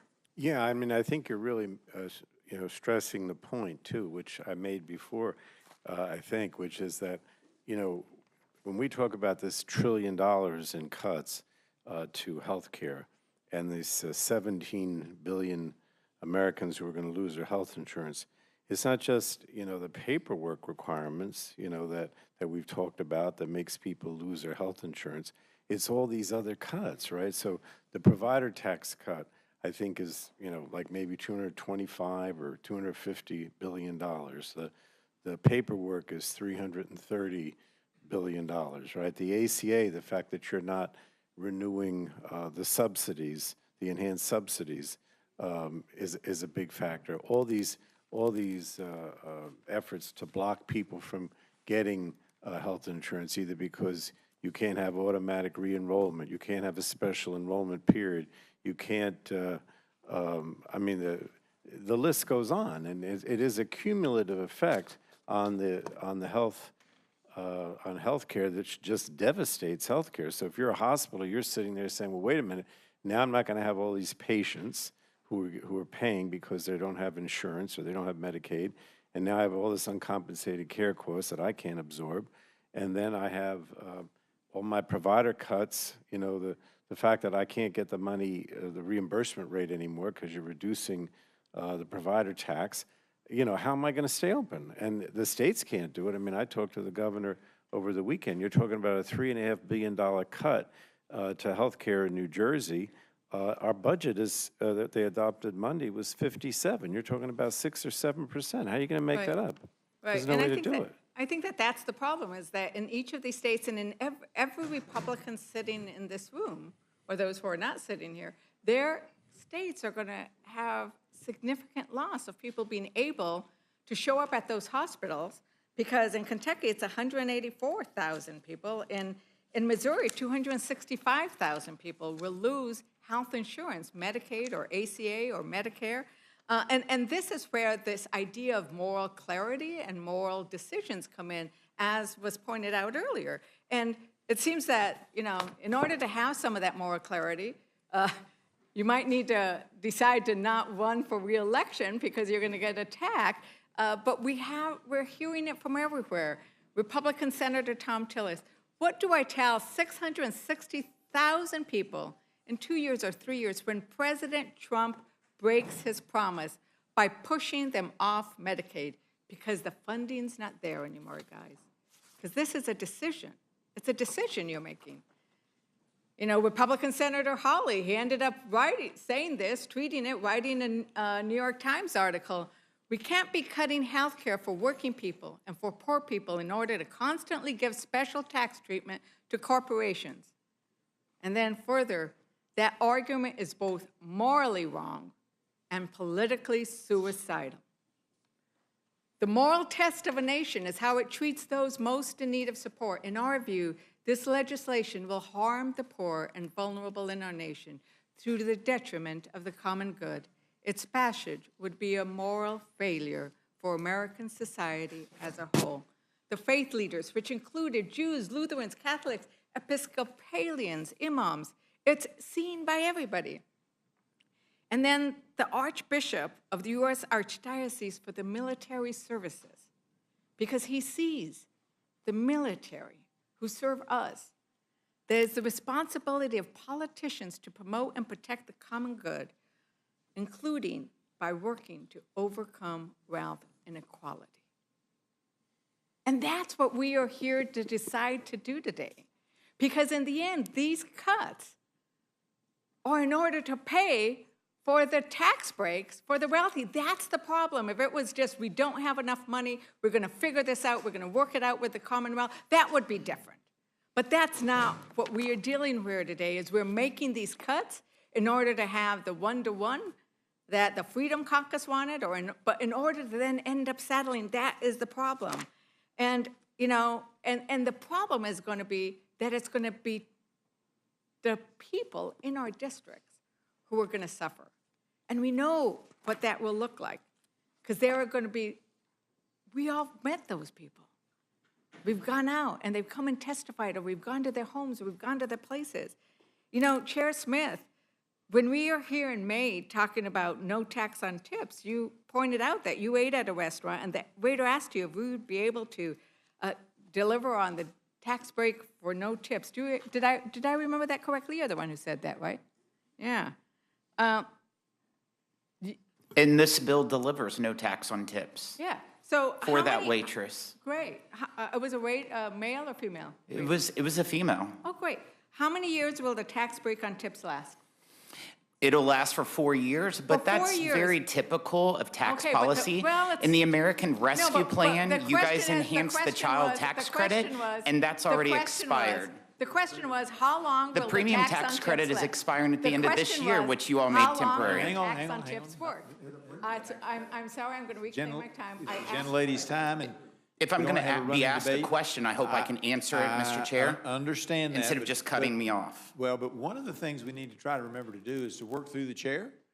Instead of getting into a discussion with each other. I'd like to reclaim my time, because I asked a question. And then if you would, and then you can, a good way to do that is then say, and Mr. Chairman, I'm wondering if the gentleman would answer this following question, and then you can respond back to the chair, and we don't get. I didn't ask a follow-up question. And I know, I'm just saying that, but instead of doing it directly, it works better if you run through the chair. So Chair Smith pointed out that the tax break on tips lasts for 4 years.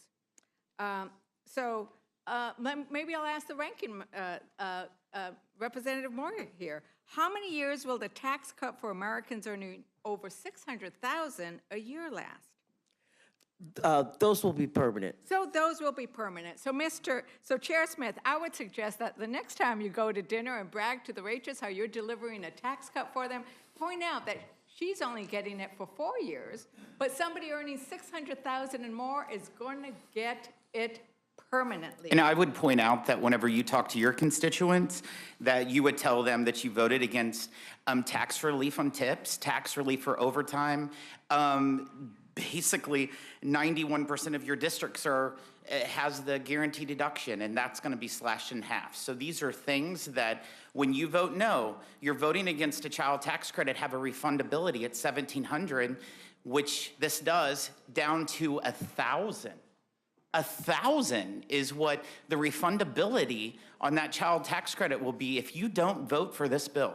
So thank you for pointing that out, Chair Smith, because the issue here that Democrats have is not with the child tax credit. We don't have an issue with many of these taxes that need to be extended. In fact, we will be presenting, and I have an amendment that would state that any of the tax provisions that benefit those earning less than $400,000 should stay in the bill. That we take out of the bill all of the provisions where the tax benefits go to the Jeff Bezos and Amazons of the world, and that we only keep that. Would you support that kind of amendment? Would you vote for the bill if that amendment was adopted? If that amendment was adopted, that would be a bill that I think you'll get a lot of Democrats supporting, because it wouldn't be a tax cut for the rich. That is our problem. That is our problem. So that is exactly where we're going. And by the way, when you went out to eat, do you remember how much you paid for that meal? It was actually at a Mexican restaurant in my hometown. I think it was about $32. $32, yeah. Well, you know, the thing is that when you were talking to that waitress, and I hope you gave her a good tip. I hope you gave her a real tip. I always do, because they work so hard. I hope that you do as well. They work so hard, and so you gave her a tip. Hopefully it was more than 20%, but it was about $6 a day, which gets us to about what you get.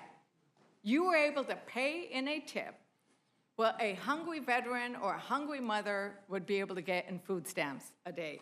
But I don't know, you probably didn't have a conversation with your waiter about whether she had health insurance, because the reality, if you had, you might have mentioned that, or you might have noticed, I mean, most of our waiters and waitresses are service members. I think it's 2 in 5 tipped workers are on Medicaid or the marketplace on Obamacare, right?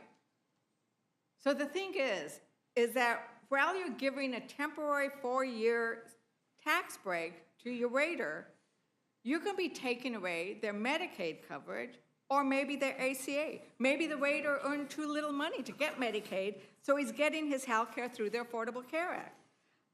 If they're working, they're not going to lose their Medicaid. And that's energy and commerce, but that's the case. I don't know, Ranking, can we? Unless they're an illegal. I'm going to ask Gwen Moore if she would like to join the conversation. That's not true. Part of the problem is that they'll hit, there's marginal tax rates.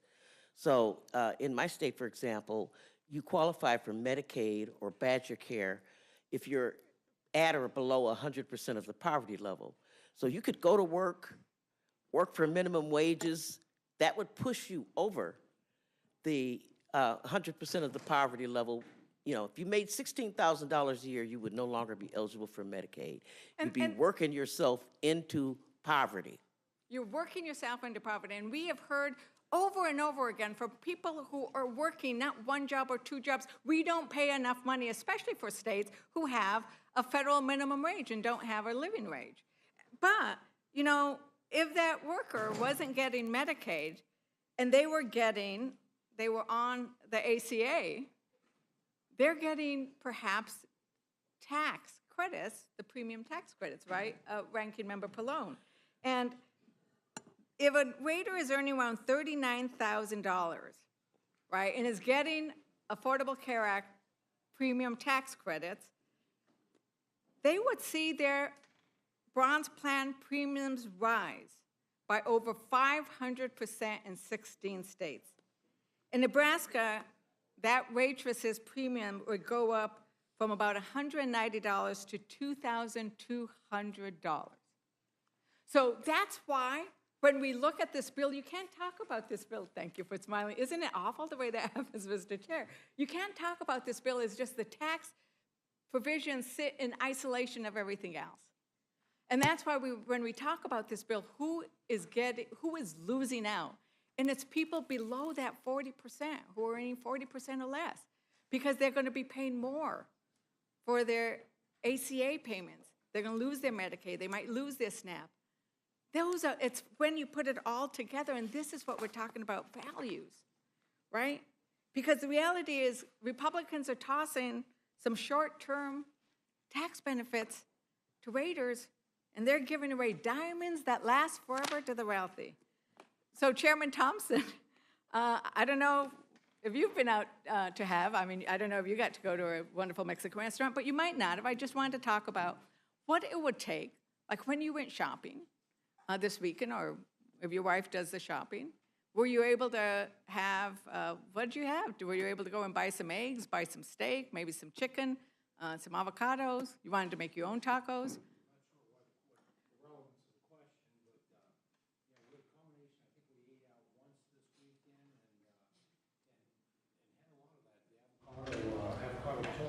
Avocado toast, yeah.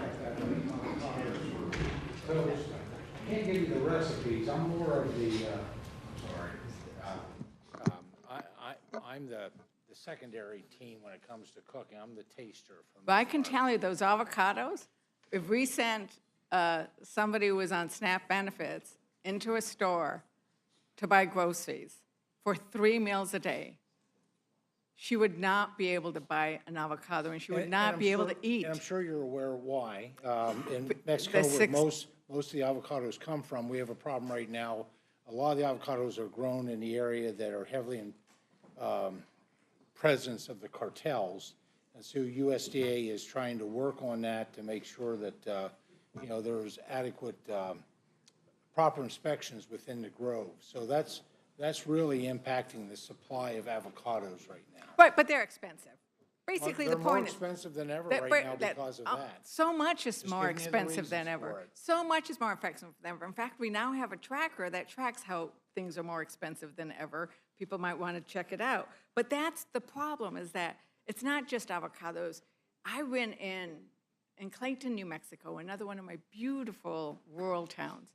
Great grocery store. You know, we have a problem with grocery stores in rural America because there aren't enough of them. This guy has a beautiful store. And then Ranking Member Craig, you know what this would be like. If you go and try to buy food for 3 meals on $6.16, you're not going to be able to do it. And in fact, that's why these archbishops and these faith leaders have said that we cannot support this bill. And I know Representative Chairman Thompson. I wish those faith leaders, and you named a few denominations, but I wish they were better informed. I wish they would be more discerning where they get their information. The fact is, everything we're proposing maintains inflationary adjustments, which would respond to what you're talking about, the inflated costs, whatever the reason that those inflated costs would be taken into consideration for determining SNAP benefits going forward in the future.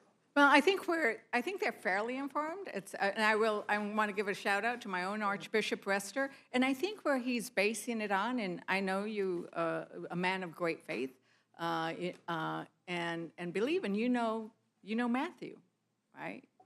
You know Matthew. What does it say? When I was hungry, you gave me to eat. When I was thirsty, you gave me to drink. Right. You know it really well. Ranking Member. And I also know that Matthew is talking to the church and to the people, not to the Roman government. So I think it's important that if we're going to quote Scripture, to make sure that it's kept in context. Matthew 7:16, which was quoted earlier, was talking about false prophets, and quite frankly, so I think we have to be very careful with what we say in this room and other rooms, that we don't play the part of a false prophet. Well, in that instance, there's actually an exchange that's going on, where then the apostles say, but when have we ever seen that you haven't been hungry and you haven't been thirsty? He says, but it's in the least of us. It's how we treat each other. And that's what it's asking. Am I understanding that? It's how we treat each other. And I think that we have an obligation, because we are elected by the people we represent, to bring those kinds of values and work on them. Absolutely agree with that. If you're still addressing the question to me, absolutely agree with that. But keeping people, not providing a pathway to greater opportunity is violating that. Keeping people comfortable, stuck in poverty, making poverty a spider web where there's no chance for the American dream is just absolutely wrong. And, you know, and a lot of what we're working on in this bill actually is focused, the things I've worked on in this bill is, so I just speak for myself, is really focused at providing those ladders of opportunity, providing those encouragements, recognizing that there are different challenges and barriers sometimes that people run into. But we also, if you do a deep enough dive of some of these programs, like the SNAP program, you'll see that there's the states have, you know, 8% waivers that they can offer because you can't anticipate everybody's life circumstances. You know, if you're The gentlelady yield. Yes, excuse me, if you were done, I will yield Yeah, to. no, I just, so there's no misunderstanding here. The majority of people on SNAP are not expected to work because they're children or they're senior citizens or they're disabled. Of those who are able-bodied, the majority of them work. The problem with SNAP, I would tell you, is not that we're providing people too much. $2 per person per meal is really too little. And we want to talk about making America healthy again. They ought to be able to go to the store and they ought to be able to buy avocados. They ought to be able to buy healthier food. So I don't want there to be this misimpression out there that somehow, you know, the majority of people on the program are either expected to work or those who are able-bodied are working or not working. They are. And you know what? And you're working and you're still earning so little that you qualify for SNAP. There's something wrong with that. So it's not about lack of opportunity. People are out there doing their best, working as hard as they can, and they get this measly benefit that, quite frankly, is inadequate, and we're nickel and diming it.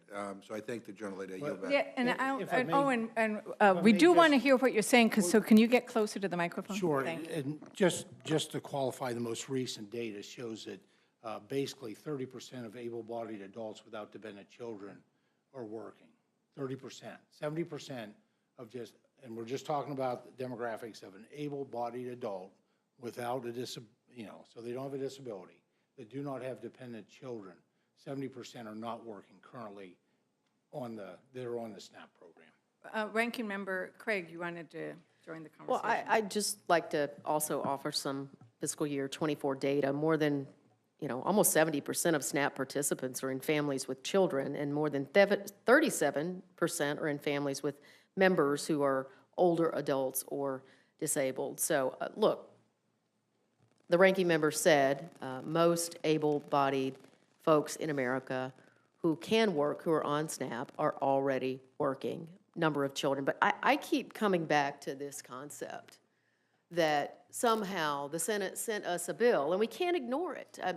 Maybe it wasn't there when it went over to the Senate, but as a body, we have to now codify what they've sent back to us. And I just, this idea that our veterans, that former foster youth, and homeless are going to lose their access to nutrition benefits. Folks, every month in this country, 1.2 million veterans depend on SNAP to put food on their table. And no, it's not all of the food that's on their table. It's supplemental. That's the name of the damn program for a reason. That's because they aren't making enough to be able to afford a day or week's worth of groceries for themselves and their families. And this idea we keep saying that able-bodied adults, you cannot tell me, and look, I mean, don't even try to say that you can look a veteran who served this nation in war or served our country, signed up to serve our country, that somehow they're not willing to go to work. There are all kinds of circumstances in which we know our veterans face when they come home. They risk a much higher degree of food security. They have a much higher risk of food security than non-veterans. 33% of disabled veterans and 20% of unemployed veterans are working age and are food insecure. So look, it may not have been a deal you like to cut, but this was the right deal for our nation's veterans, for former foster youth to help them get their feet under them, for homeless individuals in this country. Every year, 20,000 young adults age out of the foster care system, and they face higher rates of food insecurity. And so it's not enough to me to say that we're okay with just voting yes on what the Senate sent us back. This is immoral to tell our nation's veterans that we're going to take your food supplemental away from you. And the House gets to vote. The Republicans control the vote, so it's going to be up to the Republicans to say this is not acceptable. And whether you're saying this is not acceptable because we don't like the budget numbers and the deficit numbers, and whether they're going to hold and not be Congress people who are caving again, or whether it's because it's wrong. But, you know, I want to go to the issue of rural communities and actually go back to the things about rural hospitals, because that is my community. And I've had Ranking Member Pallone actually meet with the rural hospitals, who, as you pointed out, Ranking Member Pallone, those are for the most part in the Republican areas of my district. You know, $1 trillion. It went over, it was bad, and it came back, and it's even worse, right? That $50 billion rural health fund as a solution, but that isn't a solution because it goes away after a while, and it's just not enough. Is that right, Ranking Member Pallone? Yeah, I mean, the rural members in the Senate, you know, went back and forth on this, but from what I saw in the numbers that were ultimately adopted, it's woefully inadequate. Right. And part of the theme that we see in Medicaid is the same theme about, oh, people aren't working, right? And the reality is that when I've gone to my schools, you know, Trump was trying to close Jobs Corps, where people are trying to get, you know, better trained so they could have better jobs, so they don't have to be on Medicaid, on SNAP, but they need it so they're not starving while they're in school. But we hear this again and again, that they're only kicking off people who don't deserve to be there, right? And when you talk about the job, I mean, you know, that was June 30th, and they're done. Yeah. And in my district, you know, I've been there many times. It's the best program there is to get people to work, and now it's gone. Right. But what we have is this sort of trying to say that people who are on Medicaid, people who get SNAP are somehow fraudsters and lazy. It's just and don't want to work. And in fact, Senator Roger Marshall said, and I quote, when they talk about people not being on Medicaid anymore, half of those people are on it because of fraud. Repeat it, half of those people are on it because of fraud or some type of abuse of the system. The other half is because they're unwilling to work 20 hours a week. Chairman Arrington, do you agree with that statement that half the people on Medicaid are basically committing fraud? I'm just looking at the CBO report. It's a letter in response to my requesting and Chairman Guthrie's about who those 7.8 million people that my Democrat colleagues have suggested are being ripped off the safety net. It's an honest, straightforward question to the rhetoric that I think has been quite predatory, really, because I think you're preying on the fears of people that have no reason to be afraid. And in that letter, and by all means, we can have this discussion. But in this letter, CBO says 4.8 million are able-bodied adults between the age of 19 and 64 who have between 19 and 64 who have no dependents and who do not meet the 20 hours of community service, of school, or of a job, which is, by the way, only 10 to 15 hours lower than the bill that Bill Clinton signed in 1996 along with Joe Biden and other Democrats. But this is just Medicaid alone, 4.8 million. This is the nonpartisan, independent CBO that I think my colleagues on the other side of the aisle are fond of sourcing. I'm sourcing it right back to you, and I think it is so disappointing. I think there are some honest disagreements. I think there are really good questions about the debt and spending, and man, it's tough. It's tough for me. But this kind of BS about telling the world, and it's no wonder that people in your district are saying, I'll stop. You asked a question. I told you these are the data points from a letter from the Congressional Budget Office, and this is just for Medicaid. So one of So, the things- and AEI says 70%. I think that's what the chairman has quoted of saying able-bodied adults, 70% aren't working. California and 5 other states have nobody working. Literally, nobody is working. Effectively, they don't enforce Nobody's the work requirement. Not the So now able-bodied adults. Now it's not like half of them, now nobody's working. The able-bodied adults in California on SNAP are not required to work. They're not required, there's no enforcement, there are 4 or 5 other states similarly situated. And I think. I mean, I think that the reason when we go to jurisdictions like mine, and the reason why we're seeing these numbers, and if you go out into the community, they are not people who are fraud or just aren't working, but I'm going to. And if I could just remind folks that you've used about 37 minutes of time, and the chairwoman would be upset with me if I didn't point that out. Well, thank you for pointing it out. The gentlelady has yielded to the gentleman. I just want to point out, you throw around the word able-bodied adults as if every able-bodied adult is equal, you know, in terms of what's going on in their life. But an able-bodied adult who might not be working might be taking care of a child at home, or might be taking care of an elderly mother, or might be in between jobs, you know, or might not be able to get into a work training program. I might live in an area where they don't have access to transportation. And so that's the deal here. So this is not, we're not trying to be, this is the reality. You know, the claim that only 30% of non-disabled adults without dependent children work while receiving SNAP. I mean, we know that 70% of SNAP participants are children, seniors, or people with a disability, all of whom are exempt from work reporting requirements for what I hope are for obvious reasons. Many of the working age adults that participate in SNAP do so temporarily, often while between jobs or when their work hours are cut. It is exactly because they don't have work that they need to turn to the program oftentimes. And as a reminder, we give them only 3 months to find work again before they get kicked off the program for 3 years, thanks to SNAP's time limit. So that is, I mean, you may all find that to be humane and just.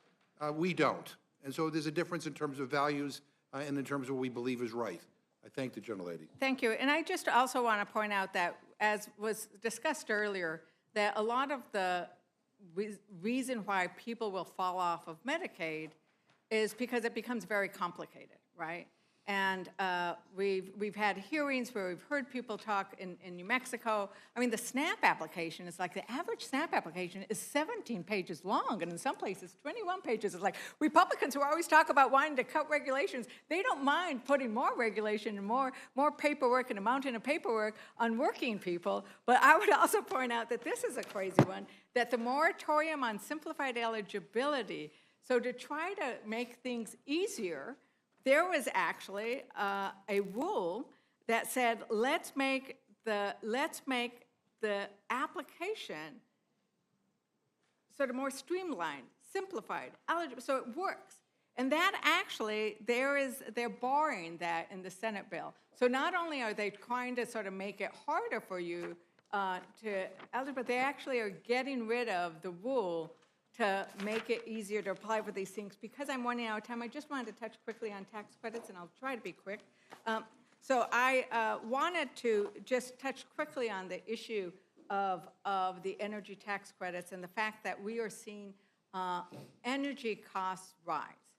And while we discussed earlier that they did get rid of the tax, the new tax on renewable energy, we are still going to see rising energy costs, electricity costs from this bill. And I think that is just a really important thing to point out. Mr. Chair, I would like to enter into the record the energy innovation, federal clean energy tax credits make energy more affordable, a meta-analysis, and I know you're going to ask me for the date, and it is March 2025. Thank you. Without objection, so ordered. And what this goes through, because we've seen lots of documentation, the tax on renewable energy would have been really bad, right? But the fact that they are pulling out of renewable energy projects early that are benefiting Republican states primarily, right? Because they're wind projects. Once again, I represent an area, a huge Republican area. We've got lots of wind power. We have lots of oil and gas too. But the idea that we heard earlier, oh, we shouldn't be subsidizing, we need to remember, we subsidize oil and gas and fossil fuels and coal to the tune of about $3 billion was 2022, right?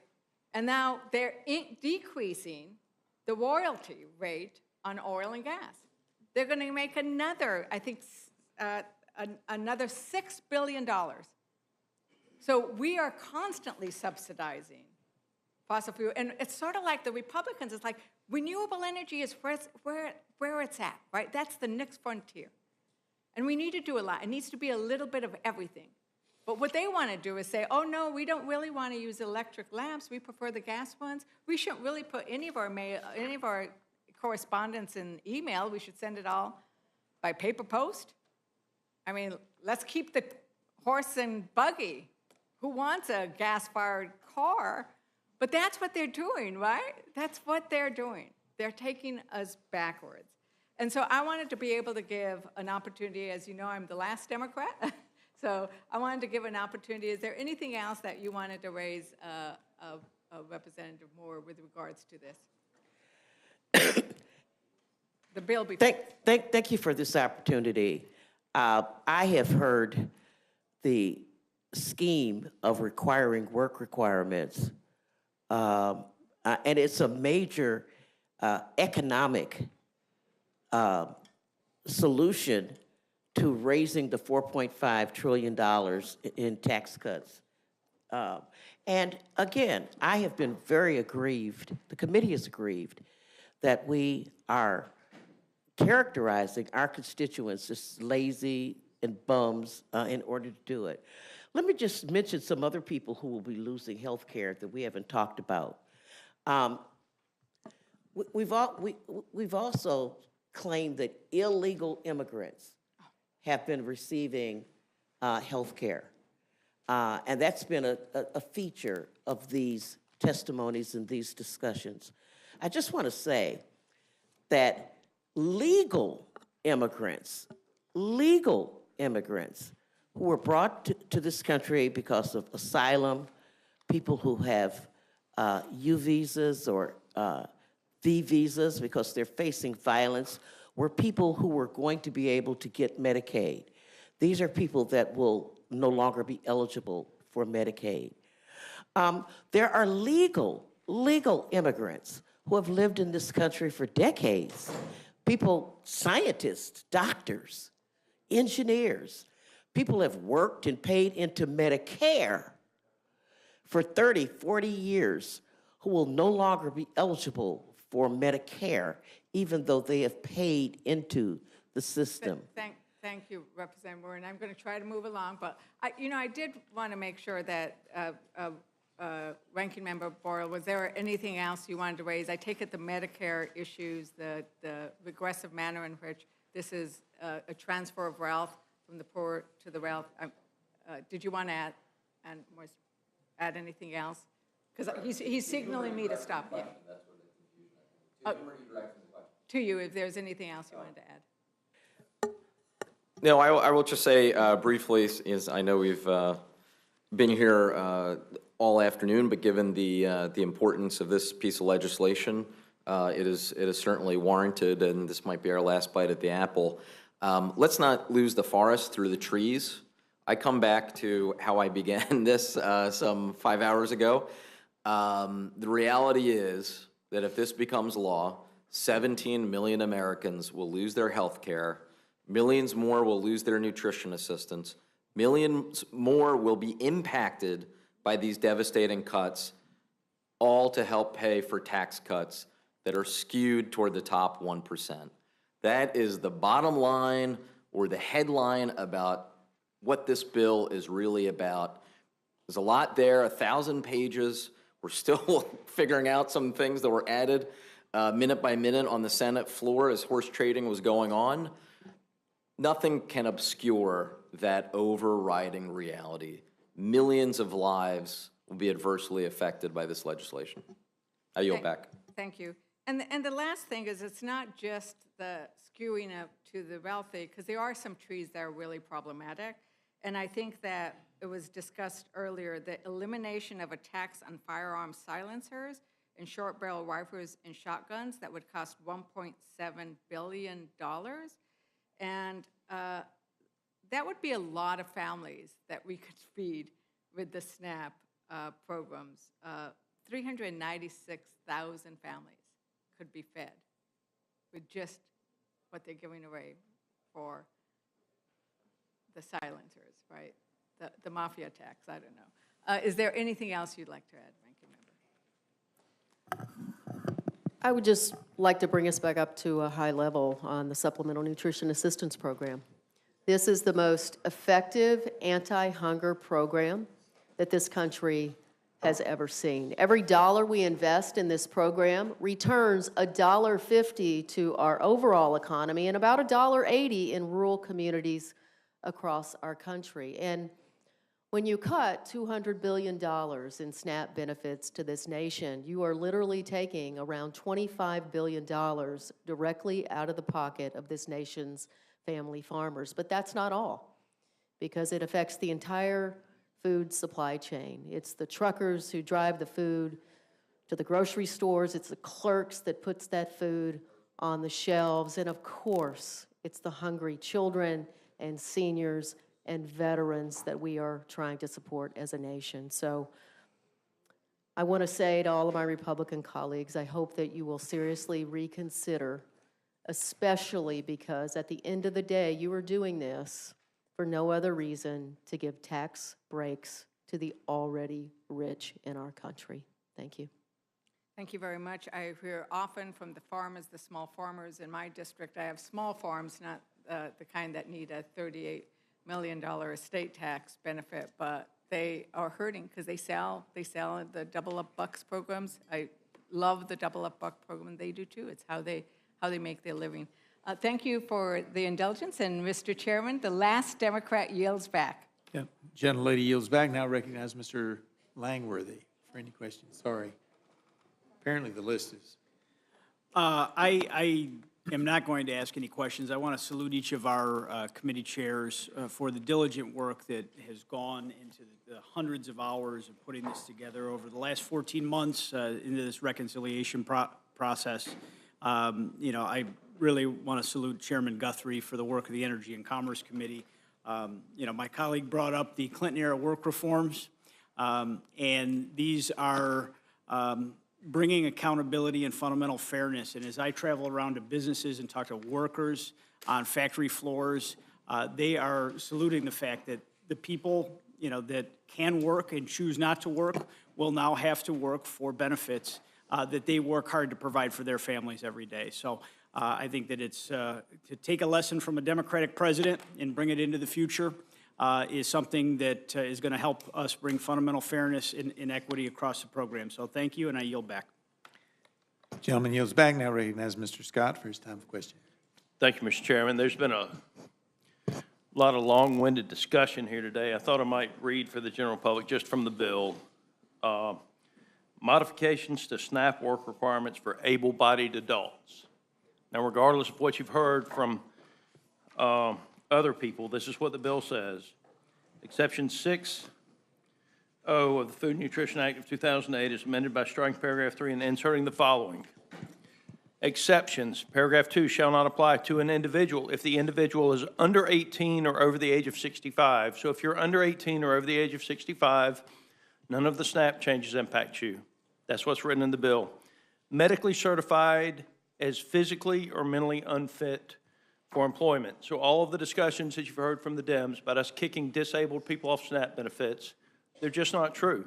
This is what's actually written in the legislation. A parent or other member of a household with responsibility for a dependent child under 14 years of age, otherwise exempt under Section D2, a pregnant woman, and it goes on from there.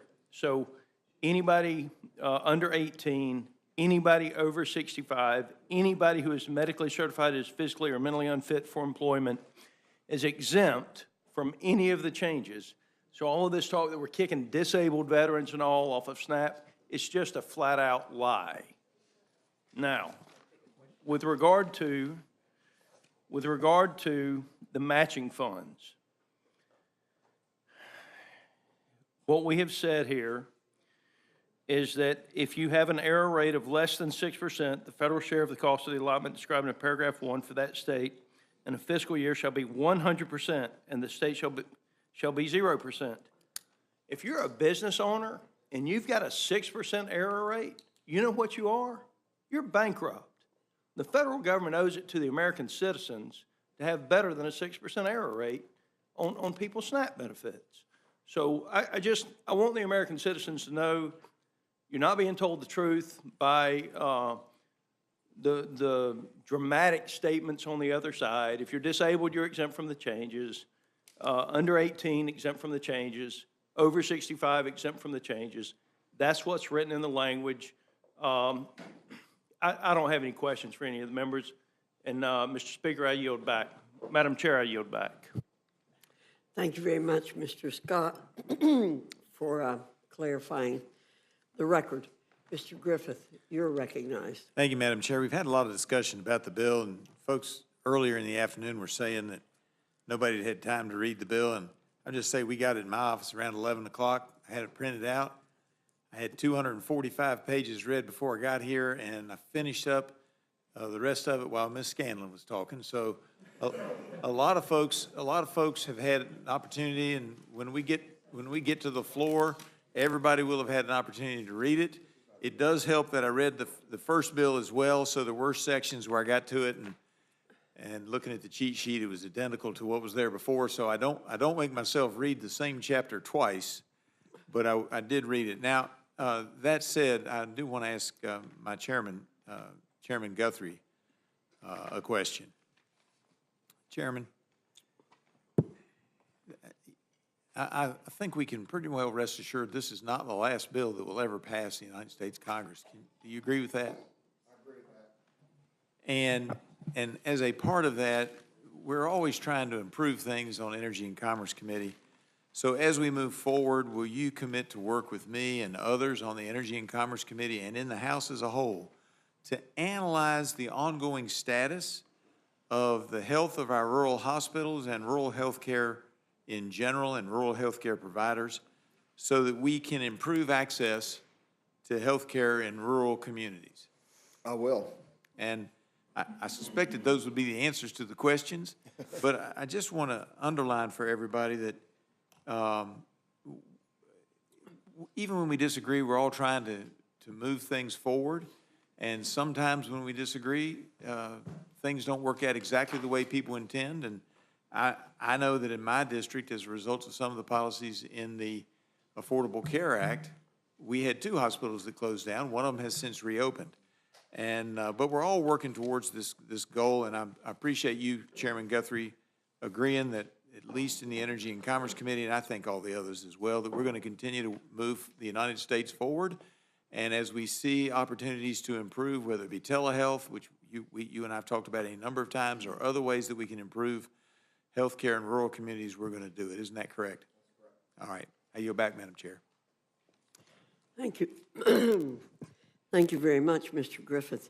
Mr. Jack, you're recognized. Thank you, Madam Chair, and I'll be brief in closing. You know, to really wrap up all the testimony we've heard today, and I think we're all grateful for everyone's testimony. This bill is a codification of President Trump's agenda, and in large part, many of us and many of our colleagues were elected on an identical platform when we ran for Congress, and that platform was embraced by 77 million Americans.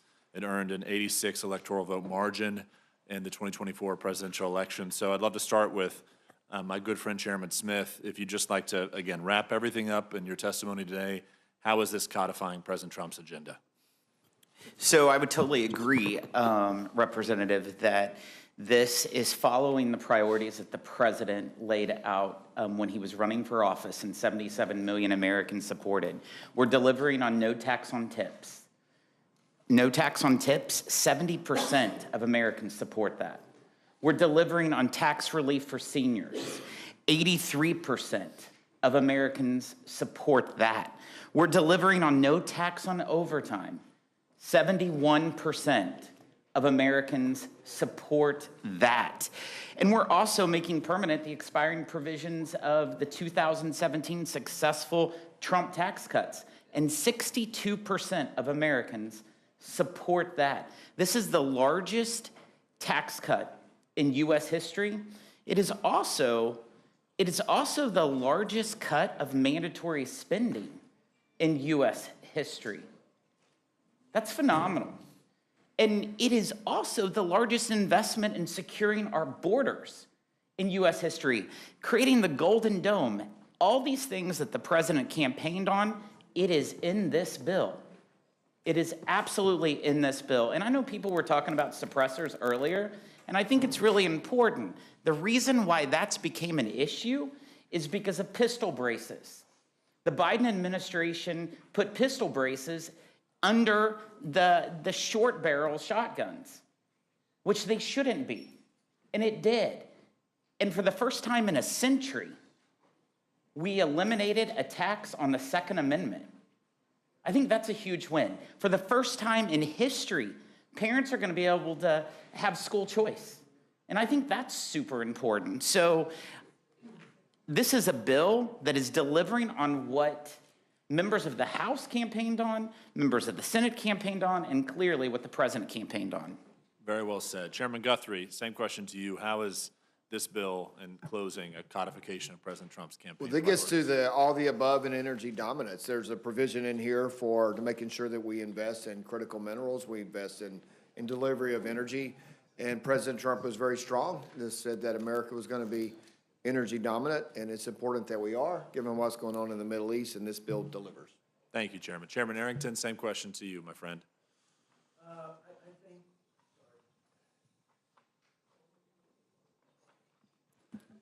I think that I think a reprieve from failed economic policies to unleash the spirit of our entrepreneurs and risk takers is in order.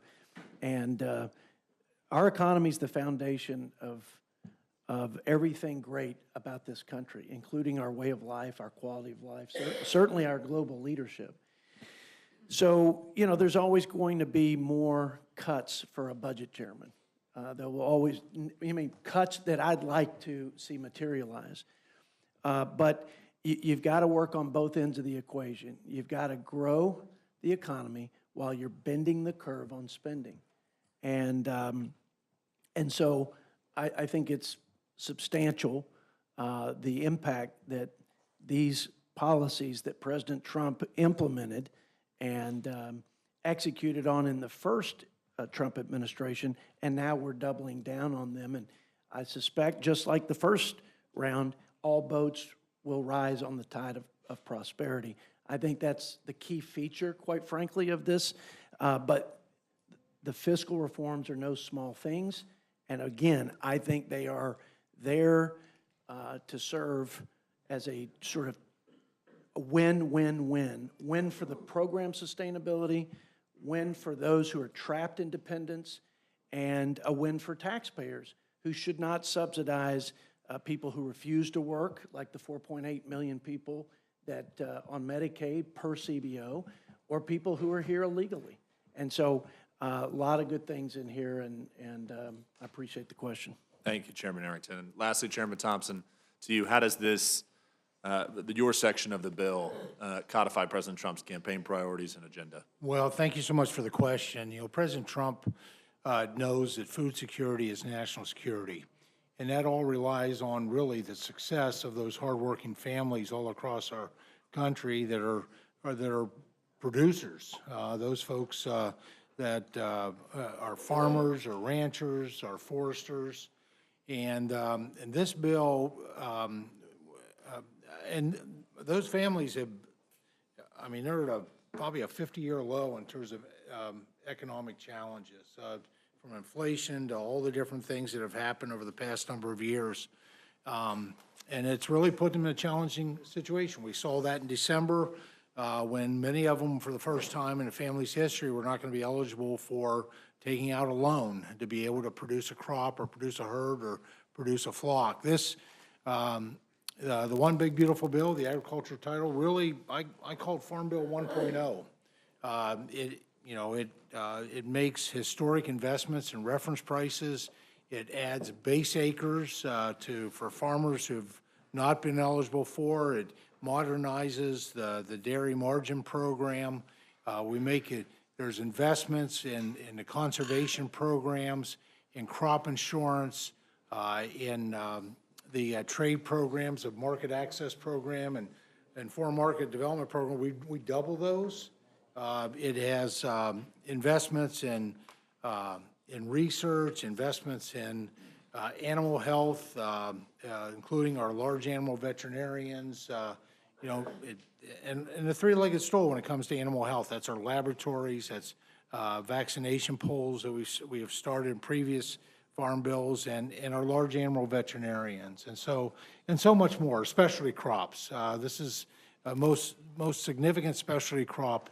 Now, this is 1.0. It's just the things that we were eligible to put into budget reconciliation. But what it leaves is a very small portion at a very small price tag, and at the same time, President Trump cares about those who are most at risk, and within the nutrition title, this is really about making sure that we have sustainability of programs like SNAP and all the other programs under the nutrition title, not just sustainability, but that we're in a position to make sure the people that really need the help get it. But it's more than providing supplemental nutrition support.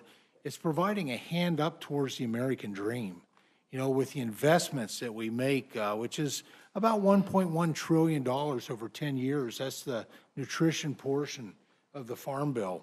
This really is about making sure that, folks have that opportunity to through SNAP employment and career and technical education, and have a shot at, reaching a rung a little higher in the ladder of opportunity. And I will say, I've seen that work.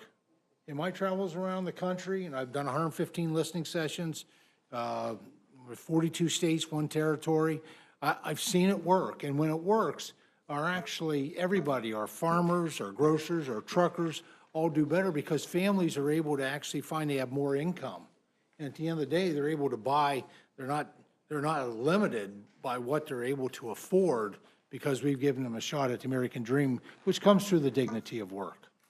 Thank you very much, Chairman. I appreciate it. To our ranking members, thank you for your testimony. And Madam Chair, I yield back to you. Madam Chair, I just have a technical question.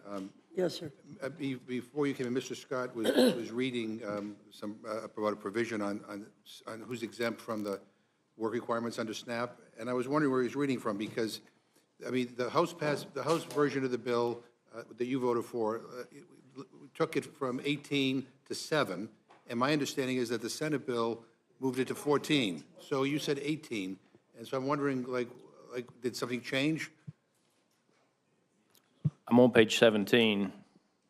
Yeah, well, That's the 18 is under the age of 18, at the age, or 14 is the age of dependence.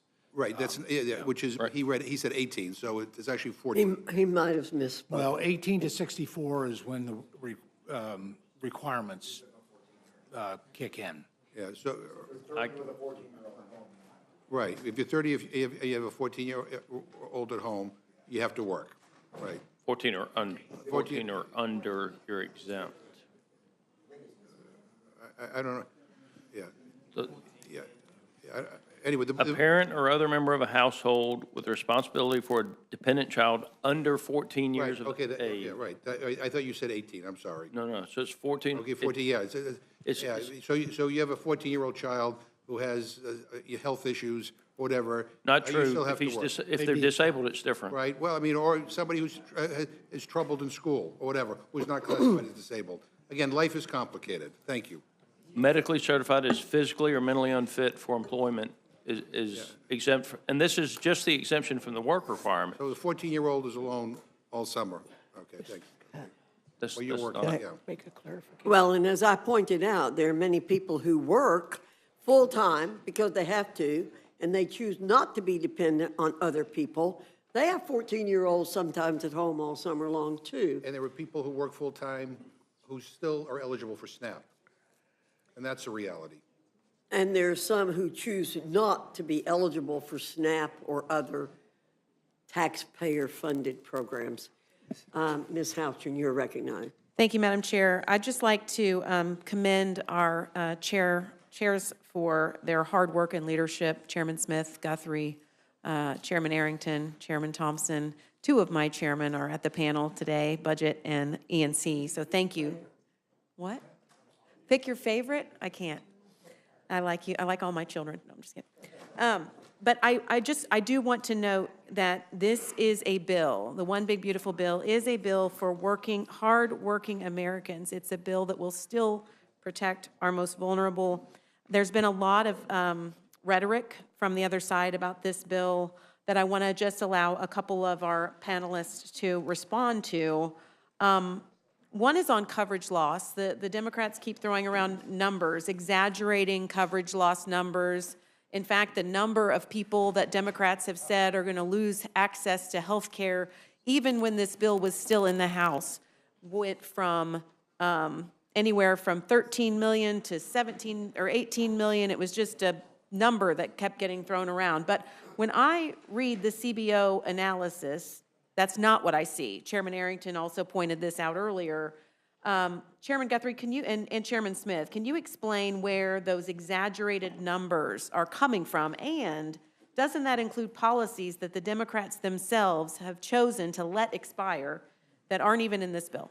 There's a couple answers to that. One is some of those numbers are, you have to look, there are CBO scored numbers, but you have to look at who they are. So if you look at the 4.6 million, and now that the dates changed on work requirements, and there's some, that's a little higher, but it's people that that are able-bodied that choose not to work, and it has the same exemptions that were just read. We also, in Medicaid, include people that have substance use disorder. They're going through treatment such as that. So they're truly able-bodied, and there are studies that say there are people that fit that category. The other one that's frustrating is like when you're sitting here listening to the back and forth, especially when they're going against my good friend Ways and Means chair about putting limits on how long tax on tips or 4 years or whatever. Well, one of the over 5 million of the coverage loss is from premium tax credits, which was in the IRA, when people who voted for the IRA chose to fund programs like green energy funds, where there was a nonprofit that was politically connected, created itself, 1 month, put $100 in its checking account, got a $2 billion grant, paid $847 million. So I think my friend from New Mexico has left, but when she goes and visits her hospital and she sees people lost coverage because that tax credit expires, she made that a priority over insuring people. That was a decision.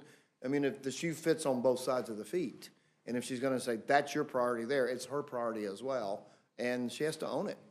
Mr. Chairman Smith.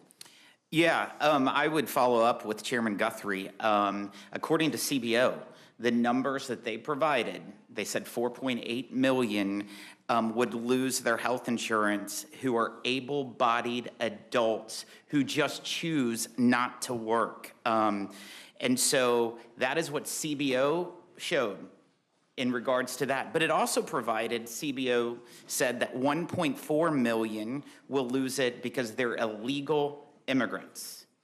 And then 1.6 million will have access to other forms of subsidized health insurance, including the option to stay on Medicaid.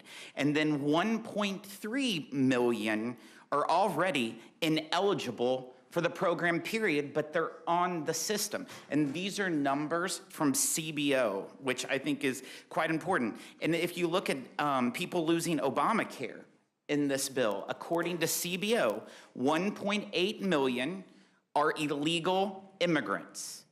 Not legal immigrants, but illegal immigrants. And then 1.1 million are just simply fraudsters who don't submit common sense verification requirements, and that's according to CBO. Not according to us, but according to CBO. Ms. Houchin, would you yield for 1 second? Yes. Mr. Smith, I'd like to ask you to repeat those numbers because I think it is important that the American people hear the facts from CBO. I've had people writing me alleging what we've been hearing from the other side today. They allege it. And I say to them, please ask your sources to state the facts, not what they're being fed. So would you please read those numbers again? Absolutely. According to CBO estimates of those on Medicaid losing health insurance, 4.8 million are able-bodied adults without dependents who choose to not meet modest work or community engagement requirements. And then 1.4 million are illegal immigrants. And then 1.6 million will have access to other forms of subsidized health insurance, including the option to stay on Medicaid. And then 1.3 million are already ineligible for the Medicaid program, period. They shouldn't be on the program, but they're doing it. And when you look about the ones that CBO estimates of those on Obamacare, losing health insurance, 1.8 million are illegal immigrants, and 1.1 million are fraudsters who don't submit common sense verification requirements. And this is from CBO. And Chairman Smith, those are the only people that CBO, in their report, claims will be losing their health coverage under the bills. Yes, and the number you hear of 17 million, that's the 5 million that's going to lose from the premium tax credits, which the Democrats in the IRA decided to make it temporary. Instead, they did all the green energy credits permanent, and guess what? 90% of those green credits that you passed in the IRA goes to companies valued at more than $1 billion. Not working families, but 90% of those credits that you focused on is valued over $1 billion. So when given the option to prioritize health care for working families or energy subsidies, they chose the energy subsidies. They absolutely did. Environmentalist, wealthy billionaires succeeded, and they were the winners of the IRA. And just to be clear, Chairman Smith, if we're paying for health care for all of those people you just mentioned, able-bodied adults choosing not to work, people who are ineligible, people who are fraudulently accessing the program, and illegal immigrants, if we are funding health care for those people, does it not reduce the amount of money we have available to take care of vulnerable families? Absolutely. So why would we want to continue funding health care for those groups of people that you've just mentioned when it creates less resources for vulnerable families? Republicans' priorities are for U.S. citizens, not illegals. So despite the rhetoric from the Democrats, they could have raised the top tax bracket when they had full control of the White House, the House, and the Senate. There's been a lot of talk about how the Republican bill favors the wealthy and that we should increase taxes on the wealthy. The truth is that this bill creates permanent tax relief for everyone across the board. But the Democrats had full control of the White House, the House, and the Senate. They passed not one, but two reconciliation bills during the Biden administration, but did nothing to raise the top bracket. So don't Democrats have a credibility problem on this issue? Absolutely. If you look at when the Democrats controlled the White House, the House, and the Senate, they passed two reconciliation bills, the American Rescue Plan and the Inflation Reduction Act, and both of those had tax chapters. And in both of those, the Democrats refused to increase the top tax rate that we currently are arguing about, and you're saying that we're giving a tax cut to Bezos. You refused to do it when you controlled everything. And guess what? The hypocrisy last night in the United States Senate, the vast majority of the Senate Democrats voted against an amendment on the floor that would raise the top tax bracket for anyone over $25 million. It's hypocrisy. Well, thank you, Chairman Smith. Thank you to our panelists for your long testimony. I will reiterate, this is a bill for working families. It's a bill that will help the hardest working families have tax relief. We're unleashing American energy. We are securing the border. We are providing for our defense. No bill is perfect, but this one big beautiful bill is a good bill. I thank the panelists and I yield back. Madam Chair, that's a misinterpretation of the CBO report that we just heard here today. Well, it's not. It doesn't say what it does. And yeah, and this bill does give a tax break to Jeff Bezos, and I don't think he deserves one, quite frankly. $50 million for a wedding. Mr. McGovern, thank you very much. Hearing no other questions or seeing no other member who has not spoken, our panel is dismissed. Thank you very much for being here and for your patience.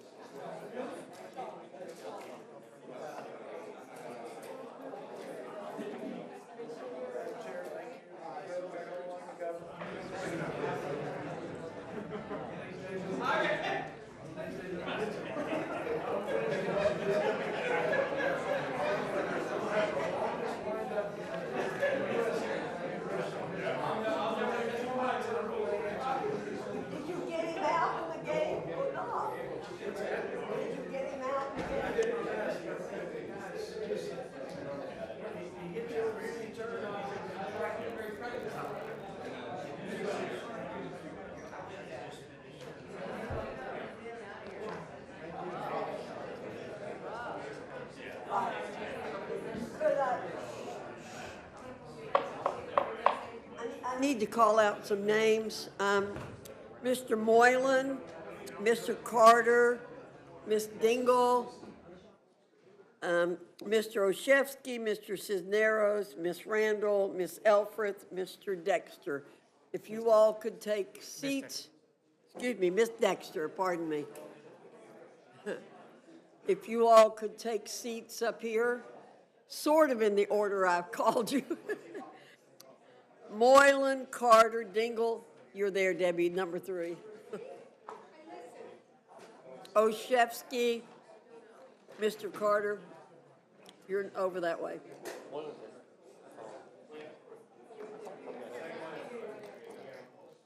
Mr. Cisneros right there. Miss Randall. Miss Elfreth, Miss Dexter.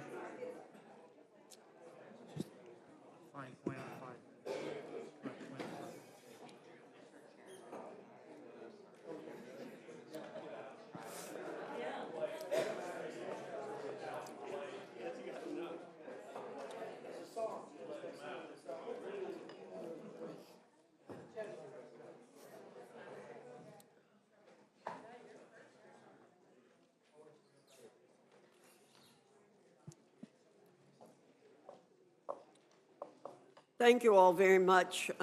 While we wait for Ms. Dingle to have a seat, I want to point out that I asked for 2 random pages of the bill that came from the Senate, and there are approximately 125 words per page. Just so you know, in case people are concerned about how many pages you can read, there are approximately 125 words per page. I just counted 2 pages at random. Madam Chair? And it doesn't take too long. Well, The margins are pretty narrow, as you can see. Like I said, 125 words, and I think even most members can read that pretty quickly. Madam Chair, with respect, though, you can read legislative language. That's one thing. We all can read. But actually understanding what that legislative language means and getting independent analysis, so that takes a little bit while longer. Well, I hope we can all agree that that's the challenge here.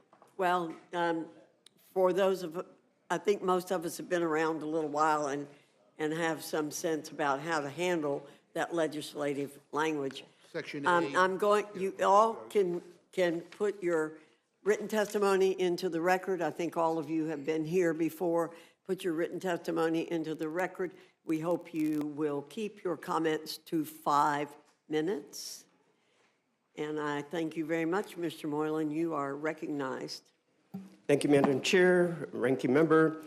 Thank you for the opportunity to speak today on an issue that weighs heavily on my district, the need for our island to be fully included in the Radiation Exposure Compensation Act, also known as RECA, provisions in the Senate's amendment to H.R. 1. For far too long, the people of Guam have dealt with the consequence of U.S. nuclear testing in the Pacific without recognition and without justice. Between 1946 and 1962, 67 nuclear weapons were detonated in the Marshall Islands, just 1,200 miles from our shores. The fallout from those tests did not stop at international borders. It did not discriminate based on island or person. It carried through the wind, into our environment, and into the very lives of our people. The fallout wasn't just physical. It left in its trail lasting emotional and generational scars that are still carried to this day. I speak today not just as a member of Congress, but as a son of Guam. I speak for the survivors, the widows, the caregivers, and the families who have waited decades for Congress to act. I speak for those who are no longer here to share their stories because they died waiting for someone thousands of miles away to acknowledge what happened. Guam has become a forgotten casualty of the nuclear era. Federal agencies have confirmed that our island received measurable radiation exposure as a result of U.S. nuclear testing in the Pacific. And yet, despite this clear evidence, Guam remains excluded from RECA, a program that was designed specifically to address the harm caused by our nation's own policies. Guam is not asking for a special treatment. We are asking to be treated with dignity equal for the same recognition afforded to other downwind communities across our nation. My constituents are dying from cancers linked to radiation exposure. Families are left with questions that were never answered. Veterans and civilians alike suffer the consequences of decisions made without their consent and far beyond their control. Including Guam and RECA is not just a matter of eligibility, it's a matter of moral responsibility. It is about recognizing the hidden cost of national security and ensuring that those who shoulder that burden are not left behind. Today, we have an opportunity to right this wrong. If Guam is not included now, we risk losing a critical chance to provide long overdue justice to the people of Guam. I urge this committee and this Congress to act with urgency and include Guam and RECA. Don't let Guam be forgotten once again. Let our people know that their government sees them, hears them, and stands with them. It's time to deliver the justice that has been long denied to radiation survivors. Si Juice Masi, and I look forward to answering your questions. Thank you, Madam Chair. Thank you very much, Mr. Moylan. Mr. Carter, you're recognized. Thank you, Madam Chair, Ranking Member. My amendment is simple. It states that 100% of any reduction in state expenditures resulting from reduced enrollment must be reinvested back into Medicaid. That means that this money will go directly into helping children, mothers, people with disabilities, and seniors instead of going toward tax cuts for the richest of the rich, billionaires, and corporations. My Republican colleagues say that they want to help the most vulnerable populations and get rid of waste, fraud, and abuse. Everyone here, Republicans and Democrats, are in favor of curbing waste, fraud, and abuse. We all know that that's not what this is about. Republicans are ripping health care away from the very people they say Medicaid was, quote, intended for, just to pay the biggest dividends for billionaires, tax scams in the history of our country. No matter how they try to spin it, the reality is this. This big, ugly bill will shutter nursing homes, will close hundreds of hospitals, including rural hospitals in red districts, and blow up state budgets. This is unacceptable. Medicaid is a safety net for millions of Americans and a pillar in our healthcare system. These cuts will disproportionately affect states, especially red states like mine in Louisiana, that rely on Medicaid funding. That's why I'd like to request unanimous consent to enter these two documents. Two resolutions. Without objection. Thank you, ma'am. These two resolutions were passed in Louisiana legislature that is a majority Republican-run House and Senate with a Republican governor who all recognize via these resolutions, these cuts will be devastating. They will hurt Louisiana. They will hurt Louisianians. They will make this an unlivable proposition. House Resolution 369, a bipartisan resolution passed by the Louisiana Senate representatives last month, urging Congress to prevent any cuts to Medicaid that would adversely affect Louisiana's hospitals and communities they serve. Senate Resolution number 32, a Republican-led concurrent resolution that passed in Louisiana State Senate last month, urging Congress to avoid cuts to Medicaid. State legislators in Louisiana, Republicans and Democrats alike, agree that this big, ugly bill is a disaster. These cuts won't just hurt Medicaid patients. No one is safe. If you have private insurance or Medicare, these cuts will also affect you. Less federal Medicaid funding means states will raise taxes for everyone or be forced to cut public services to offset loss in revenues. It means longer wait times in the emergency rooms, especially in rural areas. As uninsured people turn to hospital emergency rooms for health care, it means higher premiums and less coverage for everyone. It means hiring freezes and layoffs at a time when we're already experiencing health force shortages. It is indeed a crisis. It is essential that we continue to support and strengthen this program, not make it harder for people to access and keep their health care. Republicans know that cuts to Medicaid are shameful and will put the most vulnerable at risk. That's why they're pushing false narratives about waste, fraud, and abuse, so they can cover up their billionaire tax scam. If Republicans really care about making a better Medicaid program and improving healthcare systems by getting rid of waste, fraud, and abuse, then I see no reason why they wouldn't support my amendment, which simply says these funds must be reinvested into the program to build a stronger Medicaid for all those who deserve it.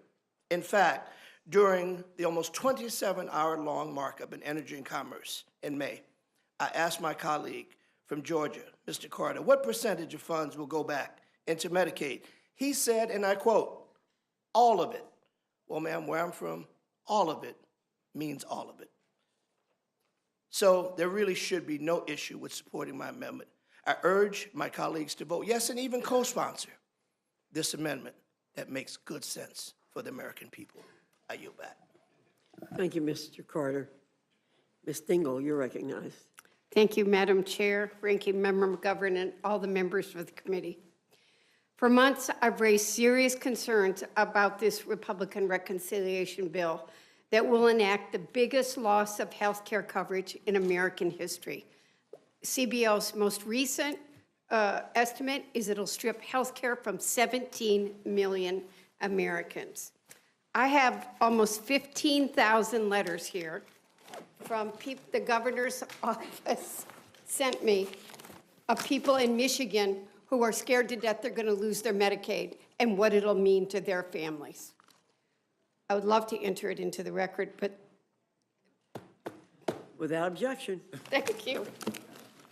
Thank you for doing that. Medicaid is the... But people care. I mean, this is something that just makes it... I can't go anywhere in Michigan right now. Mothers are coming up to me crying in elevators. Medicaid is the largest payer of healthcare for so many people, this bill is going to hurt them.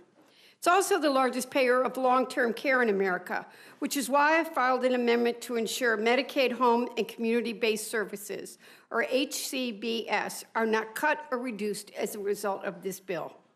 We know that the majority of seniors and individuals with disabilities would prefer to receive care in the comfort of their own homes, where they can maintain an independent life, remain engaged in their communities, and age with dignity. Yet hundreds of thousands of Americans are already sitting on state wait lists to access home-based care, and this bill will only exacerbate this issue.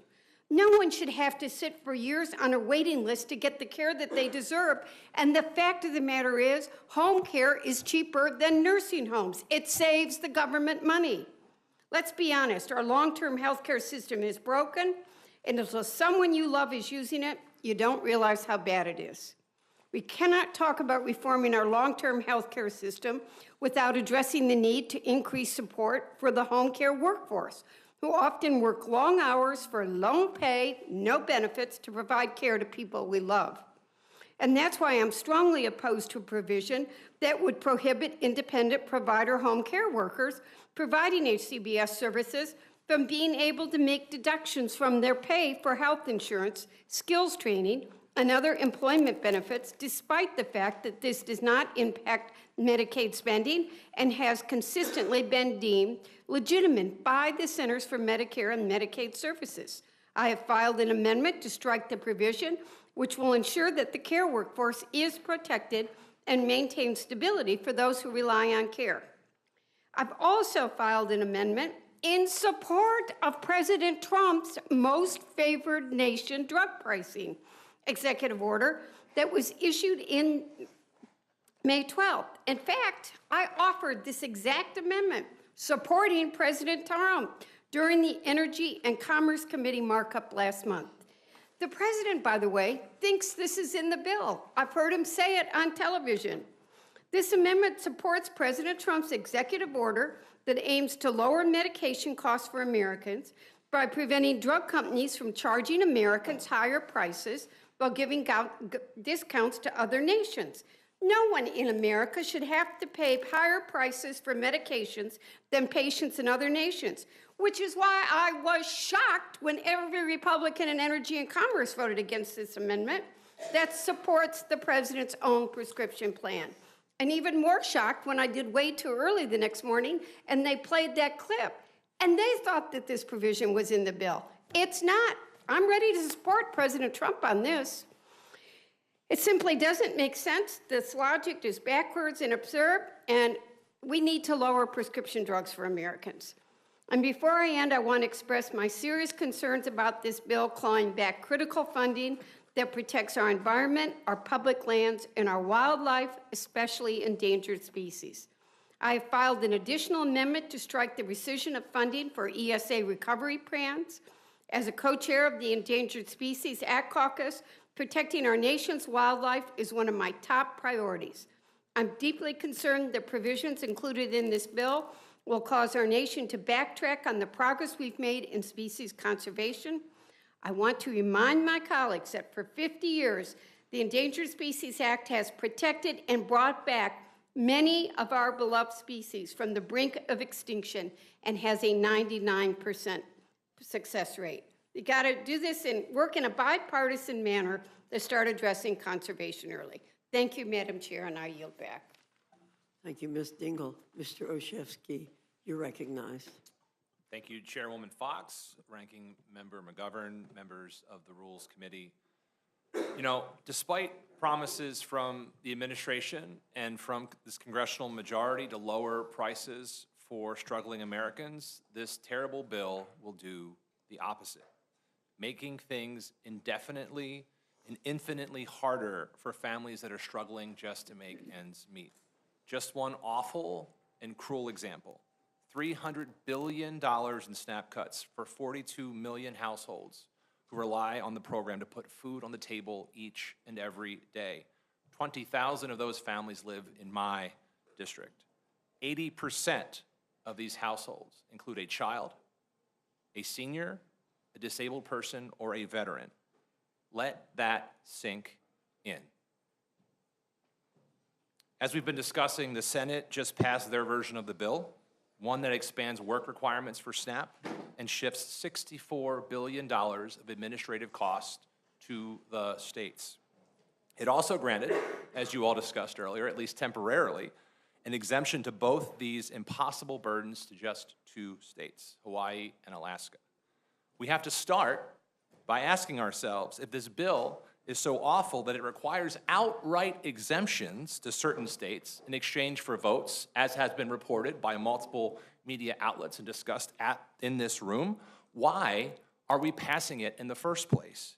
But if you insist on passing this big, ugly, cruel bill, I'm offering 2 amendments to H.R. 1 that would extend these waivers to every state in the country. Because what's good enough for Hawaii and Alaska should be good enough for your home state of North Carolina, Chairwoman Fox, to Mr. McGovern's beloved state of Massachusetts. To be clear, I do not support this bill. I do not support gutting SNAP benefits and other lifelines like Medicaid and utility assistance for Americans who are struggling with higher costs. I do not support ballooning the deficit. I do not support lining the pockets of billionaires. But fair is fair. And if House Republicans insist on these misguided SNAP cost shifts, which states, by the way, will not be able to cover, and redundant work requirements, we must allow states to obtain an exemption. Not just 2, not a few, all of them. Madam Chair, I came to Congress as a county executive and as a public school teacher. I saw the devastating effects of hunger firsthand, especially for our kids. I worked hard to address food security, and we leveraged SNAP dollars and braided it with both state and local funding to ensure that every kid could receive a free breakfast and lunch.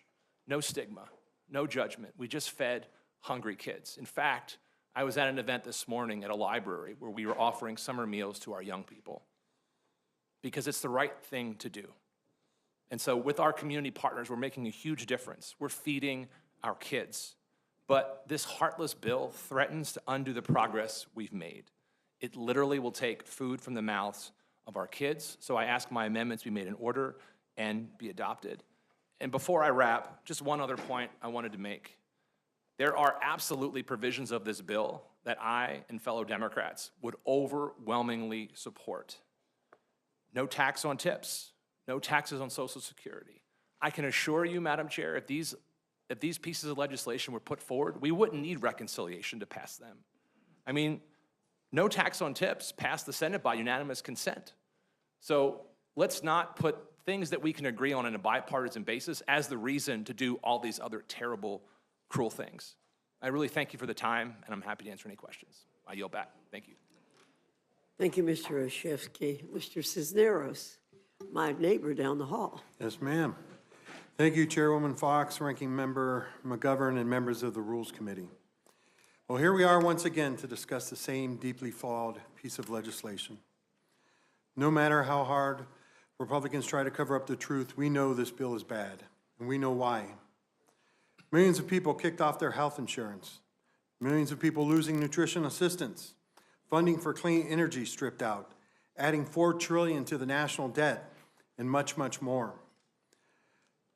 I'm here with my Democratic colleagues to amend this big, ugly, harmful, and wasteful bill, and I urge this committee to make these amendments in order.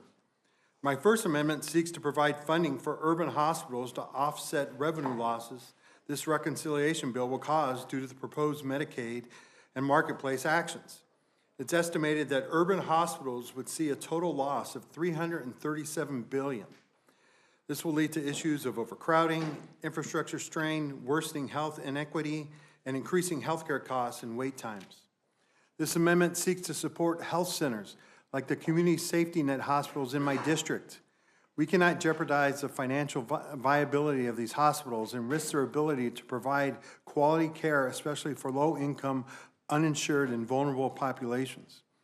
There has been a lot of conversation around supporting rural hospitals in this bill, which is important, but this bill hurts everyone, regardless of geography, urban hospitals included.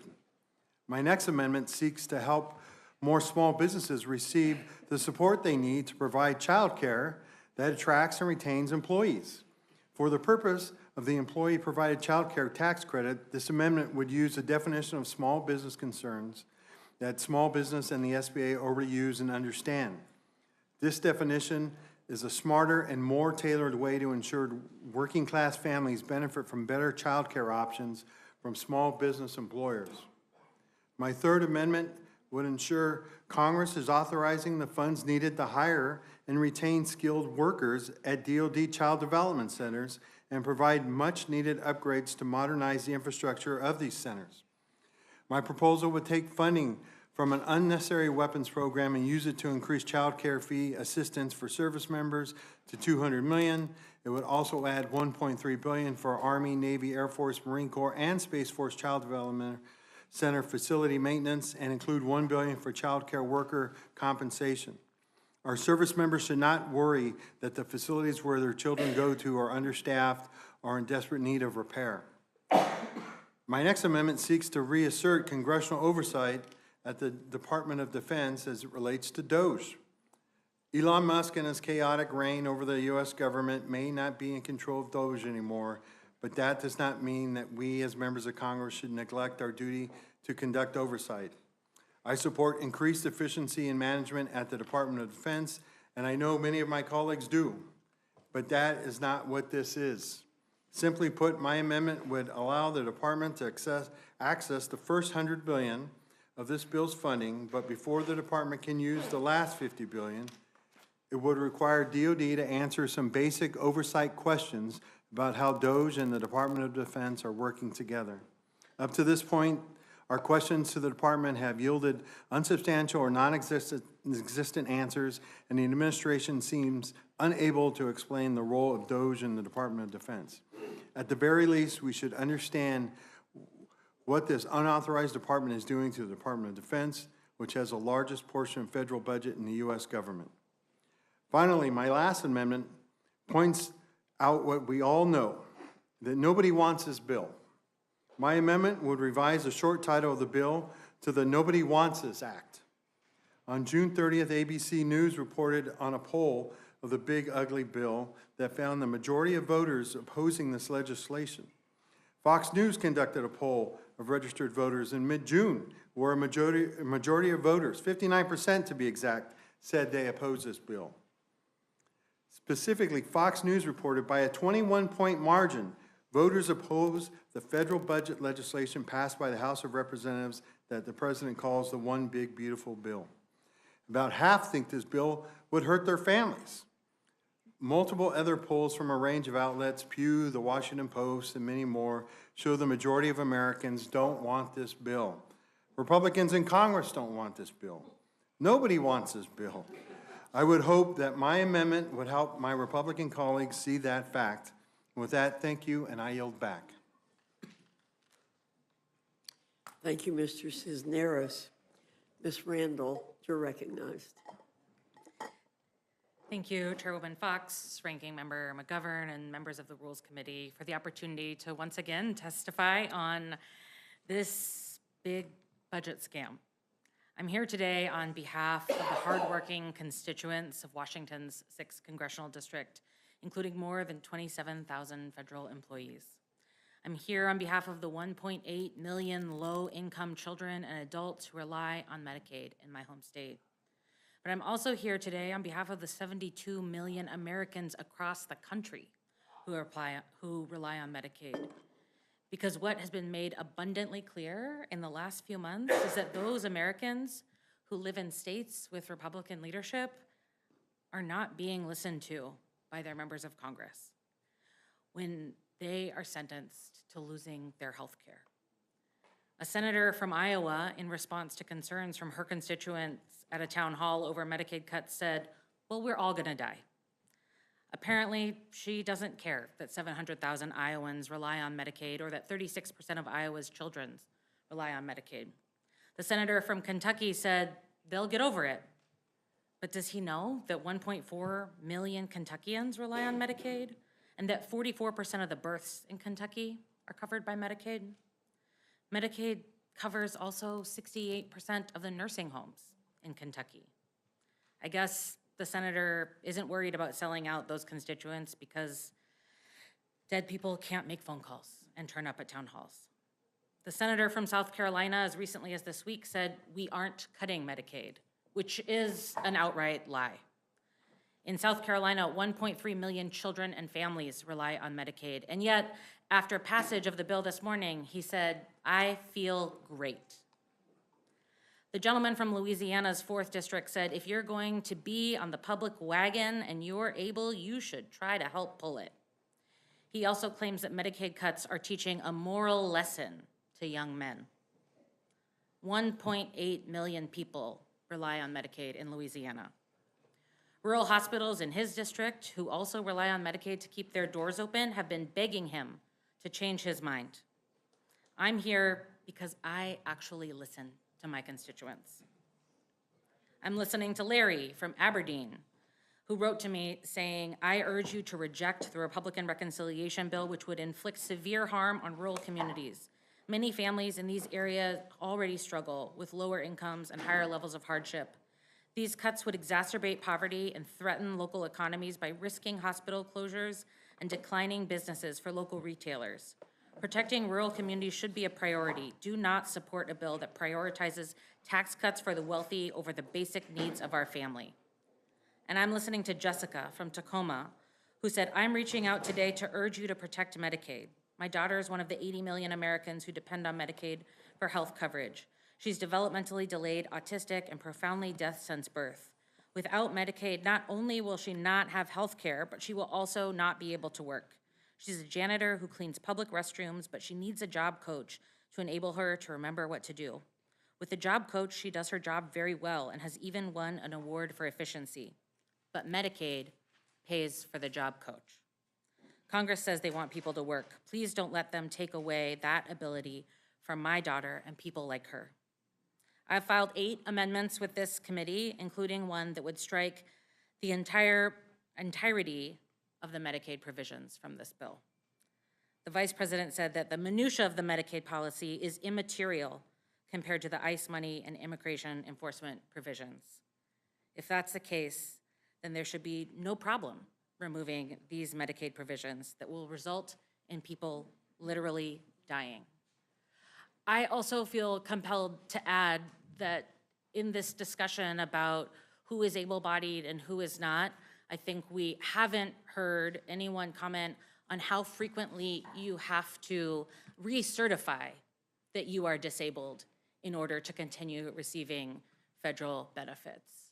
I have experienced that in my family's life. My sister was born with extreme developmental disabilities so that she was like an infant her whole life. And yet, over and over, for the course of the 19 years that she lived, we had to continue to prove that she was disabled enough to qualify for the benefits that kept her alive. We cannot ignore what we are doing to people in this country, and I urge the committee to make my amendment in order and to adopt it to save millions of lives. I yield back. Thank you, Ms. Randall. Ms. Elfreth, you're recognized. Thank you, Madam Chair, Ranking Member McGovern, and the members of this committee for sitting here this afternoon and trying to make sense of this devastating bill. I'm here to request the committee to include the following provision in the reconciliation bill, Amendment 55, increasing the deduction for educator expenses. Because instead of tackling the very real affordability crisis facing tens of millions of Americans, our neighbors included, this bill instead gives the ultra-wealthy annual tax breaks that are triple what the typical American household would earn in any given year. And even worse, as been discussed in this committee so far, these tax breaks are being paid for by cuts to health care and food assistance. Up to 17 million Americans who will lose their health insurance, 5 million SNAP recipients who are at risk of losing their benefits, again, already when so many of our neighbors are facing very real affordability crises. I'd also want to add that I represent 44,000 federal employees in my district and 2 to 3 times that in contractors, thousands of which have lost their livelihoods after decades of service to this nation. They don't know what health insurance looks like next. They don't know how to put food on their tables. They rely on Medicaid expansion and food banks simply to feed their families and keep their families healthy. And I ask us to just think about those folks as well today. So not only is this bill the biggest cut to health care in American history, it's also the largest transfer of wealth in history from those who have the least to those who have the least to those who have the most. And I sincerely plead with my Republican colleagues to reconsider these measures. But if we're giving away tax breaks, I'd ask you to consider one more. If you want to invest in American competitiveness and our national security, start with the children and their ability to thrive. Start with our teachers who reach into their own pockets to pay for school supplies for those very children. My amendment is simple. It would increase the amount educators can deduct from their taxes on qualified out-of-pocket classroom expenses from the current $300 to $1,000 and to continue to index it to inflation, which we know is impacting so many families. Over the years, the amount of money teachers are spending out of pocket on items for their classrooms continues to rise, and well over 90% of teachers spend their own money on school supplies and other items that their students need to succeed. On average, teachers can spend $820 out of pocket on school supplies. If you reject all of the common sense amendments we bring to you today, I would encourage my Republican colleagues again to reject this harmful bill. I urge support of my amendment, and I thank the committee for your willingness to hear me out. I yield back. Thank you, Ms. Elfreth. Ms. Dexter, you're recognized. Thank you, Chair Fox, Ranking Member McGovern, and members for the opportunity to testify today. I'm here today to offer several amendments grounded in a simple and powerful truth. Government should care for its people, not abandon or terrorize them. The big, ugly betrayal bill will devastate our communities by ripping away health care, cutting food assistance, increasing energy costs, increasing government-sanctioned ICE terrorism of our communities, decreasing government oversight, and jacking up prices for the middle class, while leaving our states holding the bag. And all for what? To give tax breaks to billionaires. As a physician, I spent nearly 2 decades caring for some of the sickest patients in Oregon. I've seen the consequences of what happens when people don't have health insurance. This bill will strip coverage from nearly 17 million Americans. These cuts to care will remove health insurance for some of the most vulnerable people in our communities. If eliminating care from 1 in 20 Americans wasn't enough, these cuts also target hospitals and nursing homes. Make no mistake, passage of this bill as it stands will negatively impact every person in this country. Hospitals and nursing facilities will close, ER times will increase, clinicians will be overstretched and demoralized, Planned Parenthood will be defunded, eliminating life-saving care for women across this country. We must pass my amendment that will ensure that coverage losses will not result in increased deaths among U.S. children, seniors, and neighbors with disabilities. Now, food assistance. This bill also slashes SNAP benefits for 42 million Americans, directly harming families, farmers, truckers, and grocers across this nation. Deanne, a 78-year-old in Estacada, Oregon, now spends 90% of her income on rent after her roommate died. SNAP is how she eats. The next amendment I offer today is for all the people in this country like Deanne. It would stop this bill from proceeding until we are certain that no child, no senior, and no veteran will go hungry because of it. I am floored that I have to offer an amendment like this, but I hope my colleagues will show courage and join me in accepting this incredibly common sense measure. My third amendment, offered alongside my colleague Congresswoman Crockett, requires ICE agents to clearly identify themselves and not wear face coverings while conducting their official duties. ICE agents, if legally and responsibly conducting their duties, should have nothing to hide. People in this country should not have to wonder whether the person handcuffing them is a government agent or an imposter. Our constituents, especially our immigrant neighbors, deserve to know who is stopping them and why. Anything less continues our descent into authoritarianism. If these horrific provisions weren't enough, this massive misguided handout to billionaires will also hike electricity costs for households, increase power outages, and devastate America's clean energy economy. At a time when electricity rates are already rising faster than inflation, this bill doubles down on expensive, outdated energy sources and slashes the very investments that make power cleaner, cheaper, and more reliable. And it's working families that will pay the price. A constituent from Clackamas County wrote to me in distress because Oregonians cannot afford another hit. And I couldn't agree more. In the richest country in the world, it's unacceptable that working Americans can't keep the lights on. This bill could raise energy costs for households by hundreds of dollars annually. And according to experts, we'd lose more than half of all new grid capacity planned over the next 10 years, an extinction-level event for the clean energy jobs of tomorrow. My amendment puts a stop to these disastrous rollbacks. We cannot allow this all-out assault on America's middle class to go forward. Before coming to here today, I answered calls from constituents imploring me to fight this bill, some in tears about what this bill will do to their family. Our constituents are living paycheck to paycheck and are working tirelessly just to survive. Our job is to fight for them, not billionaires. I urge my colleagues to support these common sense amendments. And with that, Madam Chair, I yield back. Thank you very much. I'm going to defer asking any questions for the time being. Mr. Scott, do you have any questions? You have none. Mr. McGovern. Yeah, well, first of all, thank you all for being here. I think this is important. I think it's important for people to see that their representatives are demanding better from this institution. Mr. Moreland, I think you have a good idea, and I don't think it's going to make it in this package, but I'd like to work with you on that. And to everybody else, thanks for coming here to defend people's health care and people's, food benefits and their basic rights. I think you mentioned the nobody likes this bill. But I like that. Let me read you a quote. I wonder if you could guess where this came from. Quote, "I don't like cuts, and we're going to have to see the final version." Any guesses who that was? That was Donald Trump today about his big, beautiful bill. That was him being questioned by press before he went to Florida for his press conference. He has no clue what the hell is in this bill, right? And he certainly doesn't. He says he's against the Medicaid cuts. I mean, this is like the biggest hit to Medicaid in history.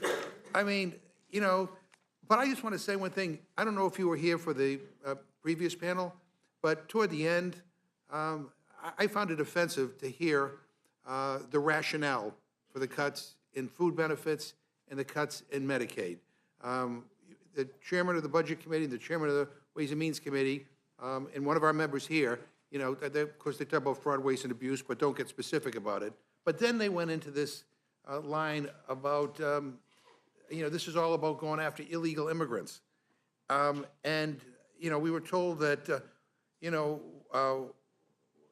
that all these illegal immigrants were somehow on Medicaid and on SNAP. The bottom line is undocumented immigrants are not eligible to enroll in federally funded coverage, including Medicaid, CHIP, or Medicare, or to purchase coverage through the ACA marketplaces. They're forbidden. The federal government saves $0 from kicking undocumented people off of Medicaid because zero federal funds go to cover them. Only some states that are being penalized by this bill cover them with their own state funds. Nearly 16 million, or 92% of people losing coverage due to Republicans' health care cuts are American citizens. These are people who are here lawfully. And so, when fraud, waste, and abuse doesn't work, they throw out illegal immigrants. Also told that, that of the 7.8 million people without insurance in 2034 under this bill, 4.8 million are people who are able to work but who refuse to work. Again, that's not, they come out and talk about the CBO report. That's not what the CBO report says. CBO's report states that these are able-bodied adults between the ages of 19 and 64 who have no dependents and who do not meet the Republicans' red tape requirement. Ms. Randall talked about all the red tape. All these new requirements, they don't just take your word for it. You got to go through all this red tape and satisfy the federal government that, in fact, you're doing what they claim they want you to do. Research shows that the able-bodied population Republicans are targeting are typically women at the older end of their working years. They are not young men on a couch playing video games, as has been falsely claimed. Furthermore, evidence shows that as much as 4.8 million Americans losing coverage would occur among people who work or should qualify for an exemption, but nevertheless lose coverage due to red tape. More than 92% of the people relying on Medicaid are already working. They're in school or caregiving or unable to work due to illness or disability. The populations that you're all up here advocating for live complicated lives. And throwing more hurdles, for them to have to jump over will just mean they go without health care or they go without nutrition assistance. And that's not the kind of America that, I want us to be. I mean, I want us to be able to be there for everybody, and to lift up people who are vulnerable and who are struggling. And I'm getting calls as well, like all of you, from not only elected officials but regular citizens who are like, they don't. These Republicans, they don't understand my life. They have no idea what I'm going through, and I don't fit any of their categories. I could be an able-bodied adult, with who's taking care of an elderly person in my house, and somehow I lose my SNAP benefits if I'm not at work, but I can't afford long-term care to someone to check in on my mother or father or grandmother or grandfather. I mean, that's why, some of us objected to the process that got us here. I mean, this is like rushed. There's no, 4th of July, there's nothing happens on the 4th of July other than the fact that Trump wants to throw another party for himself. He didn't even know what the hell's in the bill. And yet we're rushing this through. Nobody knows the implications of what's in this, what the Senate sent over to us. But we do know that a lot of people are going to get hurt. And again, the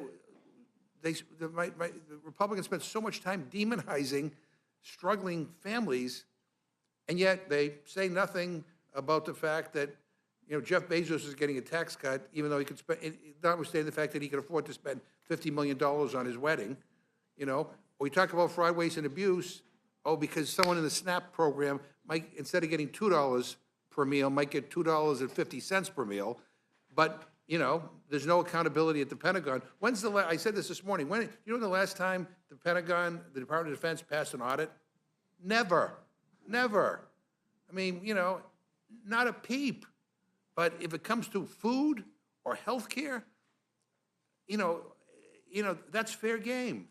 And again, I mean, I want you to know how important it is that you are here. I think people are watching this debate, and they are seeing who's on their side and who's not on their side. And I said this morning, and I'll repeat it again. I do believe that this is probably one of the most dangerous, disastrous bills in modern history, because it impacts the stuff that people care most about. Their health and well-being. And we'll see what happens. But again, I appreciate you being here, and I yield back. Thank you, Mr. McGovern. Ms. Scanlon. Thank you. And I, too, want to thank all of the witnesses. The conversations you're talking about with your constituents sound like the conversations I've been having, whether, it's someone I run into on the street or someone in the grocery store. We had a town hall on Sunday. And, people are really concerned. And I really appreciate the thoughtful amendments that you're offering, because they really highlight the vision that Democrats are putting forward for the country and the contrast to what we're seeing from the Republicans. You're talking about fairness for everyone. You're talking about what our families need to thrive, what our kids need to thrive. You're talking about a government that levels the playing field or invests in Americans rather than putting the thumb on the scale for the wealthy and the well-connected. Talking about a government that's looking to meet the challenges of the future rather than propping up failed theories like trickle-down economics of the past. So really appreciate the thoughtful amendments, the words about, the families with kids with disabilities. I heard a lot about that over this weekend. The concerns about veterans and others who are going to go hungry. It all resonates. It's all true. And I just really appreciate your coming forward with these amendments. Thank you. Mr. Neguse. Thank you, Madam Chair. Thank you to all our witnesses, and I certainly agree with Ranking Member and Representative Scanlon regarding the eloquence that all of you have demonstrated with respect to the amendments that you've suggested, and I think expose the cruelty of this bill that I think will have disastrous consequences, certainly for all of our constituents and ultimately, I believe, all Americans. I had, I guess, just one question that are perhaps maybe it might be a few questions for the gentleman from Maryland, because while you are new to Congress, you may be surprised to learn that you and the chairwoman here have something in common, which is that both of you come from states, you have the privilege of representing states, that have very similar error rates with respect to SNAP. And I don't know if you were here previously, and you hopefully heard some of the discussion that we had about this absurd provision that Americans are now learning about, that apparently Senate Republicans put into this bill regarding SNAP, ostensibly to get the bill across the finish line, to get Senator Murkowski's vote. And I just kind of want to walk through this because my sense is that your amendment attempts to equalize everything. It would essentially remove this deal that was made in the Senate from the bill. And if your amendment were not ruled in order, I want to kind of get a sense as to how this bill will work in practice. So, in Maryland, the SNAP error rate right now is 8.85%. In North Carolina, it's 8.11%. So under this bill, right, assuming it's enacted into law, the state of Maryland and the state of North Carolina have really only three choices. One, raise taxes to essentially pay for what is a cost share that's never been imposed on states before. Two, cut SNAP funding and force countless vulnerable citizens to no longer have access to food assistance. Or three, this new option, which is increase your error rate above 13%. So basically overpay SNAP or underpay, you choose. But make sure that your program is not working appropriately. And if you can get to 13%, you can join the 10 states that have such poor error rates that they're exempted from any kind of cost share for 4 years, including the state of Georgia, Mr. Scott. Actually, only a Democrat state would actually intentionally increase their error rates. A Republican state would work to reduce them. Well, that's fascinating. If that's the case, well, if that's the case, and I didn't yield to the gentleman, but in any event. But you did forget that one. I hear you. I will simply say this. If that's the case, then you could just remove them entirely. Why include these 10 states as part of this deal if apparently Republican states are so committed to reducing the error rate on their own volition? Why don't you have that cost share start tomorrow? Clearly, that's not the case. Clearly, Republicans in the U.S. Senate. What was that? I'd be fine with the. Then you should vote against the bill. You have an opportunity tomorrow to make that clear. Well, that's unfortunately, I assume that that'll be fine for the people of Georgia because, as I said, they're exempted from this, so they don't have to worry about that. But the people of North Carolina do, as do the people of Maryland. So I don't know if the gentleman wants to opine on that. I thank you for the question, Mr. Neguse, and that's why we are offering this amendment. We are offering the chair and her colleagues the opportunity to not penalize the great citizens of North Carolina, to not penalize the residents of Maryland. We can create an even playing field where all states are in the same space as it relates to SNAP, where all states have the opportunity to work towards improving our error rates and not being penalized and, in fact, incentivized to go in the opposite direction. I think that is a terrible thing to be incentivizing. I thought your conversation with Mr. Roy earlier was very instructive when he agreed. And again, I'll enter in the record as well from earlier. I want to enter in the record that there's one time that I'm agreeing with Mr. Roy as well, that this is not sound policy. This will hurt our states. And so I would encourage this committee to both vote for the amendments. I don't know how you rule it in order if you're advancing a bill that already has these requirements in it. So I would encourage this committee to rule the amendments in order, adopt the amendments, and then tank this bill because it will take away those benefits for hungry kids. Hear, hear. Couldn't have said it better myself. I yield back. Thank you. Thank you, Mr. Neguse. Ms. Leisure-Fernandez, you're recognized. I, too, want to thank each of you because what we are engaged in right now is an effort to make sure that the American public knows that this time around, House Republicans are stealing Americans' health care in the light of day. They are brazen about it and unashamed about it. Now, they are fighting among themselves about it, but there are only a few that are willing to have the courage of their convictions to vote no. Result a no vote and then a retirement in the Senate, right? The question is, what will they do in the House? Because we know that all of you have been approached by Republican colleagues who don't like some aspect of this bill. Some have told us today, Representative Norman does not like the increased deficit. And he said, I'm going to vote no on the rule. I'm going to vote no on the bill. We'll see if he's one of those congressmen who are not caving again. Hopefully, he'll stick to his word. I wish we would hear from those moderates who say, I'm going to vote against it because it's going to kill the rural hospitals. And so thank you for bringing that. I wanted to ask a couple, and before I go to the questions, I think there's a real difference in your point about giving away things to one state for a vote, but not treating everybody the same. I think we have an obligation as legislators to see when our communities face similar hardships that we need to pass laws. It's the United States of America that benefit everybody equally. And Representative Moreland, I am pleased, as you can imagine, that New Mexico is included in the Radiation Exposure Compensation Act. There are many aspects of this bill that many Democrats support. That is righting an injustice. But what is sad is that Guam and other communities were not included. And you know that the coalition did not ask for that. The coalition recognized that the harms from the radiation from our nuclear program felt by all American citizens need to be treated equally. Thank you for making sure that you came and made sure that the American public knew that it wasn't right.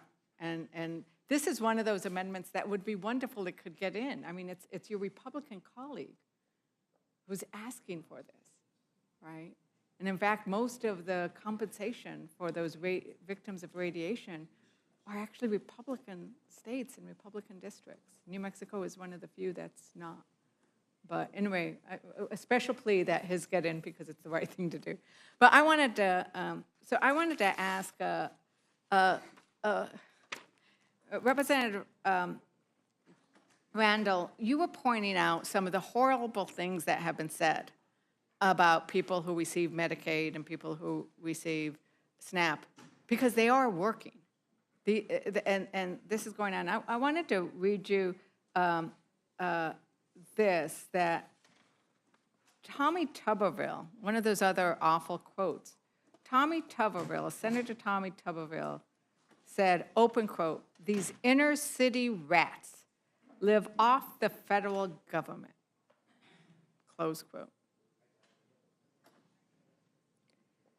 Do you know family and friends and community members who receive Medicaid benefits, who receive SNAP, who receive Pell Grants?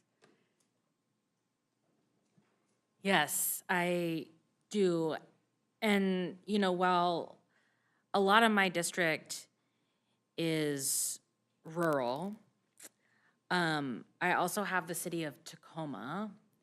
And I got a message from a mom this morning who is the twin sister of a sibling with disabilities similar to my own sisters, and the mom of a young boy with really complex disabilities. And, you know, he's relied on Medicaid and other state and federal subsidies for a long time. And today she messaged me. She said, "I can't stop crying. I can't look at Owen, her son. I had to leave him and his nurse at home. I can't imagine a life where I have to do it all by myself again. Now with my disabled sister living with us too. My heart is broken and I'm so tired. Please keep fighting for us."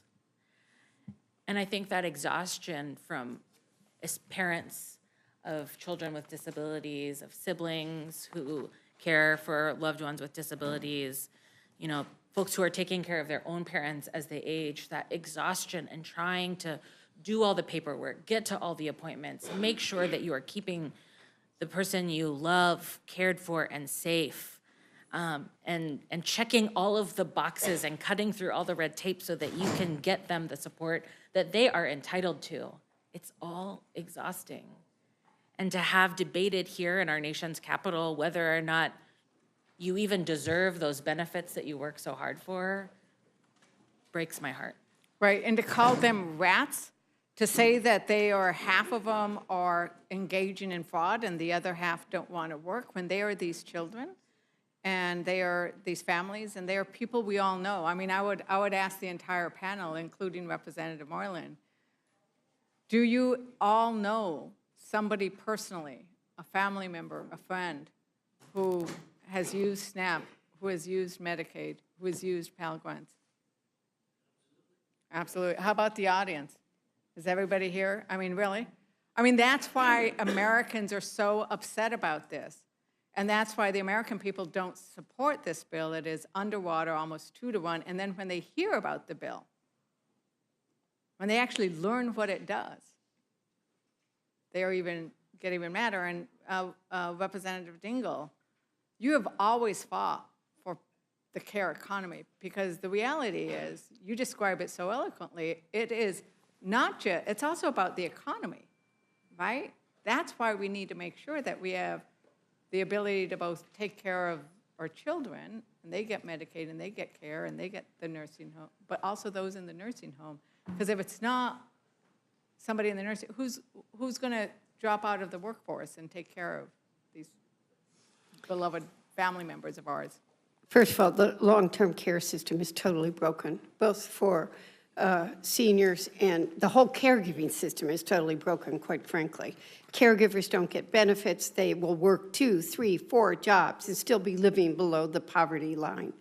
A senior came up to me and just started sobbing and said, are they going to kick my husband out of the nursing home and put him on the street? By the way, I had a mother I got on the elevator at the University of Michigan Hospital, go to my asthma doctor, and she just burst into tears and said, I won't be able to bring my son here. He'll die. Please tell me that's not going to happen. I mean, there's story after story after story like that. These are real people's lives. People say people aren't working. There's another couple. There's a young boy that was put on an artificial heart at the University of Michigan. He's going to get a heart transplant. Both of his parents work. They both have insurance. If he doesn't have that Medicaid, he will die. People are going to die because of this bill.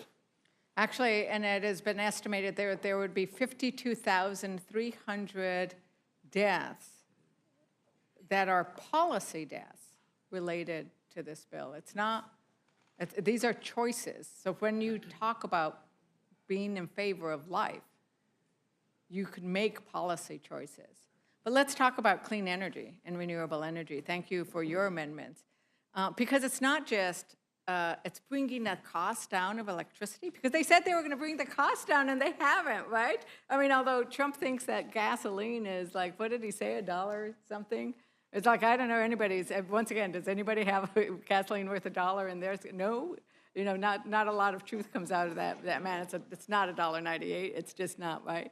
But the other piece of that is we are giving away a competitive advantage to China, right? Like, part of what you were trying to do with your amendment, it's multifaceted, right? Like, you're trying to both save jobs, lower costs, save the planet, and if we have a party on the other side that says they don't like China and they don't want to give everything away to China, what does their bill do to our competitive stance with regards to China?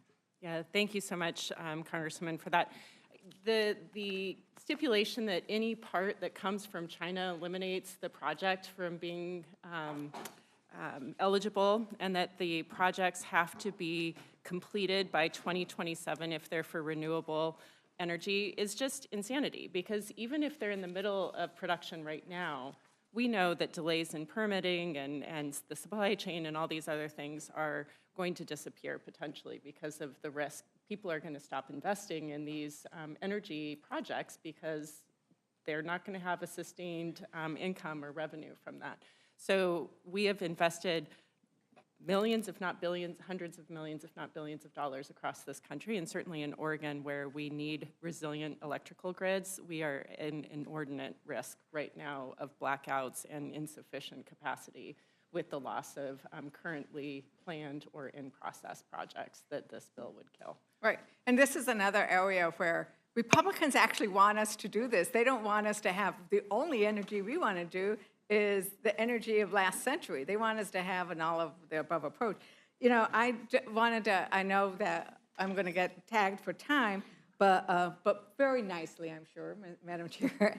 I just wanted to, Representative Carter, Louisiana. I mean, I have here 267,550 people losing coverage, and this is just an estimate. Are you concerned that's actually worse than that?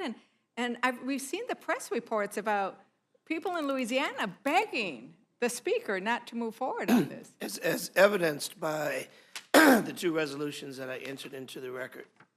These resolutions were passed by Republican-held House and Senate in my home state, demonstrating that these cuts will impact Republicans and Democrats, people throughout the state in every single one of our congressional districts, including the Speaker's District, where nearly 40% of the people in the Speaker's District are dependent on some way, shape, or form of Medicaid. You can't make this stuff up. How tone deaf can you possibly be to not see and hear? In our home paper today, we had an op-ed that was written by all of our hospital CEOs, from rural areas to all throughout the state, with real numbers, not numbers that came from Republicans or from Democrats, but numbers that are coming from those people who live the numbers. The administrators, the hospital operators, the people who pay the bills, who maintain the care for the individuals. They said this will be catastrophic. People will die. Hospitals will close. I was in the state Senate when we expanded Medicaid. Immediately, people got on the roads. Rural hospitals started opening. People started being healthier because they had access to health care. The reverse is also true. When you cut Medicaid, rural hospitals will close. Those precious minutes when you have a stroke and you need to get to a hospital, those moments will go away and people will die. When you have to drive 50, 60, 70 miles to get to a hospital, people will die. This is not just hyperbole. This is real. These are numbers that are not made up by Troy Carter. These are numbers that are well documented by noted experts. When we talk about limiting dollars for NIH, National Institute of Health, when I talked to Robert Kennedy Jr. last week, he said that we were going to stop funding research for HIV/AIDS because we hadn't come up with a cure yet. Oh, God. You can't make this stuff up. Well, the question I thank ask you. is, what happened? What happened to you? Yeah, thank you very much, and it would be nice if the speaker would listen to all of the hospitals in his district. That would be called actually listening to your constituents and not Donald J. Trump. I yield back.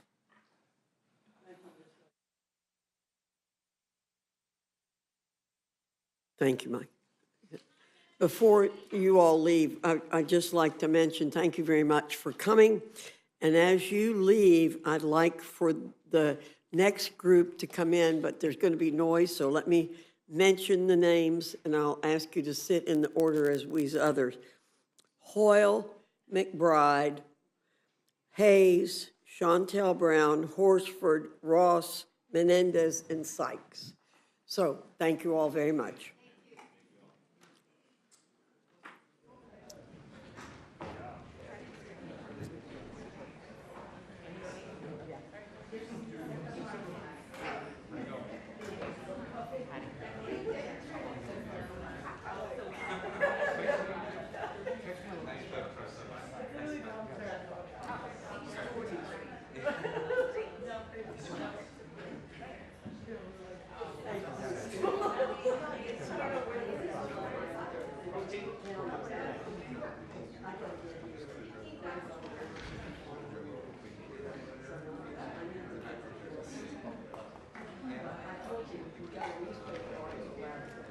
doesn't matter what we say.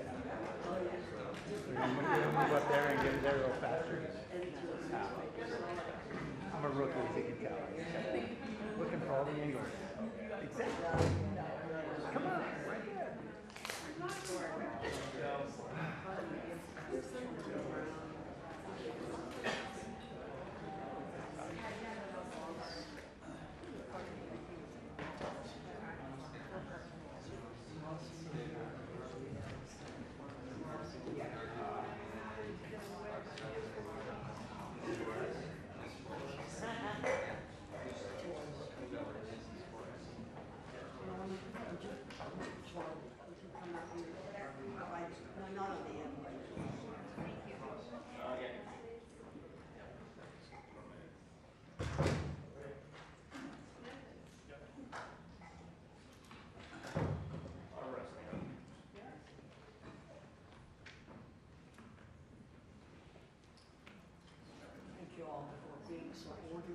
Thank you for being so orderly and cooperative.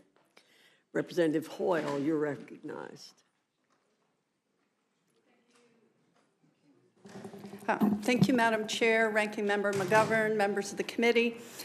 I rise today to offer a series of amendments in this big bogus bill that speak directly to what Oregonians and Americans across this country have been asking for: real support and not lip service. I represent a district in Oregon, district made up of working people, small business owners, students, and rural communities who are tired of just barely scraping by. So that's what I'm focused on. My first amendment would double the Pell Grant because the cost of higher education is crushing our children's future. A generation ago, when I went to college, a Pell Grant could cover most of a four-year public college education. And now, students are saddled with tens of thousands of dollars in debt before they even start a family or buy a home. And it's not just an education issue, it is a workforce issue, it's a kitchen table issue. We need to make good on our promise to the next generation. If you work hard and want to better yourself, you should have that opportunity. My second amendment would strike the changes to this bill to the Medicaid provider tax, a backdoor way to gut rural health care, and my communities cannot afford the consequences if this bill passes.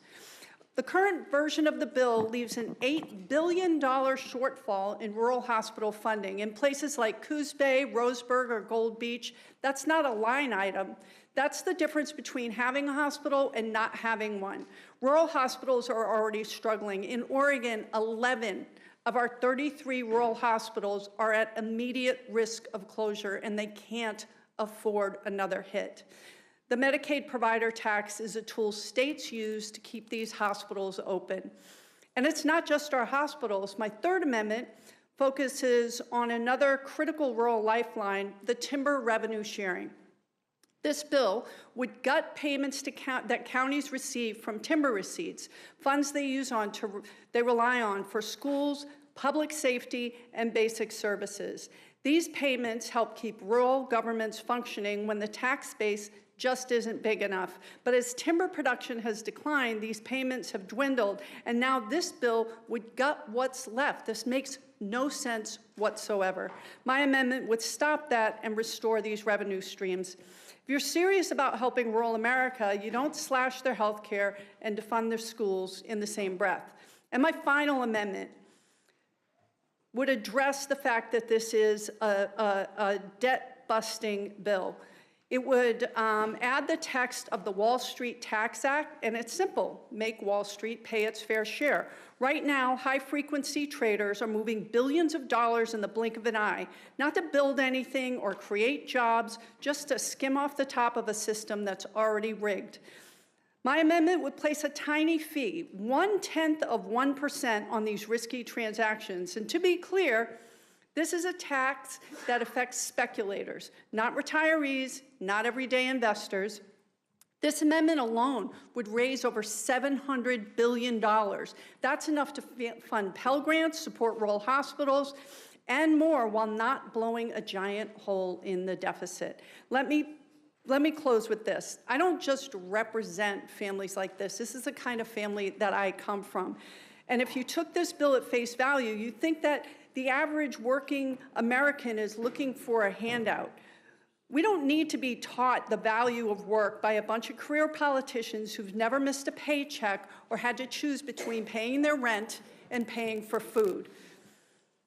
Working people don't need lectures, they don't need pity, and they sure as hell don't need to be scapegoated by the same politicians who are cutting their health care, defunding their schools, and then blaming them for being left behind.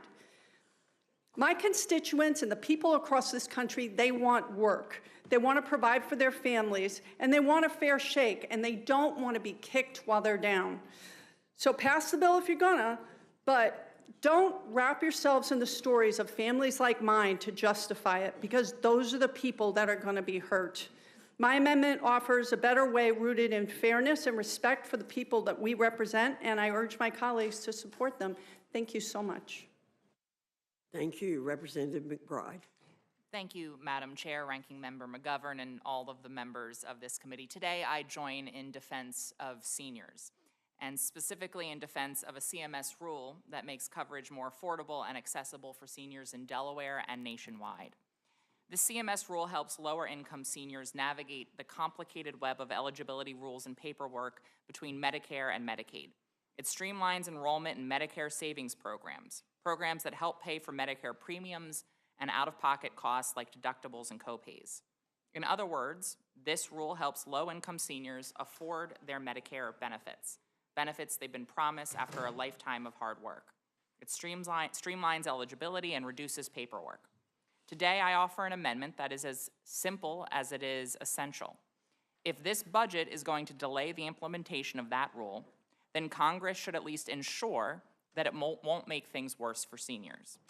That's what my amendment does. It says this section of the bill cannot take effect unless the CBO certifies that it won't reduce access to medically necessary care or increase out-of-pocket costs for those who are eligible for Medicare and Medicaid. Right now, 16% of all Medicare beneficiaries are enrolled in a Medicare savings program. That's over 10 million Americans.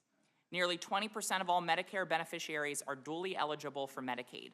In Delaware alone, that's more than 35,000 of my neighbors, mostly older, mostly low income, and all just trying to live out their retirement with some shred of dignity.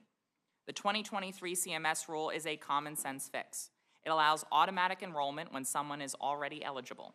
It reduces paperwork, and it's projected to help nearly 1 million more low-income seniors access coverage by 2029.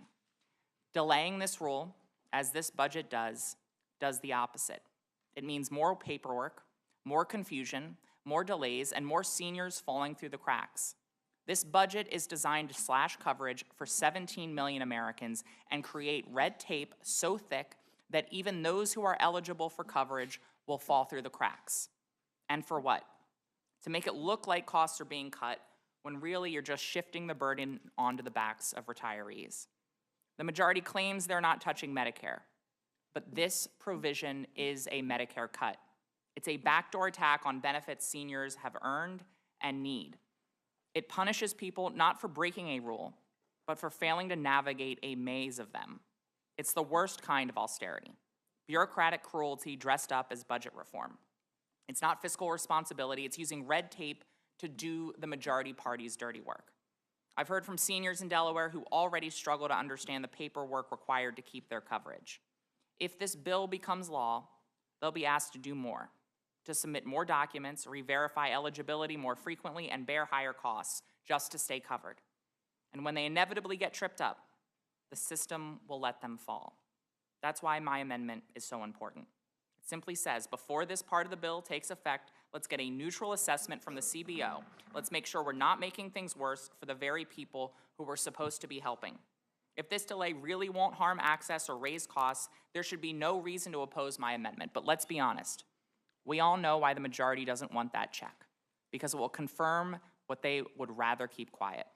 That this provision, like much of this bill, is a hidden cut, a way to avoid saying you're cutting care while still doing it anyway.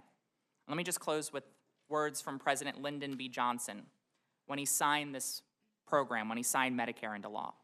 Quote, "No longer will this nation refuse the hand of justice to those who have given a lifetime of service and wisdom and labor to the progress of this country.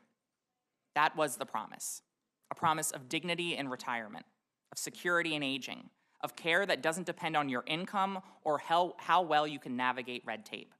This bill breaks that promise.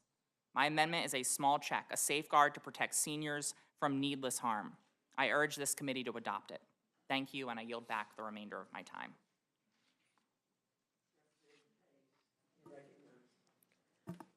Thank you, and thank you to this committee for allowing me to come before you once again today on the same issue, SNAP and retaining nutrition benefits for the majority, for 42 million people in this country. Hunger is a policy choice, and once again, we are considering legislation that makes the choice to take food away from people. Nowhere is that more apparent than with Republicans in the Senate, where they went to great lengths to exempt certain states from their dangerous policies in order to secure votes. If it's so great and it doesn't cut benefits or food to people, why was Senator Murkowski trying to protect her state at the expense of 48 others? The Senate worked through the night rewriting provisions by hand to convince the parliamentarian to approve workarounds to exempt certain states from the most harmful provisions of this bill. They bent over backwards to spare some Americans from these cruel policies to secure tax cuts for billionaires. In fact, today at 12:44, President Trump tweeted in part, and I quote, "Elon may get more subsidy than any human being in history by far, and without subsidies, Elon would probably have to close up shop and head back to South Africa." Republicans in Congress made it clear that they have the power to choose who goes hungry in this country. They have the power to choose who is harmed by this budget. Last week, 23 governors sent a letter to congressional leaders to raise the alarm. If states cannot come up with the money to replace federal funds, they will have to cut SNAP enrollment or end their programs entirely. The choice was clear to protect certain Americans from going hungry. In my home state of Connecticut, 390,000 individuals are at risk of going hungry because of this legislation. Under this legislation, Connecticut could be required to pay up to an additional $221 million annually for SNAP benefits and an additional $39 million in administrative costs. These funds must come from somewhere. Connecticut, like many other states, will be forced to choose between feeding hungry people and using those funds for other critical services like housing, public health, education, or even public safety. The governor of Pennsylvania expressed concern that if this bill passes, this program may end permanently in his state. We do not have to make this choice. States should not have to make this choice. My amendment would strike the nutrition subtitle from this bill, eliminating these dangerous cuts and untested policies. It would protect 42 million Americans who rely on SNAP to help put food on the table. It would ensure hungry children, seniors, and people with disabilities are not losing benefits to pay for tax cuts for the billionaires. The wealthiest nation as the wealthiest nation, we can afford to feed our children. We've heard a lot from my colleagues about how this bill does not cut food to hungry children and working families, and it only applies to able-bodied adults. That is absolutely not true. If it were true, Senator Murkowski would not have been working so hard to carve Alaska out of this provision. My amendment is an opportunity to demonstrate our values and protect these programs if that is what we truly want to do. Much of what we're talking about with work requirements and some of the other provisions, we tried to offer workarounds for that when this bill was first considered before the House. We offered amendment after amendment to try to make this bill better, and every single one of them was rejected. We should not be forcing Americans to go hungry so that billionaires could get another tax break. As Mr. McGovern said earlier, the Defense Department has never passed an audit. Elon Musk has more subsidies than any human being, according to Donald Trump, in the history of humanity. So why aren't we starting there? Why are we looking to take $2 per person per day from the most vulnerable individuals and not having any conversation about the wealthiest, the most well-connected, and some of these defense programs that are bloated and have never passed an audit? I urge this committee to support my amendment. I urge the American public to read this bill and look at these provisions and understand what it says and who will be affected. Because at the end of the day, it is our neighbors, it is our friends, it is our children, it is our church communities, it is all of the people that we represent. And with that, I yield back. Thank you, Representative Hayes. Representative Brown, you're recognized. Thank you, Madam Chair, for the opportunity to speak on this amendment. My amendment would strike one of the cruelest provisions in this bill, a provision that was already bad when the House first passed it, and then the Senate Republicans somehow made it even worse. The part of the big ugly bill rips food away from seniors, families with teenagers, veterans, homeless individuals, and those aging out of our foster care system, just to hand tax cuts to the wealthiest Americans who do not need them. I would like to ask my Republican colleagues on this panel the same question I did the last time I was here. How? How exactly does taking food away from struggling families, seniors, and veterans make this country safer, stronger, more secure, healthier, or dare I even say great? And once again, you all can't answer that question because there is no answer. No reason will justify kicking vulnerable people off a program that gives them $6 a day to spend on food. $6 a day. Let's talk about what this provision in the bill really means. It means telling seniors who spent decades working that now they're on their own. It means telling veterans who put on the uniform that their service doesn't matter. It means telling teenagers aging out of foster care, good luck, but figure it out yourself. It means punishing homeless Americans who are already fighting to survive. It means forcing parents with teenage kids to choose between caregiving and feeding their families. These are not faceless or nameless numbers. These are real people in your districts and in mine. Here are a few stories from Ohio and the people that I represent. Anthony visited the Greater Cleveland Food Bank just a few weeks ago. He is homeless, and he is doing everything he can to get back on his own 2 feet. SNAP isn't some line item on a budget to him. It is a lifeline that provides just enough to prevent him from going hungry as he searches for stability and work. And under this bill, Anthony would have 90 days, or he loses everything. Then there's Mary in her early 60s. She's battling serious health issues. She's worked her entire life. She's not on Medicare yet, not on full Social Security. She's caught in a dangerous gap, a gap that this bill targets. That's not reform. That's punishment. And then there's Mallory, who is caring full-time for her 99-year-old grandmother while raising a teenage daughter, because her daughter is 14, not 13, not 12. Mallory would be forced to get a job or lose basic benefits for her entire household. We are literally telling caregivers like Mallory that if you are not punching a clock, then you don't matter. What kind of government does that? What does this say about who we are as Americans? So when they vote today, I hope my Republican colleagues remember their names. Anthony, Mary, Mallory. And let me set the record straight. SNAP is not a job program. Never has been and never will be. SNAP is a lifeline, not just a line item in a budget. SNAP is an anti-hunger program, and food should not be some sort of reward for productivity. It is a basic human right, and no amount of spend, talking points, or tax cuts for the rich will change that. And with that, Madam Chair, I yield back. Thank you. Representative Horsford, you're recognized. To the chair, to the ranking member, to the members of the committee, I'm Stephen Horsford, representing Nevada's 4th Congressional District.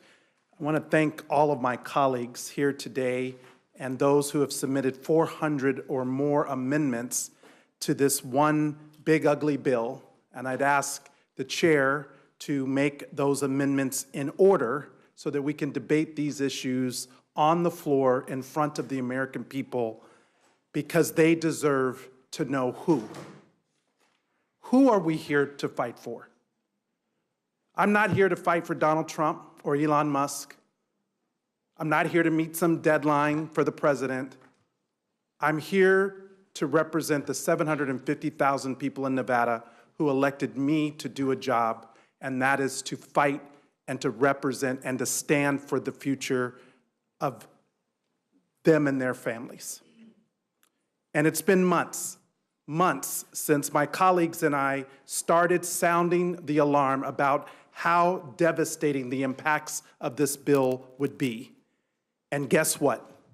The American people see it. They feel it. They know it, and they reject it. Just look at the polls from Fox News to Pew.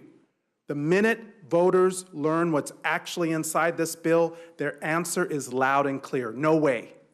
No way to cutting 17 million Americans off their health care, the biggest health care cut in American history. No way to ripping food from the tables of women and children and veterans. No way to hiking household energy costs on working families.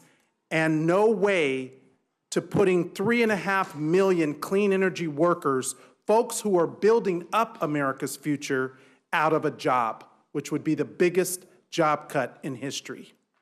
And to do what? To line the pockets of billionaires and special interests. I don't work for them. Even Senator Lisa Murkowski said it. The House needs to recognize that we are not there yet. Well, Madam Chairwoman, let me make it plain. This bill will never be there. It's cruel, it's reckless, and it's wrong for the American people. That's why I'm offering common sense amendments to do what this bill refuses to do. Put the working people of this country first. A lot has been said about work and the dignity of work. I want to talk a little bit about no tax on tips and the tip workers. I represent the largest share of tip workers in the country. Right now, millions of restaurant workers and tip workers in America make $2.13 an hour, Madam Chair, $2.13 an hour. Yolanda, a fountain worker who I invited to come to hear the president talk during his State of the Union because I wanted her to hear directly after he made a campaign promise around no tax on tips. I wanted her to hear the details. You know what she feels now? No tax on tips has become some tax on tips. Because for tip workers, they cap it at $25,000. They don't do that for the billionaires. It's temporary for 4 years. They don't do that for the big corporations. Temporary relief doesn't pay permanent bills. So let's reward work and not wealth. So here's my ask. Make no tax on tips permanent, and let's do it right. No loopholes, and don't let your boss call wages a tip or let someone pass a birthday gift off as a tip. If we're serious about helping workers, you'd vote for my amendment. But let's zoom out. This bill doesn't just hurt workers. It devastates entire industries, like tourism.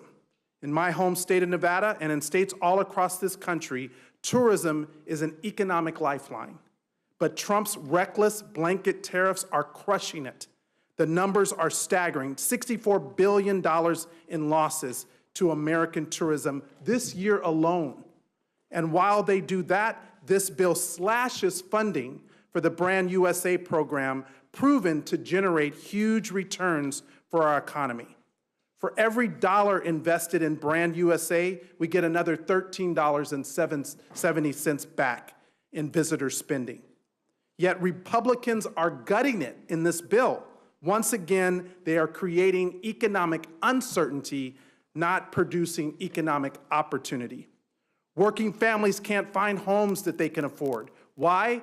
Because Donald Trump and Republicans are making construction materials more expensive, driving up costs for builders and home buyers alike.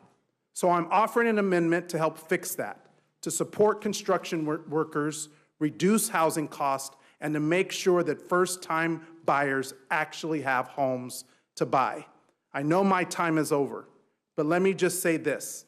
It's time that we reject this cruel, rigged, and reckless bill, that we put the American people first, that we stand and fight for their future and not for the billionaires like Elon Musk or Jeff Bezos. I yield back. Thank you. Representative Torres, you're recognized. Thank you. Good evening, Madam Chair and Ranking Member McGovern. I'm here to testify in opposition of this Republican reconciliation bill and in support of including amendments that would help address some of the many serious problems with this legislation. I did not think that it was possible, but the Senate version in many ways is worse than the House version. This bill is a disaster for the American people. It would throw nearly 17 million people off Medicaid, known as Medi-Cal in California. It would cause hospitals to close in the areas that need them the most. It means longer wait times in the ER and even fewer doctors and nurses, and people dying from preventable diseases. For California, this bill puts 3.4 million at risk of losing health coverage. It drives up health cost insurance for 2 million more and causes residents to drive farther and wait longer for the care that they need. In my congressional district, more than 330,000 people relied on Medicaid, and many will lose their health care coverage under this bill. Take, for example, the story of Mr. Houston. Mr. Houston from Chino in my district, his wife suffers from dementia and receives care through Medi-Cal's in-home supportive services program. My staff helped Mr. Houston and his wife secure this assistance. But if you strip away Medi-Cal, Mr. Houston will be forced to quit his job to care for his wife, as they cannot afford the care his wife needs without Medi-Cal. I asked my Republican colleagues, who in the heck are you to decide who gets to live or die, who gets the care or not? These cuts will affect families like Mr. Houston's, who work hard but still need Medicaid's critical support to maintain their livelihoods. However, this Republican big ugly bill goes even further than that. More than 31,500 constituents in my district rely on health care coverage under the Affordable Care Act. You remember the Affordable Care Act that you voted multiple times to try to kill. Well, thanks to this bill, those premiums will skyrocket. So maybe you will eventually win that battle of killing the Affordable Care Act. This legislation also cuts food assistance for more than 3 million Americans. The bill would put over 700,000 Californians at risk of losing their CalFresh benefits due to cuts in SNAP and make us lose 200,000 jobs. More than 110,000 of my constituents rely on SNAP to help make ends meet, and most of those are households with seniors or children or the working poor. The working poor who cannot reduce their work hours to go into an office in person to reapply for their benefits, buried under needless bureaucracy. That is what you're creating, more bureaucracy. And all of these cuts for what? So your billionaire donors and big corporations can get even more handouts. So everyone else pays higher health premiums and has less access to care they need. This is unacceptable and un-American. I submitted a number of amendments that would help address these attacks on working families. Amendment number 322 protects the health care of nearly 340,000 of my constituents by striking the nearly $1 trillion of Medicaid cuts contained in this bill. I also have an amendment to prevent hundreds of billions of cuts to food assistance programs like SNAP. I have submitted an amendment to lift the SALT deduction cap imposed by the 2017 Trump tax scam bill. The reality is that this simply shifts more federal taxes onto Californians, when our state already contributes $83 billion more in federal taxes than it receives in benefits. We are the donor state of America, but yet you're punishing us. If anyone deserves to have an exemption, I would say it would be the donor states of America that help lift the rest of your communities. I also have common sense amendments to prohibit the use of federal funds to deport non-citizen U.S. military veterans unless they have access to legal counsel and a fair hearing before an immigration judge, to prohibit ICE agents from using chemical irritants against members of Congress, and to require ICE agents to visibly display badges and present official identification during enforcement actions. Lastly, I have an amendment to prevent the political persecution of states by a vengeful president intended on stopping federal funds to states just because he disagrees with their politics. And finally, I have an amendment that prohibits FEMA from canceling grants that have already been awarded, except in cases of fraud or noncompliance, and requires reporting to Congress if a cancellation occurs. I think that the American people should know what is in this tax giveaway for billionaires, made possible by trampling on working families like those in my district. Thank you, Madam Chair, and I yield back. Thank you, Ms. Torres. Representative Menendez, you're recognized. Thank you, Chairwoman Fox, Ranking Member McGovern, and members of the Rules Committee for the opportunity to testify about my two amendments. Although it is clear that this bill needs a complete overhaul, I offer two amendments to address a few of this bill's many harmful provisions. The first is number 201, and the second is number 107. My first amendment is straightforward. It would prohibit the health policies in this bill from going into effect if they would result in the deaths of individuals due to reduced access to health care services. The data is clear. Uninsured people tend to be sicker and die earlier than people who have insurance.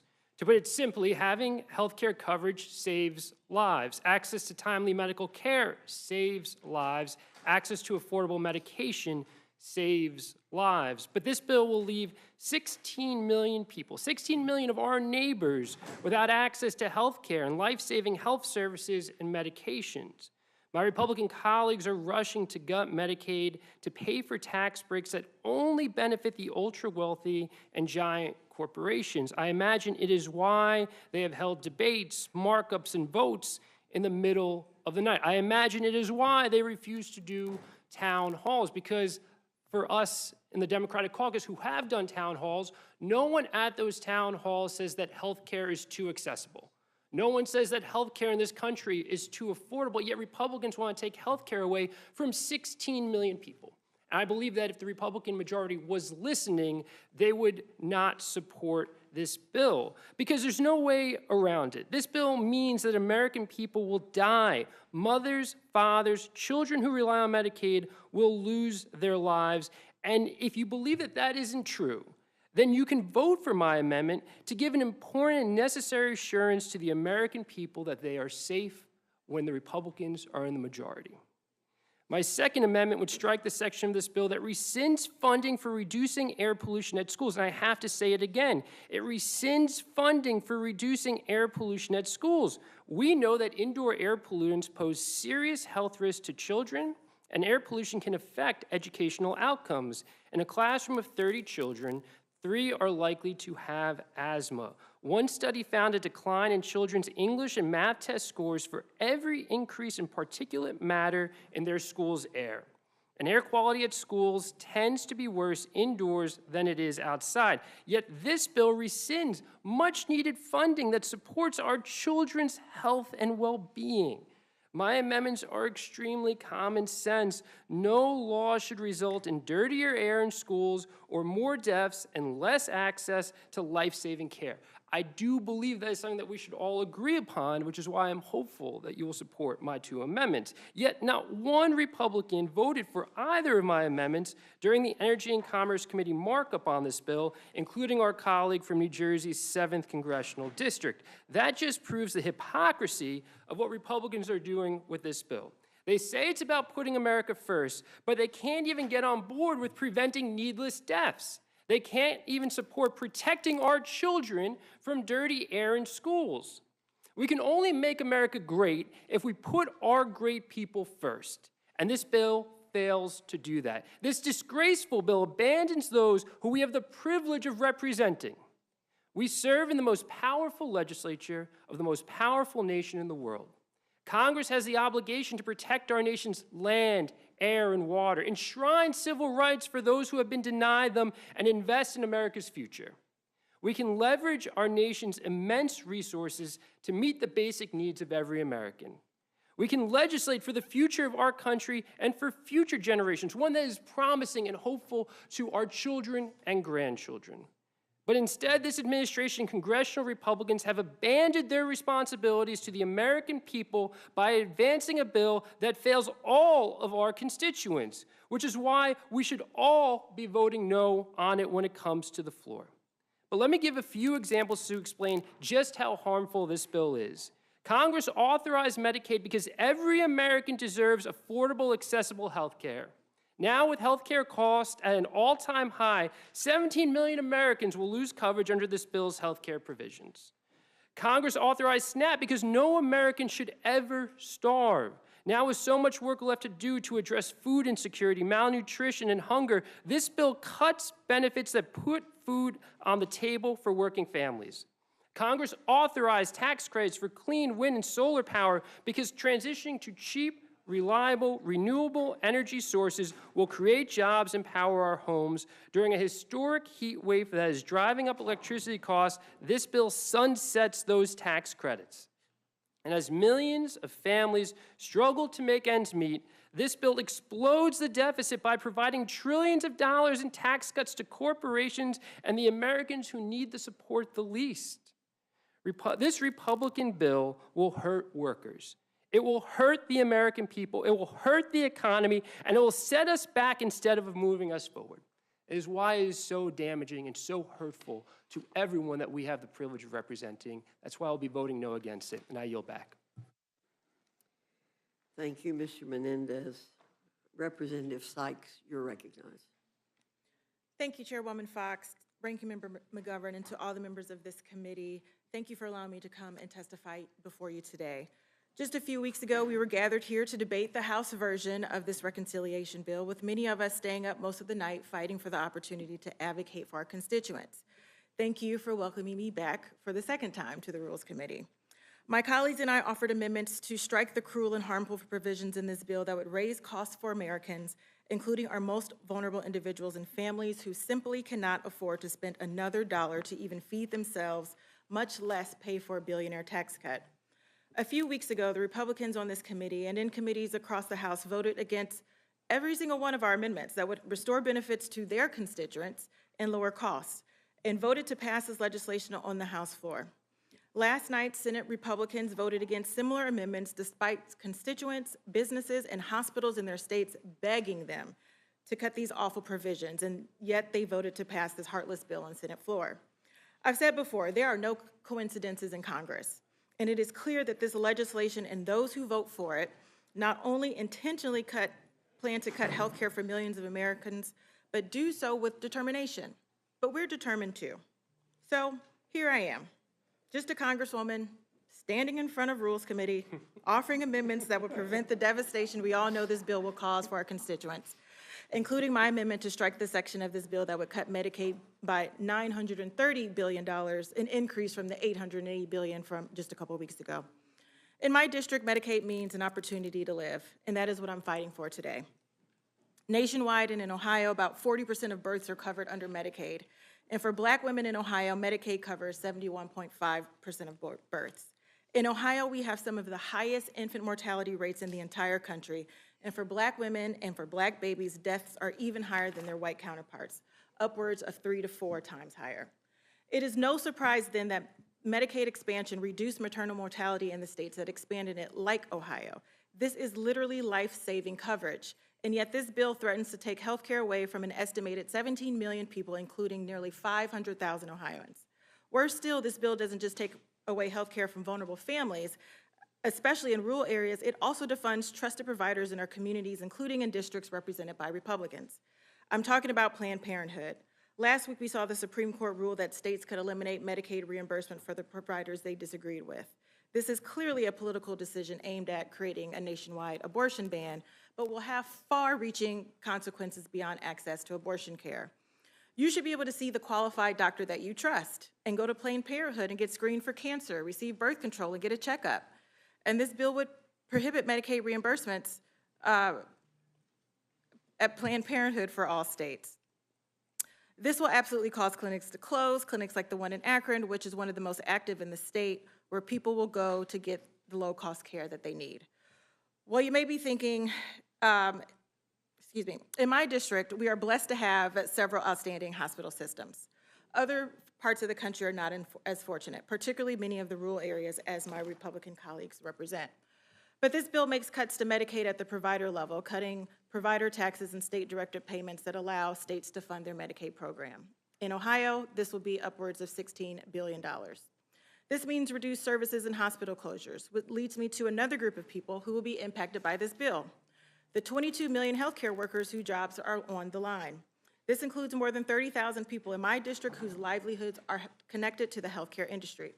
Our hospital systems are our largest employers. Our local economy would be decimated if significant population of healthcare providers are suddenly unemployed. And for what? A $930 billion cut to the healthcare system.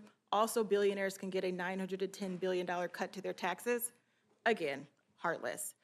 Now, I'm sure there's someone running the math out there trying to figure out exactly how much this bill is going to cost our rural hospitals, but it doesn't take a genius to know that $50 billion added to the Senate bill is not enough. Madam Chair, our seniors rely on Medicaid, and many of them as their primary way in which they get long-term care. And I don't think that most people went into this election season thinking that the mandate was that their grandmothers would be kicked out of their nursing homes. Yet, it is estimated that this bill could cause 1 out of every 4 nursing homes to close. And so I'm mortified that this bill has passed the Senate and is poised to pass the House again. To stem this devastation, I'm offering an amendment to strike the entire section addressing Medicaid from this bill. Again, it does not have to be this way. We do not have to cut health care for millions. Hospitals do not need to close, and people do not need to lose their jobs. As I close, I want to say that just before midnight in the state of Ohio, Governor Mike DeWine signed the state's biennium budget. Among many of its provisions, there was trigger language to eliminate Medicaid expansion and significant changes to funding for SNAP programs.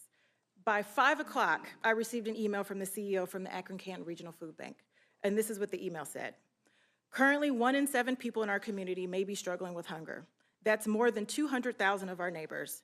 As our community continues to navigate economic hardships related to rising costs, we expect more individuals and families to turn for us for support. Amelia, our community deserves access to safe, nourishing food, and our food bank needs additional support to meet this increased need. That's why we are looking to compassionate supporters like you who will refuse to let our neighbors go hungry. Will you make a gift today? On behalf of the food banks and the Ohioans we serve every day, thank you for your generous and unfailing support during this critical time. Well, Dan, this is what I'm doing to stand up for the 200,000 people in our community, refusing to go away silently, allowing Republicans to take away food access to hungry people. Even more disappointing than anything else, the tie-breaking vote to pass the bill out of the Senate came from Ohio's own Vice President, J.D. Vance.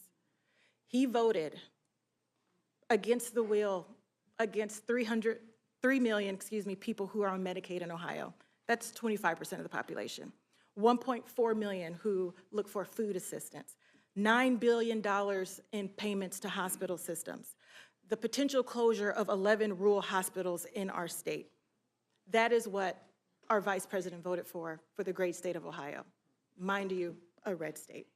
So I'm under no illusion that you will accept any of the 6 amendments that I'm offering to lower our taxes, to promote work, expand earned income tax credit, to continue to support and expand American manufacturing. But nonetheless, I am grateful for the opportunity to sit here, to advocate for my community, for the state of Ohio and all Americans. So again, thank you for the opportunity to speak, and Madam Chair, I yield back.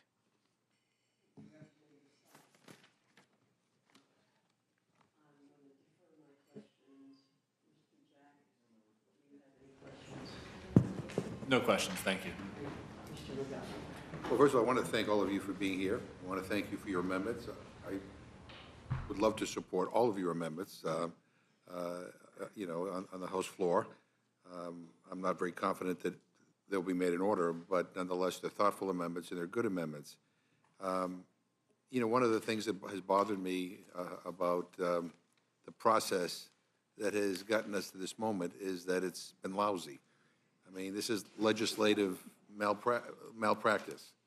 I mean, you know, the chairman of the Agriculture Committee was here a little while ago, and Ms. Hayes and Ms. Brown serve on that committee along with me, and we were talking about the additional burden that states are going to have to assume under this bill, right? And all of the costs, and that some states won't be able to find the resources to make up what they now have to do. Some may opt out of SNAP. You know, and I was saying that, you know, one of the frustrating things is that, you know, we're hearing from governors now, we're hearing from others, but we didn't do a single hearing on it. I mean, if we had done a hearing in the Agriculture Committee on this topic, we could have brought in everybody and had a thoughtful conversation. And I think it would have become much more clear to the chairman and to others why this is a really bad idea. You know, we're talking about cuts in Medicaid and throwing people off of health care, and my Republican friends are talking about cuts to SNAP and cuts to Medicaid as if like we're gonna save money, right? No, I mean, if you can't have access to health care, you know, the only time you will see a doctor is in an emergency room, and that is the most expensive drain on our health care system. You know, if you are going without food on a regular basis, you know, if you're a kid, you're not going to learn in school. You know, if you're a senior citizen taking your medication on an empty stomach, you're going to end up in the emergency room. If you're a worker who's missing meals on a regular basis, you're not going to be productive in the workplace. There's no savings here. Would the gentleman yield for just a second? I just want to add that we're dealing with a series of competing crises. It would be one thing if governors only had to worry about backfilling the cuts to SNAP, but they also have the cuts to Medicaid, the cuts to public safety, the grants that have been, the revision of the grants. So when I hear many of our Republican colleagues talk as if there is no state, not a single state, that could absorb the amount of cost sharing that will be put back on them. And even when we talk about, I mean, I talk about it ad nauseum, cuts to SNAP and how it will harm children. What many people don't understand is that when students lose their SNAP benefits, they are no longer automatically eligible for free or reduced lunch. So those school districts no longer get those CEP, community eligibility provision, the reimbursements that they get. So local districts will also have to absorb those costs. So it's not just one thing that governors and states have to worry about recovering funds for. It is all of these things at the same time. And I wish that there were some Republicans in the room to even listen, because even if they don't make it in order, even if they don't vote for it, I want them to go to bed tonight with that on their heart. But there's an additional issue that needs to be discussed in addition to the outright cuts, and that is the additional burdens that would be placed on people who are vulnerable and who are in need. Representative McBride talked about the red tape. There's a lot of new red tape here for people. And, you know, and when you're talking about a program like SNAP, for example, which is $2 measly per person per meal. I mean, that's it. I mean, try to find a cup of coffee for $2 here in the Capitol. You won't be able to do it. But, you know, to have to fulfill all these new requirements and fill out all this new paperwork and all the additional red tape, a lot of people are going to just say, to hell with it. It's not worth it. We should be talking about the fact that the benefit itself is inadequate. I mean, $2 per person per meal. I mean, I'm sorry, it's embarrassing that in the richest country in the history of the world, that is the SNAP benefit. and again, instead of, instead of, worried about the fact that the Defense Department's never passed an audit and we're spending, $10,000 for toilet seats, right? People here are more consumed with the fact that, somebody on SNAP who might get $2.50 instead of $2 for their benefit, like it's the end of the world. People can't live on SNAP.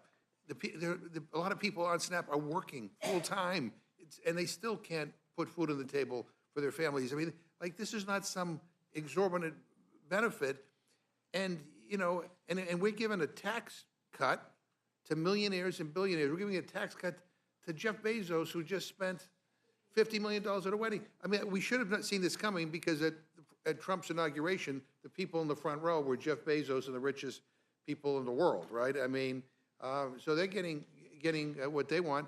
And Elon Musk, yeah, it's okay to subsidize him. Oh, by the way, the president was asked whether Elon Musk should be deported, and he said he's open to it. That was today, because Elon Musk came out against this bill. But I mean, but I think there's something really cynical and sinister going on here. I think, in addition to the cuts, this red tape is aimed at trying to deny people who legitimately should be on these programs the ability to do it, right? I mean, and so they feel like they can, they can even cut even more, because people will not be able to comply with all the new burdens. And I'm just like, what the hell are we doing, Mr. Menendez? Yeah, thank you so much. I just want to touch on 2 points with respect to the healthcare provisions that you alluded to that we discussed on in Energy and Commerce. And one is, we obviously heard about the fraud, waste, and abuse in the Medicaid system, right? And all the savings that they're going to find. What I find so frustrating is, if they really believe that's the case, why would you not reinvest it into the program? Yeah. Why would you not reinvest it into Medicaid or other healthcare programs, so we can have healthier outcomes for all Americans? To use those savings, which I frankly don't believe exist, but to use those cuts and the 16 million people that lose access to healthcare to pay for tax cuts for individuals who don't need it is just nonsensical and inhumane, in my opinion. 2, with red tape. Right? We've already seen in Georgia what these red tape requirements do. 1, it adds to an administrative cost, so we're spending more money on administrative burden, less money on health care, and all it does is just knock people off of health care, in addition to them not being able to qualify for some of the expansion tax credits. The last thing I want to say is, you started with process, right? And you've seen how rushed this process has been on arbitrary deadlines. When we first voted on this bill, the day after, our colleague from Georgia said that if she had known there was a 10-year moratorium on AI, she wouldn't have voted for it. So how can there be any assurance that the folks who are pushing this harmful bill through have full awareness of everything that's in it, given the tight turnaround from when the Senate passed a much different version to when they're going to be voting on it on the House floor? It's too important to rush, and for that reason alone, we should take a deep breath and a deep pause, and they should really consider the harm that they're going to do to the American people. And the other, the final thing I'm going to say is, again, the people who are going to be hurt are the most vulnerable in our country, right? I mean, our seniors, our children, struggling families, and veterans. I mean, there was an exemption. I said to the chairman of the Agriculture Committee, they had an exemption for veterans from some of these new red tape work requirements. And in committee, he bragged about how he worked with the previous administration to get them in place. And then here, he said, oh, no, he's in favor of not providing exemptions for veterans and kids who are from foster care and, and a whole bunch of other categories. But, I read him his quote back, and he said, well, I may have said that. But the bottom line is that we're supposed to be about helping people, right? And so we're hurting people who, quite frankly, are looking for our help. And we're helping people who don't need our help. I mean, when you look at the tax benefits in this bill, I mean, it is, the top 1%. The top 1% get 22% of the benefit. The top 5% get 43% of the benefit. The top 10% get 52% of the benefit. The top 20% get 66% of the benefit. I mean, and that's fair? I mean, and people are saying that with a straight face, you know, and again, you know, the Lisa Murkowski, I mean, voted for this bill because she got some stuff that, quite frankly, most people don't know she got. But then said, I'm counting on the House to fix it. And I was like, have you been paying attention? I mean, the House of Representatives is like dysfunction on steroids. I mean, we don't fix things here, unfortunately. We don't solve problems. The idea that somehow this leadership here is going to come to the rescue, I mean, what should happen is that they should go back to the drawing board. There should be a conference. There's too much in this bill to just, you know, take everybody, you know, even I said earlier, Donald Trump doesn't even know what's in this bill. I mean, this morning he said he doesn't like cuts. Well, that's what this bill is, right? It's cuts and at the same time, and here's where kind of the people on the progressive side and the conservative side come together, and that is, after all of this, you know, you are increasing the deficit and the debt by over $3 trillion. Like, I don't get it, but yeah. So thank you, and to add to that, talking about requirements as if they're very simple. It's just very simple. You just have to prove where you live, which is difficult if you're transient, right? If you're getting kicked out of your apartment. I know I have a family member who I help fill out her Social Security requirements because she's not able for it, and it is not easy. And so if you're going to add those requirements, and then say, well, if they make one mistake, they're then thrown off their safety net, whether it's food or Social Security or Medicaid. This is not a small thing. And then finally, because we have Medicaid expansion in Oregon, and we have managed to, you know, before the Affordable Care Act, my county had a 21% uninsured rate. And a lot of those people that were uninsured were farmers and small business people. You know, these were people that couldn't access health care, or they had previous conditions. And you know who ends up paying for that? We end up paying for that.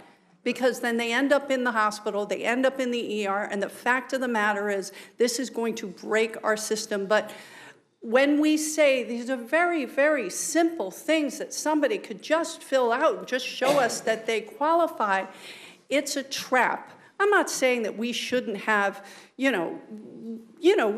should absolutely have requirements for who qualifies for these benefits. But to say that we're just simply going to make sure that only deserving people, when you're throwing up barriers, that people who are struggling or people who are cognitively impaired or people who are under stress or people, like in my district, who had their post office keys, they got stolen, and it's going to be a year before they can have a postal box near their house, so they can only go on Saturdays because they work full-time to get their mail. I am sorry. That is not easy. That is not simple. And I think we have to stop kidding ourselves. If you really want to make sure only people who qualify for these things get services or get benefits, then let's make it simple. And that is not part of this plan for a reason. And the final thing I'm going to say, and I think my colleagues on the Agriculture Committee know this only too well, if you don't comply with the red tape that's and the new burdens when it comes to SNAP, you have like 3 months to be able to fulfill the new requirements and comply with the red tape. If you don't, you're off the benefit for 3 years. For 3 years.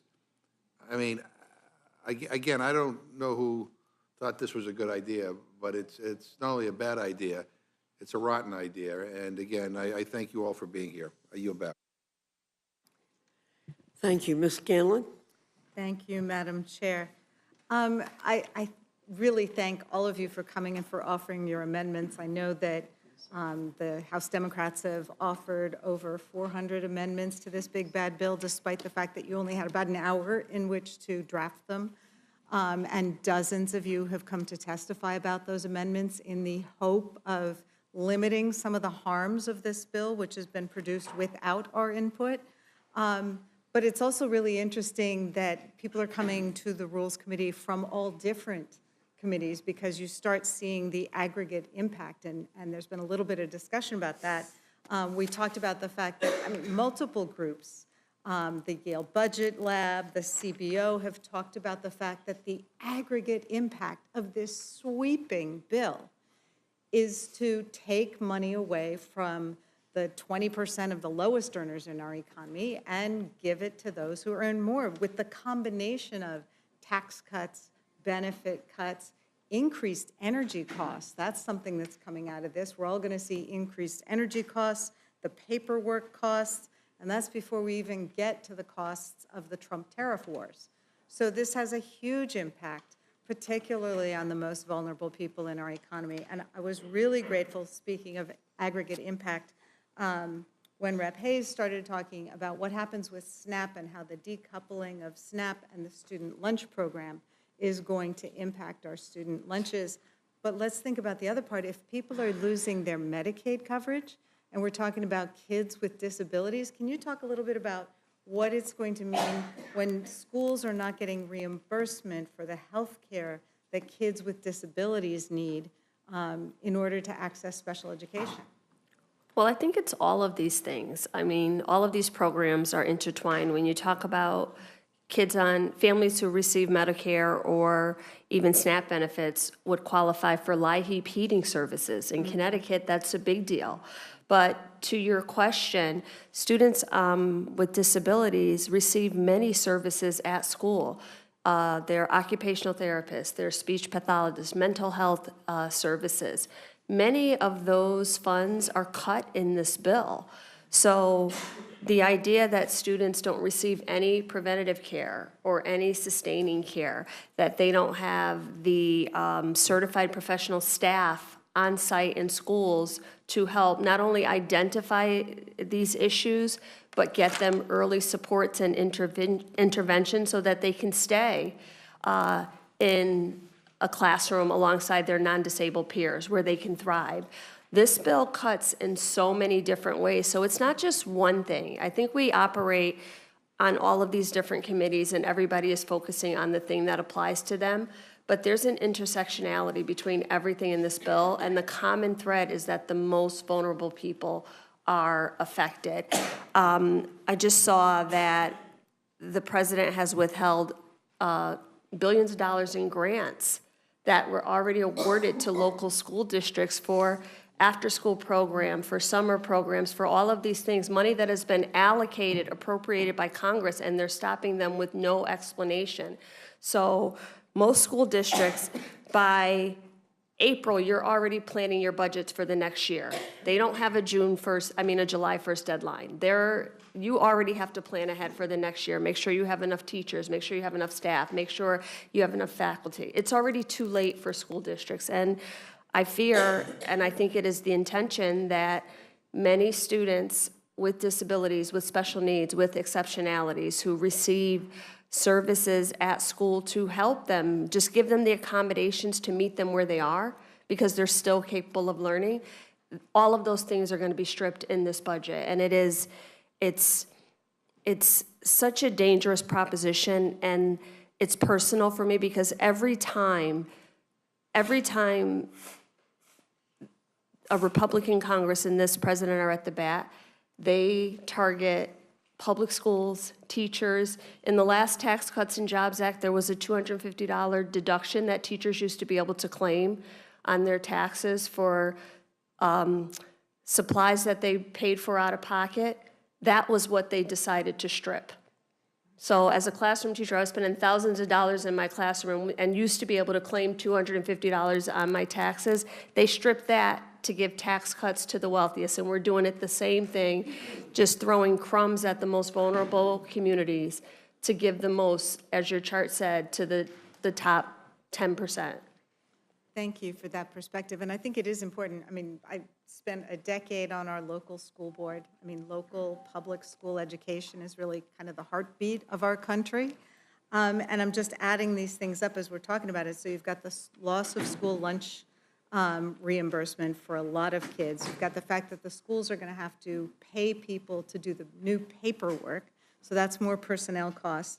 We've got the loss of Medicaid funding for some of those special needs students, the after-school The programs. physical upgrades that Rep. Menendez spoke about, many of Sure. those things we added in during COVID because when we were talking about social distancing and putting kids back in school, most schools didn't even have functioning HVAC systems. Right. So we tried to address that with infrastructure and much of what we did. All of those things rescinded once again. And just on the infrastructure point, Pennsylvania just passed a law to help schools invest in solar energy, and it was a broadly bipartisan